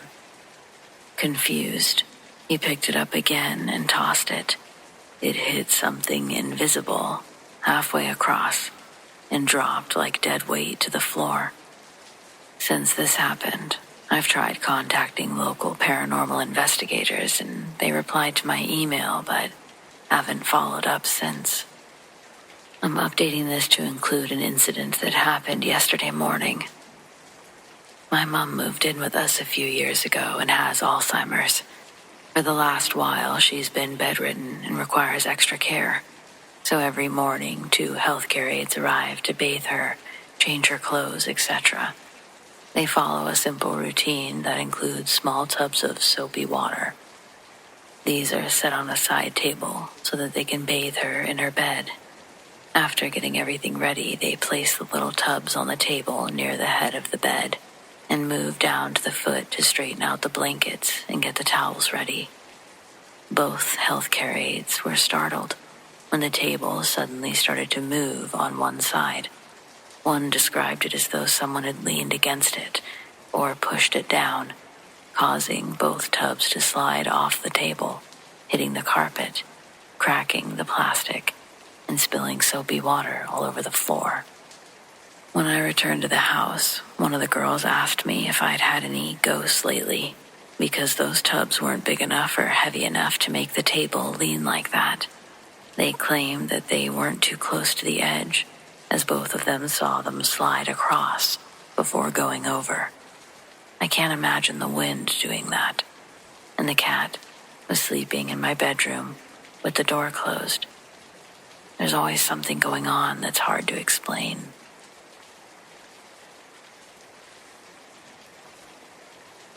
I was a home health nurse for many years. When we had to see a new patient, we had a ridiculous amount of information to gather. Thankfully, the company gave us new laptops, so it wasn't so bad. This particular patient needed wound care on his foot and IV therapy. When I finally found his house, I pulled into his driveway, sat there for a few minutes. I had that feeling like someone was watching me. I sat there for a couple minutes thinking that I didn't want to go into his house. But I gathered my stuff and went to the door. My patient answered the door and let me in. It was a ranch home with an open concept kitchen, living room, and dining room. My patient was barefoot except his wound dressing. He went into the kitchen to wash his hands as I set up my computer and things at the dining table. I sat with my back to the living room. As I was starting up my laptop, I heard someone in heavy shoes walk down the hallway across the hardwood floors from the bedroom and then stop behind me.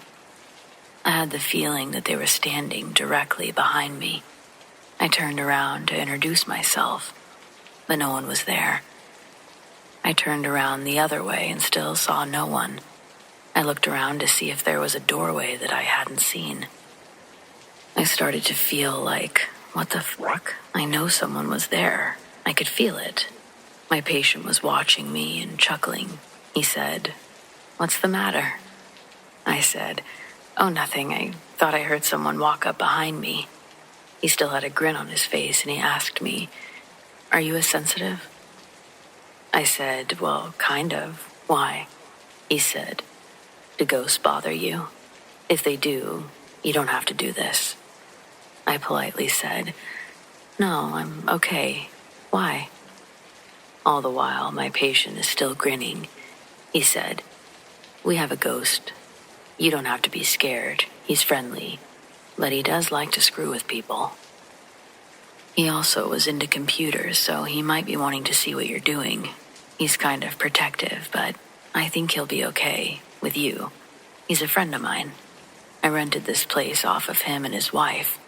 He was into construction and was always over here fixing things and hanging out with me. We had a problem with the roof. He was up there 2 years ago fixing it. He'd been up and down ladders all of his life. We don't know what happened, but he lost his balance, getting off the roof onto the ladder, and fell head first onto the driveway. We called 911 and did what we could. They life-flighted him, but they said he was gone when they landed. They kept him on life support until family came into town. I don't think he knows he's dead because he never left. He's still here. We hear him walking around on the roof, in the basement, or in the house. Things move. Tools go missing. He had his heavy work boots on. You can hear him walking real easy. He always said that he wanted to die with his boots on, and he did. While he was talking, I had the strongest feeling of someone in my face, like looking over my shoulder at my computer. I told him this, and he said he was probably just wanting to check out the laptop, see what I was doing. I shrugged my shoulders and said, "Okay, well, let's do this." I was kind of intrigued, so I figured that I would just treat him like any other family member. I could feel him next to me, so strongly. I turned to where I could feel him and introduced myself, explained my laptop, and what I was going to do. As soon as I turned my attention to my patient, it felt like someone kicked my chair on the leg, so hard that it shifted a few inches. My patient laughed and said, "I told you he screws with people." This continued through the whole visit. I never felt threatened during this, but it's not something I wanted to do again. That was the last time I saw that patient.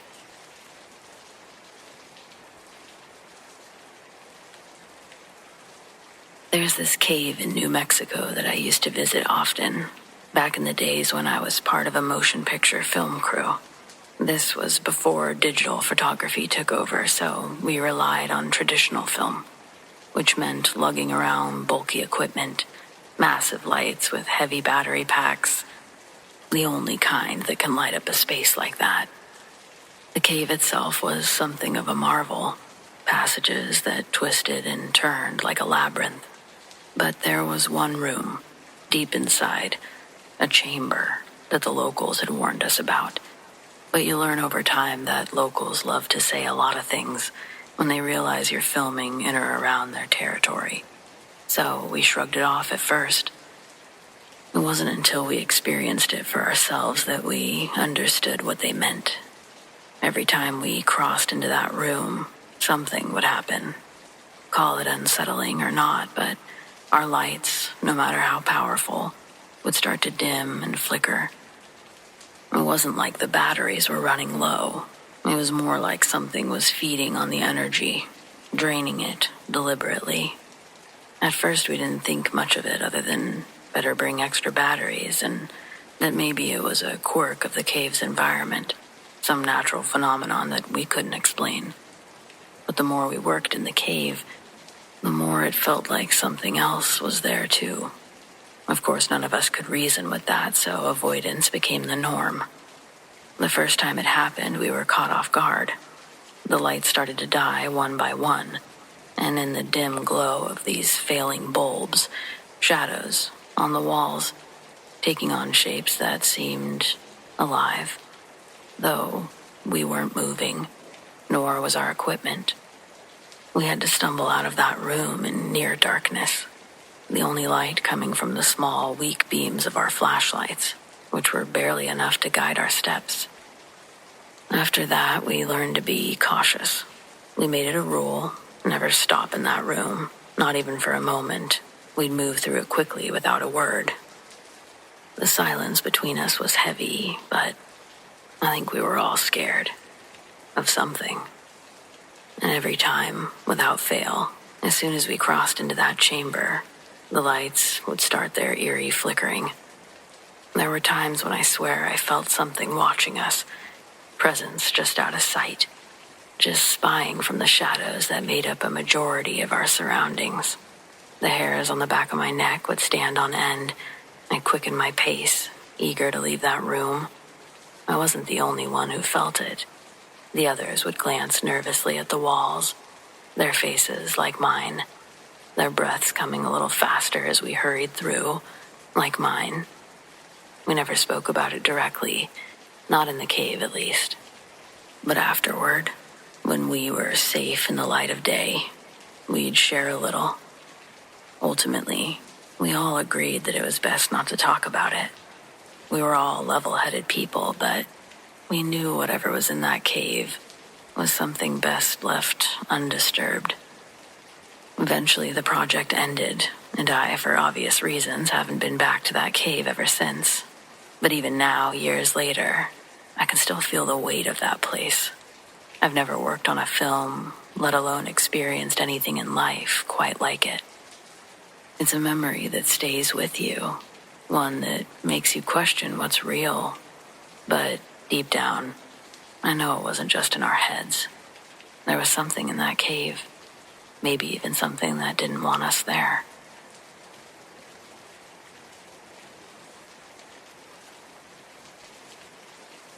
I think I technically have two ghost stories. When I was in the Navy, I worked in a top-secret area.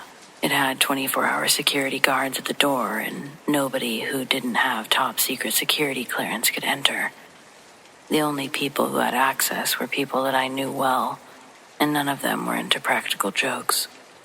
So there's no question of this being a trick. For several months on my morning watches, midnight to 8 a.m., I would be working alone in a room, quite a distance from the rest of the watch. The room was at the end of a long corridor, and there was nowhere anyone could possibly hide between the main area and this room. When I had been working there for a few nights, somebody asked me if anything odd had happened while I was there. I asked him what he meant, and he wouldn't say. He said he didn't want to put ideas into my head, but if it happened, I would know. A few nights later, I was at work again, and I heard footsteps coming up the corridor. They weren't ghostly footsteps.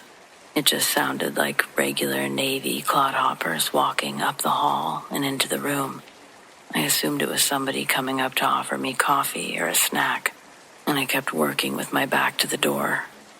When nobody spoke, I turned around and saw that nobody was there. I went back to work and slowly, a feeling of tremendous menace came over me. I tried to tell myself it was my imagination and to keep working, but it became more and more intense. I couldn't stay in that room. I went up to the radio room and told the others what had happened, expecting to be laughed at, but nobody laughed. Other people had had the same experience. I went back with some trepidation, and nothing more happened that night. But as long as I worked there, it happened every few days, sometimes only once a night, sometimes 3 or 4 times. Nobody ever found out what it was, but nobody could stay in that room for more than a minute when it happened. My second experience happened when my father was dying. He was in a little cottage hospital in a country town. We were told the end was very near, and so my mother, my brother, and I stayed with him all the time. They told us there were only a few hours left. He held on for much longer than expected, and my mother, who was also terribly ill at the time, was exhausted. I persuaded her to come home with me, to rest for a few hours, and she reluctantly agreed. She went to bed and got some much-needed sleep, and I lay reading while I waited for her to wake up again. I put down my book to give my eyes a rest, and I saw my father standing at the foot of my bed, smiling at me. He was no longer wasted and yellow with jaundice from the cancer that was killing him. He looked like a young man again, not a teenager, but perhaps in his early 30s, and brimming with health. I stared at him in shock for a few moments, and then I closed my eyes, opened them again, and he was gone. Less than a minute later, the phone rang. It was my brother, calling to tell us that my father had just died. Were they really ghosts? I'll never know. I don't really believe in an afterlife, or at least I didn't. But after those experiences, I can never entirely write off the possibility.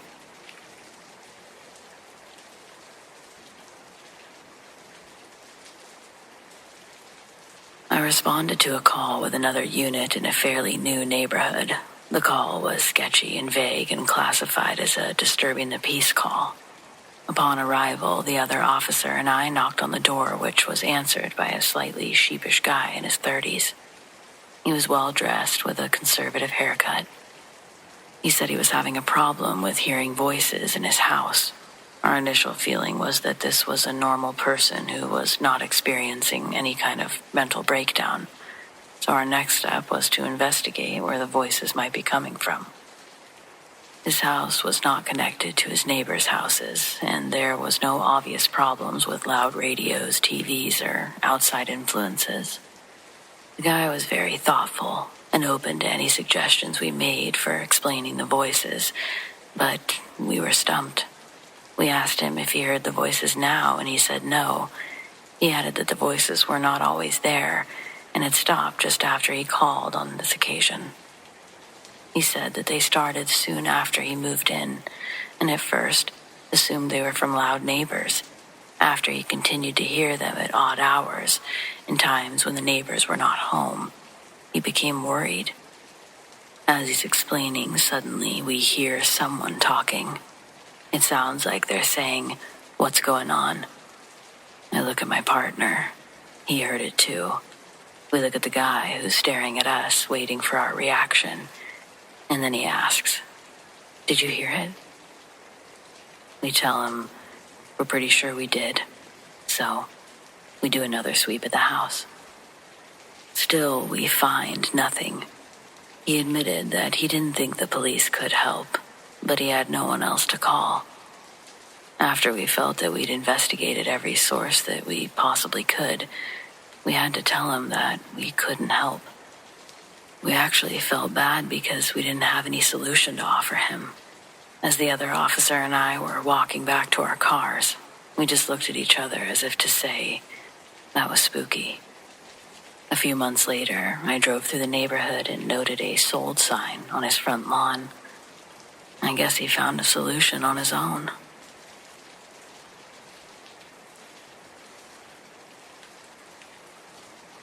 I was couch surfing off and on for close to 3 years after I lost my job. Most of the time I stayed with my friend that we'll call Jules. Jules and I went to high school together, and senior year, she got hit by a snowplow while smoking a cigarette.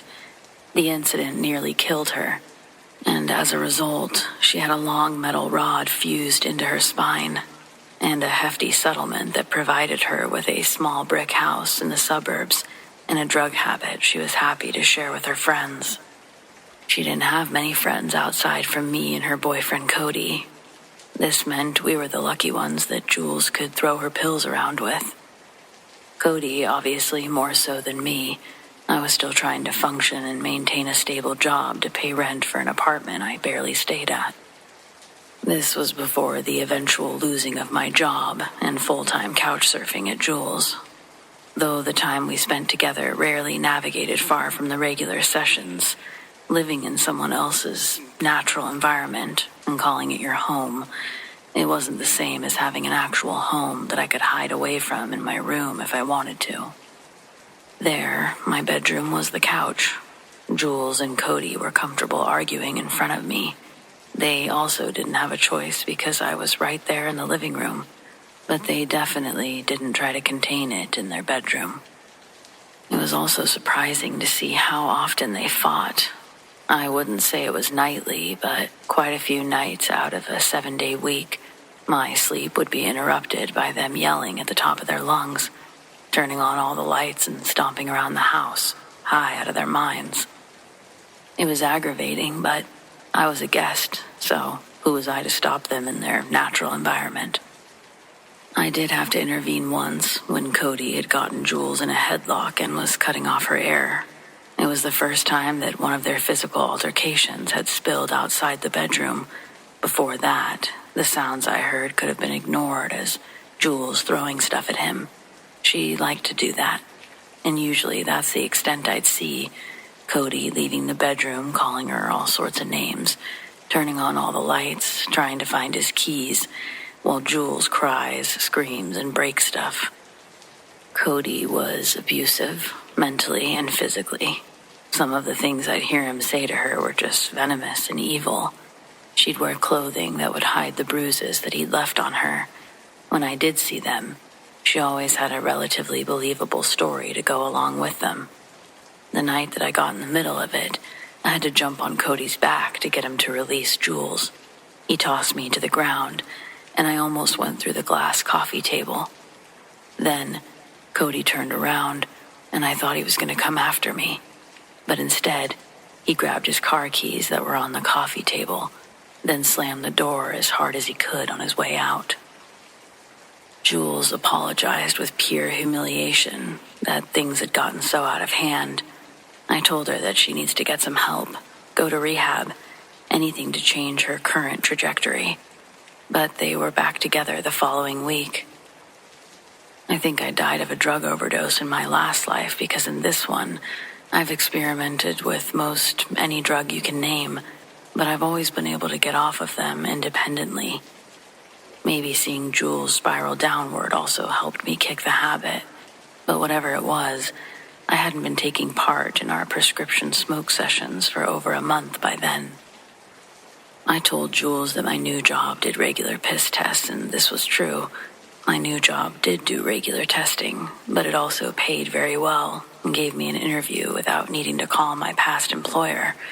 I didn't tell her this, but I wasn't planning on living with Jules much longer. I didn't pay rent there, so I knew I could leave whenever and it wouldn't affect her. I was playing things by ear and waiting for a sign to branch out. Jules was lonely, and we'd been friends forever. I would have felt bad leaving the first minute I could, but after being a part of their little fight night, I was trying to get out of there the moment my bank account allowed me to withdraw the first and last month's rent. With my new job, I was planning on it becoming a reality within 2 to 3 months. I felt confident I could survive whatever those months threw at me. And when they say it's darkest before dawn, let me tell ya, I get it now. Month 1, car problems solidify this being a 3-month endeavor for me to move out. That's okay, I planned for that. Jules and Cody continue their toxic nightly behavior, that's okay. I know when Cody slams the door, I'm going to at least get a few hours of decent sleep before I have to wake up again.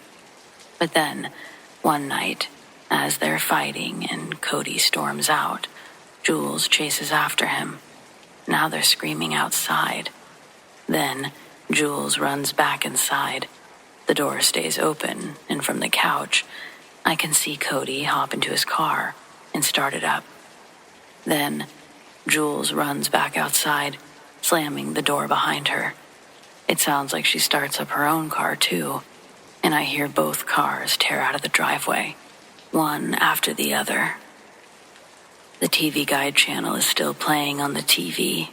The ticker also has a little timer bar that reads 11-something. I remember being shocked it's not after midnight. I prayed that I'd get at least a few hours of sleep before they came back. But when my alarm woke me up, I realized I'd slept through the whole night.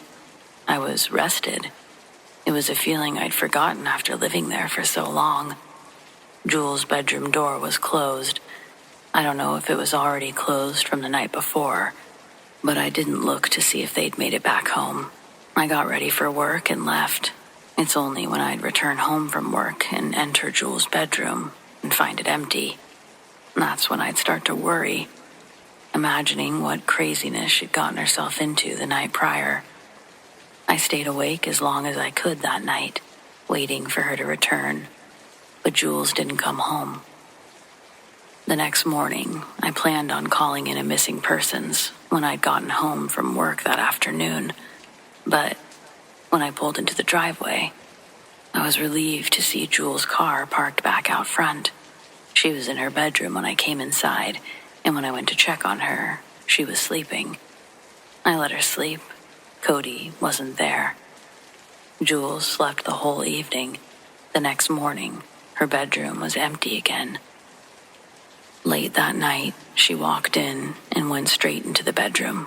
She didn't even smile or return my hello. It was clear she wasn't in a talking mood. Weeks would pass with her acting like this. Seldomly would she acknowledge my presence.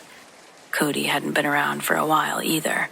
I put together that they must have broken up, and she was taking it extremely hard. I probably could have been a better friend, but I kind of enjoyed having the living room and TV to myself. Not to mention the peace in comparison to the chaos that used to be in this home. I would check in on her every once in a while, but I didn't push the topic, and she didn't want to talk. It had been a few weeks, and I thought Cody was out of the picture, but one night, I'm woken up by the familiar heavy thumping of Cody's heavy steps on the floorboards. The sound gives me a pit in my stomach, and I was so angry at Jules for being so weak. My blood is boiling as I keep my eyes tightly shut and listen to him walk around. Even when he's trying to be quiet, he's not quiet. I can hear his heavy breathing and grunting as he makes his way around the small living room. Then, his footsteps stop at the arm of the couch. He was standing above where my head was laying. I knew exactly where he was because of his breathing. It was so loud. I pretended to be asleep. I felt like he was there for at least 10 minutes, just standing above me. Then, I heard his footsteps walk away down the hall. That night, I stayed awake all night listening to see if he'd come back. I must have gotten some sleep, however, because my alarm woke me up, and the house was empty. My car was the only one in the driveway leaving for work. I'd planned on giving Jules a real friend check the next time I got to see her, but I'd have to hold on to that feeling for a couple of days until I saw her next. In between those days, when I thought I'd had the house to myself, I again was woken up by Cody's footsteps walking through the house. This terrified me because I knew Jules wasn't home. I still never opened my eyes, even when he'd stand over me and breathe deeply. I knew I couldn't overpower him. Waking up and freaking out would only make whatever's happening worse. So, I stayed frozen under the covers. until I'd hear his footsteps retreat again. When I did finally see Jules, that's when I decided to freak out on someone. When I got home from work, her car is parked in the driveway, and I have a moment to think of some zingers before I go inside. Jules is back away in her bedroom with the door closed, but I don't care anymore. I open her door, and when I saw that Cody wasn't there, I felt free to say, "Tell your creepy boyfriend to stop breathing over me when I'm trying to sleep." I go in telling her how weak and stupid she is for getting back together with Cody and unload every pent-up feeling I had at Jules. She started crying, but I was all out of empathy at that point, and I'm thinking that I'm getting through to this girl, but the response she gives me took me off guard. I didn't know how to respond next. After I say all that stuff to her, "You need to value yourself more," so on and so forth, Jules turns and looks at me and then says, "I've seen him too." Her cry turns to uncontrollable hysterics, and Jules tells me that Cody once beat her so badly she had a miscarriage, and apparently the night that she chased after him, it was because he made some pretty heartless remarks about the situation, and it sent her over the edge. When Jules ran back inside that night, she retrieved a knife, one that she used to butcher Cody at a gas station in the next county. It was an old self-service station, and Cody was almost out of gas. He had no choice but to pull over. Before he could get out of his car, Jules had hopped into the back seat of his car and proceeded to stab Cody until the knife broke. Then, she pushed the car off the edge of the road, down a long hill that led into dense brush. I was shocked and speechless. Jules turned herself in that day. The first-hand story Jules told me was the literal most horrific thing anyone's ever spoken to me in real life, and the small news piece didn't give the details that she did. I was able to stay in the house until it was foreclosed on. By then, I had enough to get my own place. Oddly enough, after Jules left, I didn't hear Cody in the house anymore. The last couple of months living there were the best they could have been. The house felt like a home. Jules and I didn't stay in contact since living with each other, and I'm okay with that. I would have been homeless, and my life would have been on a completely different timeline if she hadn't opened up her couch to me, though. For that, I'll forever be grateful. But the rest is kind of a nightmare.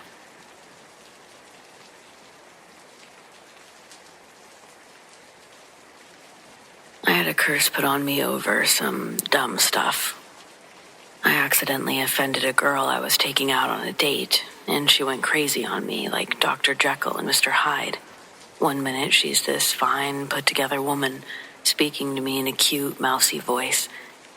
The next moment she transforms into some psycho, Louisiana voodoo, deep-growling lunatic. Her eyes rolled into the back of her head like the Undertaker, and she was spitting while jabbering some crazy stuff at me.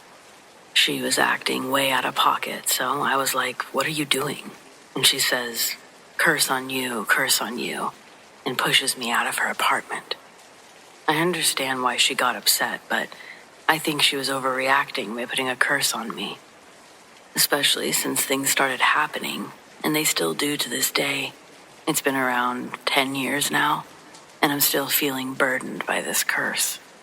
How long can a curse last? Do I need to find this girl on social media, ask her to reverse it? I'm only writing this right now because I felt the effects of the curse again today. At least I think that's what it was. I don't tell anyone I'm cursed, but I've been making mental and physical notes about incidents so absurd that they had to be from the curse. There's also been a pattern of turquoise-colored items being directly involved. So much so that I instinctively avoid turquoise-colored objects now, associating them with bad luck. A little while ago, my bro Lotto was over, and we were smoking on my back deck. I didn't have a lighter on me, so he handed me his. It was a palm-to-palm transaction. I didn't see the color of the lighter before my thumb sparked it up.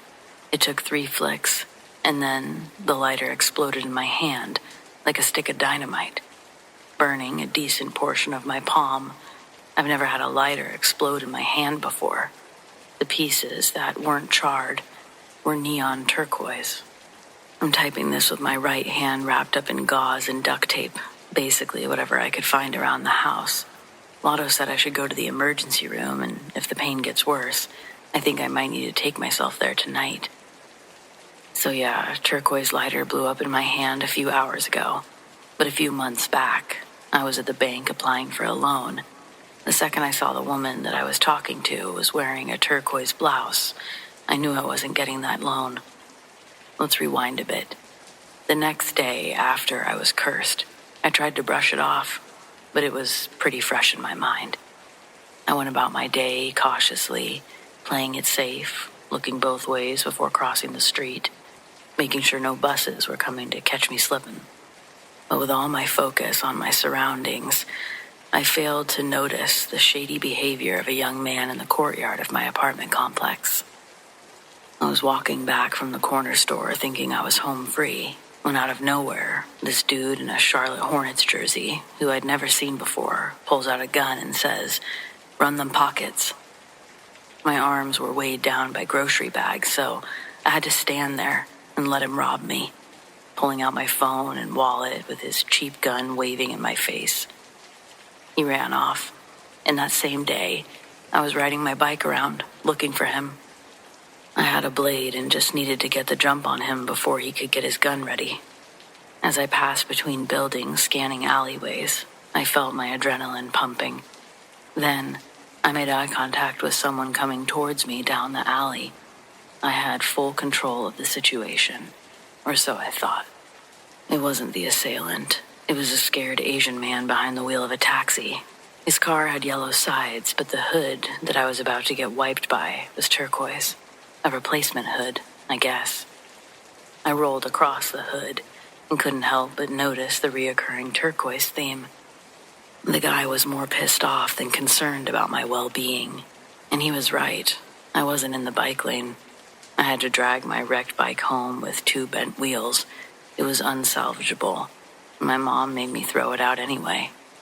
I never saw that dude in the Hornets jersey again. A few weeks later, I started seeing this girl, Tammy. One day, I climbed through her window like some Romeo stuff. Her parents were asleep down the hall, so we had to be quiet. We're making out, moving towards her bed, when I noticed this weird bird cage in the corner. It housed 3 turquoise parakeets. As we got closer to the bed, those birds started banging their beaks on the cage like prisoners tapping on bars. The more noise they made, the more Tammy freaked out, saying, "They've never done this before. What's wrong with them?" I could tell the mood was killed, so I started slowly backing toward the window. The birds were losing it. Tammy, for some reason, unlocked the cage. And when she did, those 3 parakeets flew at me like bats out of hell. They landed on me, pecking and flapping like I stole their eggs. Tammy started screaming, and I was swatting at these crazy birds trying to get the window open again. I knocked one against the wall, not really on purpose, and Tammy saw it. She completely lost it then. The lights came on, and her dad was standing in the doorway. Before I knew it, he had me in a big bear hug, dragging me out of her room, down the stairs, and out the front door. He dropped me at the end of the property and said, "You cross this line again, you're dead." I had to walk home that night with 1 shoe. Fast forward a few years later, the grocery store that I'd shopped at started using turquoise plastic bags for a promotion. I was horrified, but I bit my lip and told myself it's just a color. On my way to the car, a runaway shopping cart full of groceries smashed into my car's taillight. And of course, that cart belonged to an old man who couldn't afford to fix the damage. So I had to shove the broken taillight back into place and drive home. I never went back to that store again, though. There's more, but I'll skip to the most recent events before today. I was babysitting my nephew, Davion, who's hyperactive. I was cooking breakfast when SpongeBob came on. He screamed the theme song, then sat quietly watching the show. But then, his whole body stiffened up, and it looked like he was having a seizure. I dropped everything and ran over. As I touched him, I got a massive electric shock that locked me up. Thankfully, I'd grabbed his shirt, and when I fell, I pulled him off the outlet. Paramedics arrived, and Davian made it through okay. But when I investigated what had happened, I found my pocket knife stuck in the outlet, along with a puddle of spilled water. Turns out Davian had knocked his cup over while sticking the metal nail file into the socket.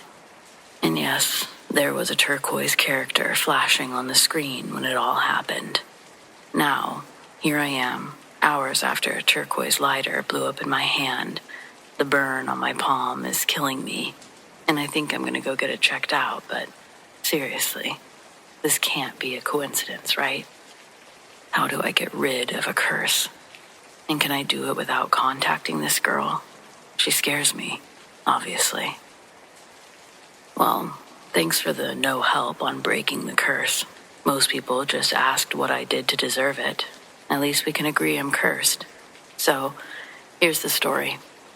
I met this girl while hustling demos at the mall. She'd just moved into town for college, and it just so happened to be the same college that I was pretending to attend. She was struggling with calculus, so I offered to tutor her.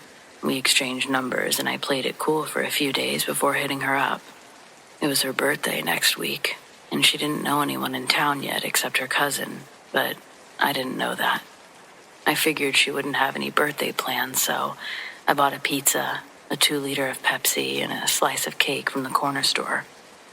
On my way to her place, I passed by a memorial for a kid who had gotten hit by a stray bullet. The memorial was covered in flowers, stuffed bears, balloons, all that stuff. I got the bright idea to grab a few flowers, maybe a balloon, for her birthday.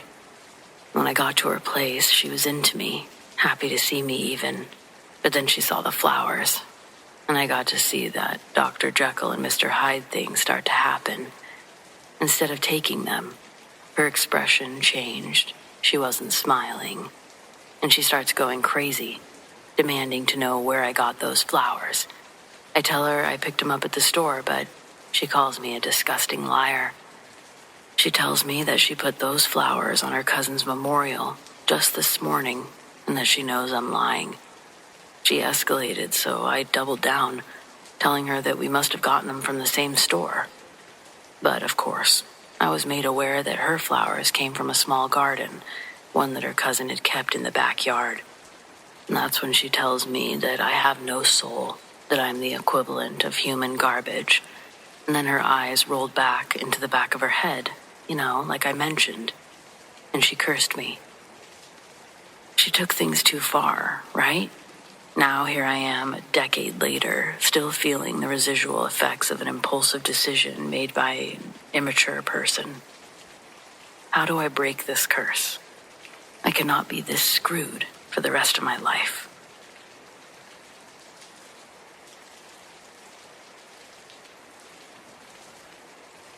I think I technically have 2 ghost stories. When I was in the Navy, I worked in a top-secret area. It had 24-hour security guards at the door, and nobody who didn't have top-secret security clearance could enter. The only people who had access were people that I knew well, and none of them were into practical jokes. So there's no question of this being a trick. For several months on my morning watches, midnight to 8 a.m., I would be working alone in a room, quite a distance from the rest of the watch. The room was at the end of a long corridor, and there was nowhere anyone could possibly hide between the main area and this room. When I had been working there for a few nights, somebody asked me if anything odd had happened while I was there. I asked him what he meant, and he wouldn't say. He said he didn't want to put ideas into my head, but if it happened, I would know. A few nights later, I was at work again, and I heard footsteps coming up the corridor. They weren't ghostly footsteps. It just sounded like regular Navy clodhoppers walking up the hall and into the room. I assumed it was somebody coming up to offer me coffee or a snack, and I kept working with my back to the door. When nobody spoke, I turned around and saw that nobody was there. I went back to work, and slowly, a feeling of tremendous menace came over me. I tried to tell myself it was my imagination and to keep working, but it became more and more intense. I couldn't stay in that room. I went up to the radio room and told the others what had happened, expecting to be laughed at, but nobody laughed. Other people had had the same experience. I went back with some trepidation, and nothing more happened that night. But as long as I worked there, it happened every few days, sometimes only once a night, sometimes 3 or 4 times. Nobody ever found out what it was, but nobody could stay in that room for more than a minute when it happened. My second experience happened when my father was dying. He was in a little cottage hospital in a country town. We were told the end was very near, and so my mother, my brother, and I stayed with him all the time. They told us there were only a few hours left. He held on for much longer than expected, and my mother, who was also terribly ill at the time, was exhausted. I persuaded her to come home with me, to rest for a few hours, and she reluctantly agreed. She went to bed and got some much-needed sleep, and I lay reading while I waited for her to wake up again. I put down my book to give my eyes a rest, and I saw my father standing at the foot of my bed, smiling at me. He was no longer wasted and yellow with jaundice from the cancer that was killing him. He looked like a young man again, not a teenager, but perhaps in his early 30s, and brimming with health. I stared at him in shock for a few moments, and then I closed my eyes, opened them again, and he was gone. Less than a minute later, the phone rang. It was my brother, calling to tell us that my father had just died. Were they really ghosts? I'll never know. I don't really believe in an afterlife, or at least I didn't. But after those experiences, I can never entirely write off the possibility.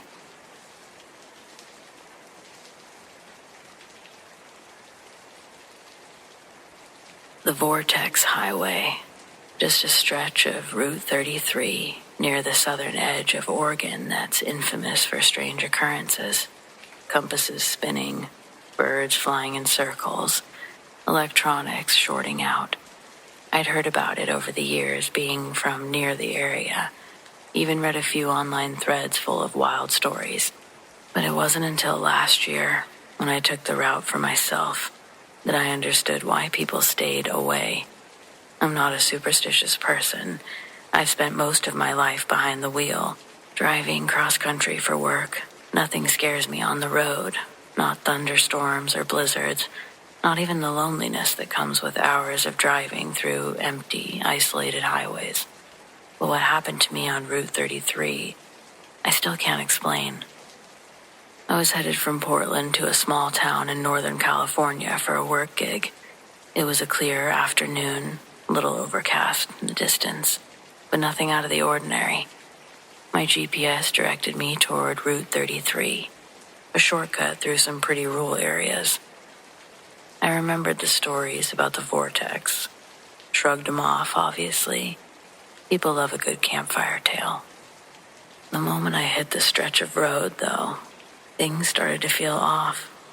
The trees that lined the road, they seemed too tall, too close together, as if they were leaning in, crowding the asphalt.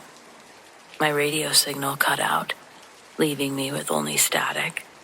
And that's common in remote areas, so no big deal, right? But then I noticed the sky.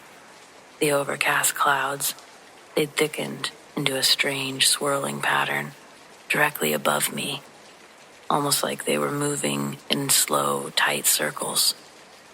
I remember glancing at my clock, 2:15 p.m. I had a lot of hours before sundown, a lot of driving. And that's when I started to feel wrong. The best way I can describe it is like a heaviness, the pressure building in the air. My chest felt tight, my head buzzed, as if I were sitting under high-voltage power lines. I chalked it up to being tired. I kept driving. Maybe it was a storm, but there was no rain, nothing, just the noise and the clouds. A few minutes later, something even stranger happened. I saw the same mile marker, the one that I had passed 10 minutes ago. I was sure of it.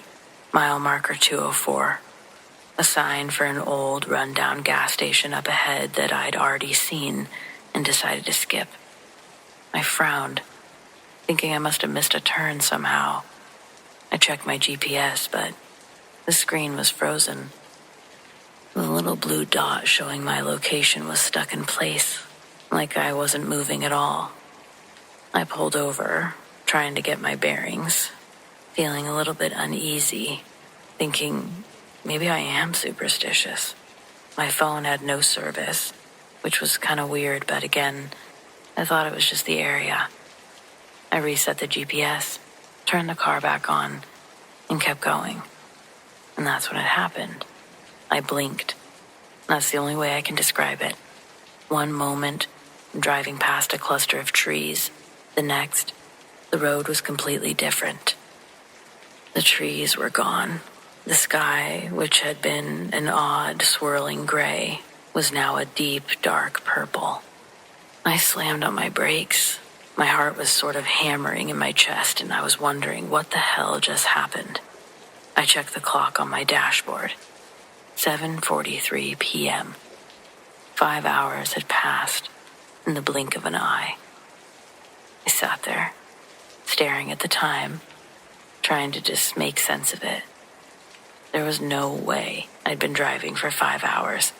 I hadn't stopped. I hadn't dozed off. It was just gone. Missing time. My phone was dead.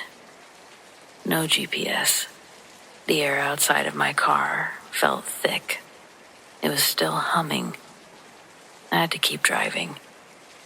I didn't know where I was, but I really hoped I'd figure it out. I drove, faster now, trying to outrun whatever was happening. The pressure in my head was kind of unbearable, like my skull was being squeezed. I glanced in the rearview mirror, and there was something behind me, just barely visible. A tall figure, maybe, dark, standing at the edge of the road, watching me, but getting further away. I couldn't make out features in such a time. It was just a black outline. I really didn't want anything to do with this place, so I floored it, and I didn't look back again. After what felt like probably forever, I finally saw lights, and there was a town up ahead. As soon as I passed a gas station, my phone pinged to life, and the clock on my dashboard seemed to be working with reality, showing 8:10 p.m. That was about how much time had passed since I had this strange experience. At the moment I pulled into town, the pressure in the air had disappeared, and that strange buzzing was gone. The clouds, normal. But I still had no idea what happened. I checked my phone, scrolling through the hours that had disappeared. No missed calls, no messages. Like nothing had happened in those 5 hours. But I knew it wasn't nothing. I'd been somewhere else for a long time. There's not really a reason for me to take Route 33 anymore. I don't really even drive near it, but I do find myself obsessively checking the clock when I'm driving. Kind of afraid that one of these days I'll blink again, but this time I just won't come back or something.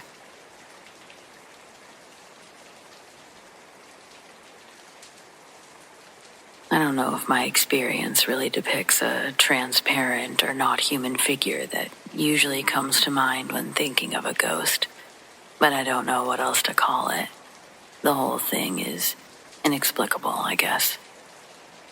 When we moved into this area, no one had built a home on this particular plot, like ever, so we anxiously awaited for construction to wrap up so we could move in. excited to be in a spacious, brand new home, never lived in by anyone. The time came and we quickly moved in and set everything up. Everything was so bright, shiny, full of dreams for the future. It was the beginning of our lives together. Everything was perfect. Now I had heard stories from other people in the area, things whispered about in private amongst trusted friends. My friend's family was from the area, a few blocks away, and growing up I heard them talk about some things they'd encountered. I listened and didn't doubt what they saw, but it was safe to say I forgot all about it. This was my friend's eccentric aunt. Who knows what she was into? I heard them, but never really registered that these were actual things that had happened, or things I needed to worry about. So, back to moving into our new home. The stories that I'd heard 15 years ago, they didn't come to mind. We got all set up, and the first little while was blissfully peaceful. A place all to ourselves. Thinking about wedding planning and such. At first, it was just a loud bang in the middle of the night. We chalked it up to a new house, settling, something shifting in the cupboards. Then it started to become something that we couldn't explain away. The previously locked and checked back door would be heard, the lock clicking as it was unlocked, and then slowly swung open. As the months went on, it became bolder and bolder. My fiancé and I would have friends over for dinner and a movie. They'd stop eating or pause the movie to ask, "Who's upstairs?" As heavy, painfully slow footsteps moved around above our head, clearly heard by all. It sounded like a person wearing large, heavy work boots was walking over the wood floors, like a man heavy-set. They just paced from room to room and through the halls. Sometimes the click of a door handle opening would also be heard. It walked further into the room, and something would be knocked over, slamming to the floor. Of course, the guys would run upstairs, only to find that nothing was there, and no one. Our friends would seem on edge for the rest of the night, eager to leave after. The noise from the second floor carried on throughout the evening. If we were upstairs and in bed, it sounded like someone was rifling through our kitchen cupboards and pantry, pot clanging, boxes shifting. It was very loud and intentional. But as soon as you went downstairs to investigate, the noise would stop. If you were in bed upstairs, the footsteps would slowly creep up the stairs. One step would creak, just as heavy and just as slow. Some nights, my heart was beating out of my chest because it would make its way to the top of the stairs, and it was as if the owner of the heavy boot steps would walk through my bedroom door any second. Talk about anxiety. As it carried on through the months, any overpowering feeling of being watched, it appeared.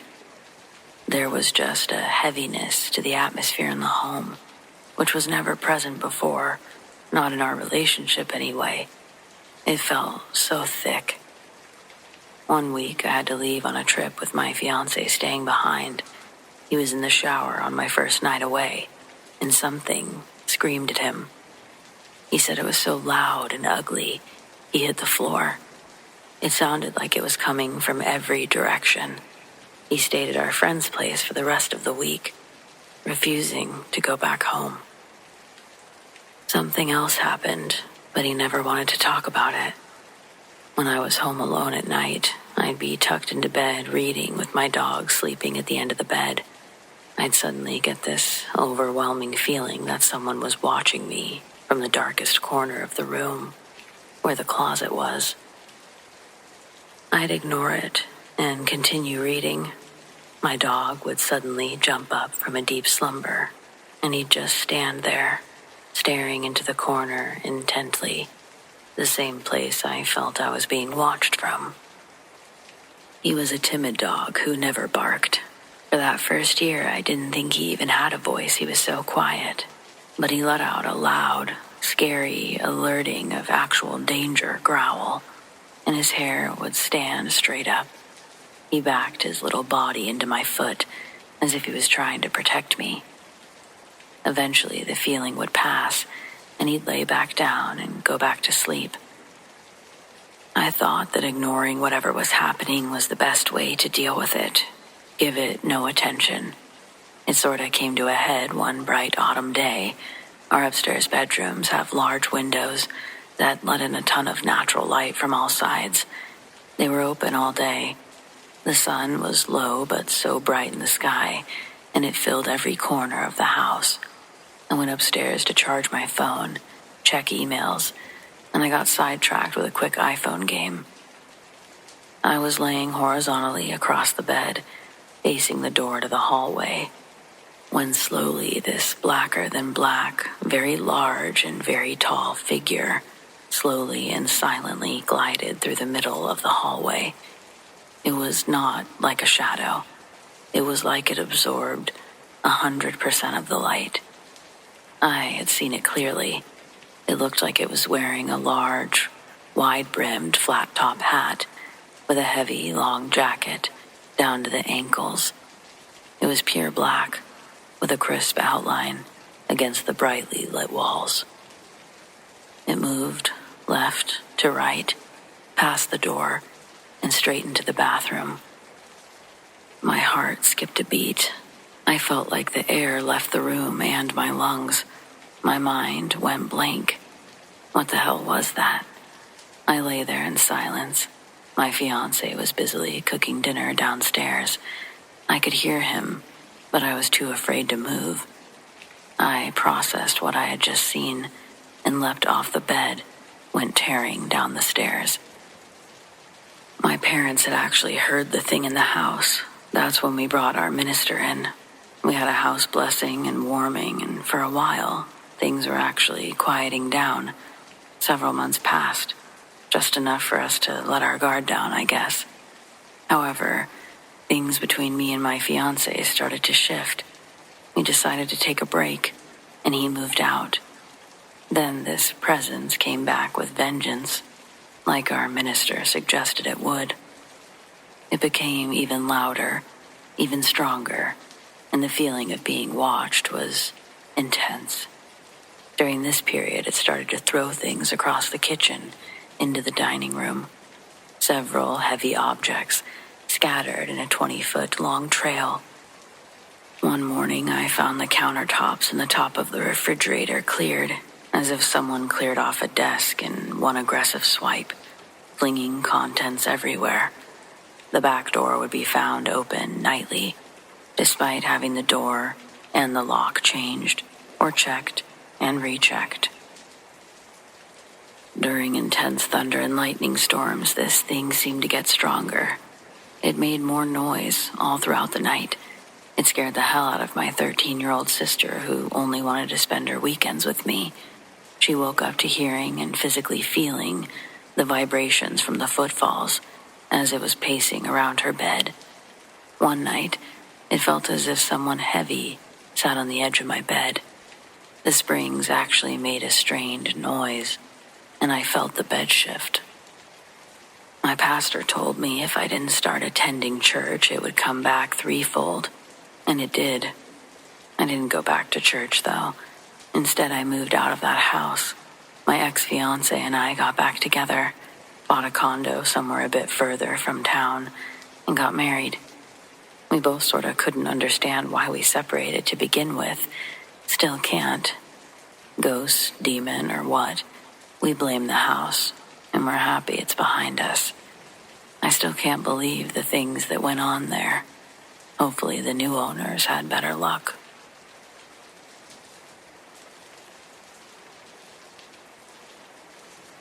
Some people hear this story and think, wow, what a creepy coincidence. Others hear it and think, yeah, that was definitely a spirit. And honestly, some people laugh. But I believe this was my first paranormal experience. Many years ago, when I was around 7 years old, me and my family were at a cemetery visiting my grandfather, which we barely did because we lived so far away. It was actually my first visit. He had died when I was 3. By the time we visited the graveyard, it had changed a lot. A lot more people had died, and the graveyard had gotten bigger. It was raining, so I had my umbrella with me. It was small for a child. I was walking around with it to protect myself from the rain. I also remember really liking it. We were there for an hour just searching for my grandfather's grave, but we just couldn't find it. We searched every corner, but it seemed like it wasn't there. So my father wanted us to go home since we had a long drive ahead of us and needed to get back. So I went through the rows of graves back to my family, when suddenly my umbrella got stuck in a bush above one of the graves. I kept pushing and trying to pull it out, but it just wouldn't let go. Since I didn't want to leave the umbrella there, my father came up to me and tried to help. It took a while. I'm not even sure how it got stuck this bad to begin with, but it just wouldn't come out of the plant. When my father finally managed to untangle the umbrella from the bush, he looked up, only to see that the bush was on my grandfather's grave. It really felt like it was supposed to happen.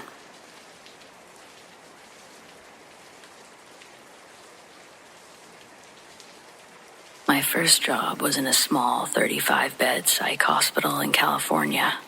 It used to be a medical facility where surgeries were performed and, of course, people died. A couple stories here, but first off, when I'd work night shift, I'd sometimes get a phone call from the local police station asking if everything was okay. Sure, everything was fine. All the patients are asleep and it was just a normal night. The police then said that they received a 911 call from our hospital, and the extension from where the call was being made was the arts and craft room. Nobody goes in there at night, not even staff. It's always had a creepy vibe. It used to be where surgeries were performed. The caller, identifying herself as Satana, was asking for help. This would happen about once a month or so. Night shift didn't have much staff, so as supervisor, I knew where all my staff was because I would be the one to help relieve them during breaks. I know with 100% certainty that no staff or patients were the ones calling 911. I know it wasn't a patient because psych hospital doors are locked, and to get to that room, a patient would have to cross 3 barriers of passcode-protected doors. Creepy. I thought so. At other times, our PA would turn on randomly, usually after 10 p.m., and you'd hear breathing and beeping machines. None of our equipment beeped. One time in particular, the PA turned on, and you could hear what sounded like a kid speaking, but the content of what he was saying, it couldn't be made out. Then it stopped. Then started again, and then you could hear what sounded like outgoing calls playing through the PA. This was impossible to do, because to activate the PA, you pick up the phone and dial 77. Once you do that, you lose a dial tone and cannot make an outbound call. So anywho, the PA played an outgoing call for hours, yet not a single phone was ringing in the hospital, so we weren't sure what was happening, let alone how. It finally stopped around 6 a.m., and our patients were pissed. Imagine trying to fall asleep to that. To this day, nobody knew how that happened, and the technician we called out at the time thought that we were pranking him. And that's all I've got. I left in 2014, a year prior to leaving. A patient had successfully taken their life, died right in front of me while we tried CPR. He had hung himself in his bedroom, and I wonder if his ghost still roams the halls. Thanks for listening to my stories.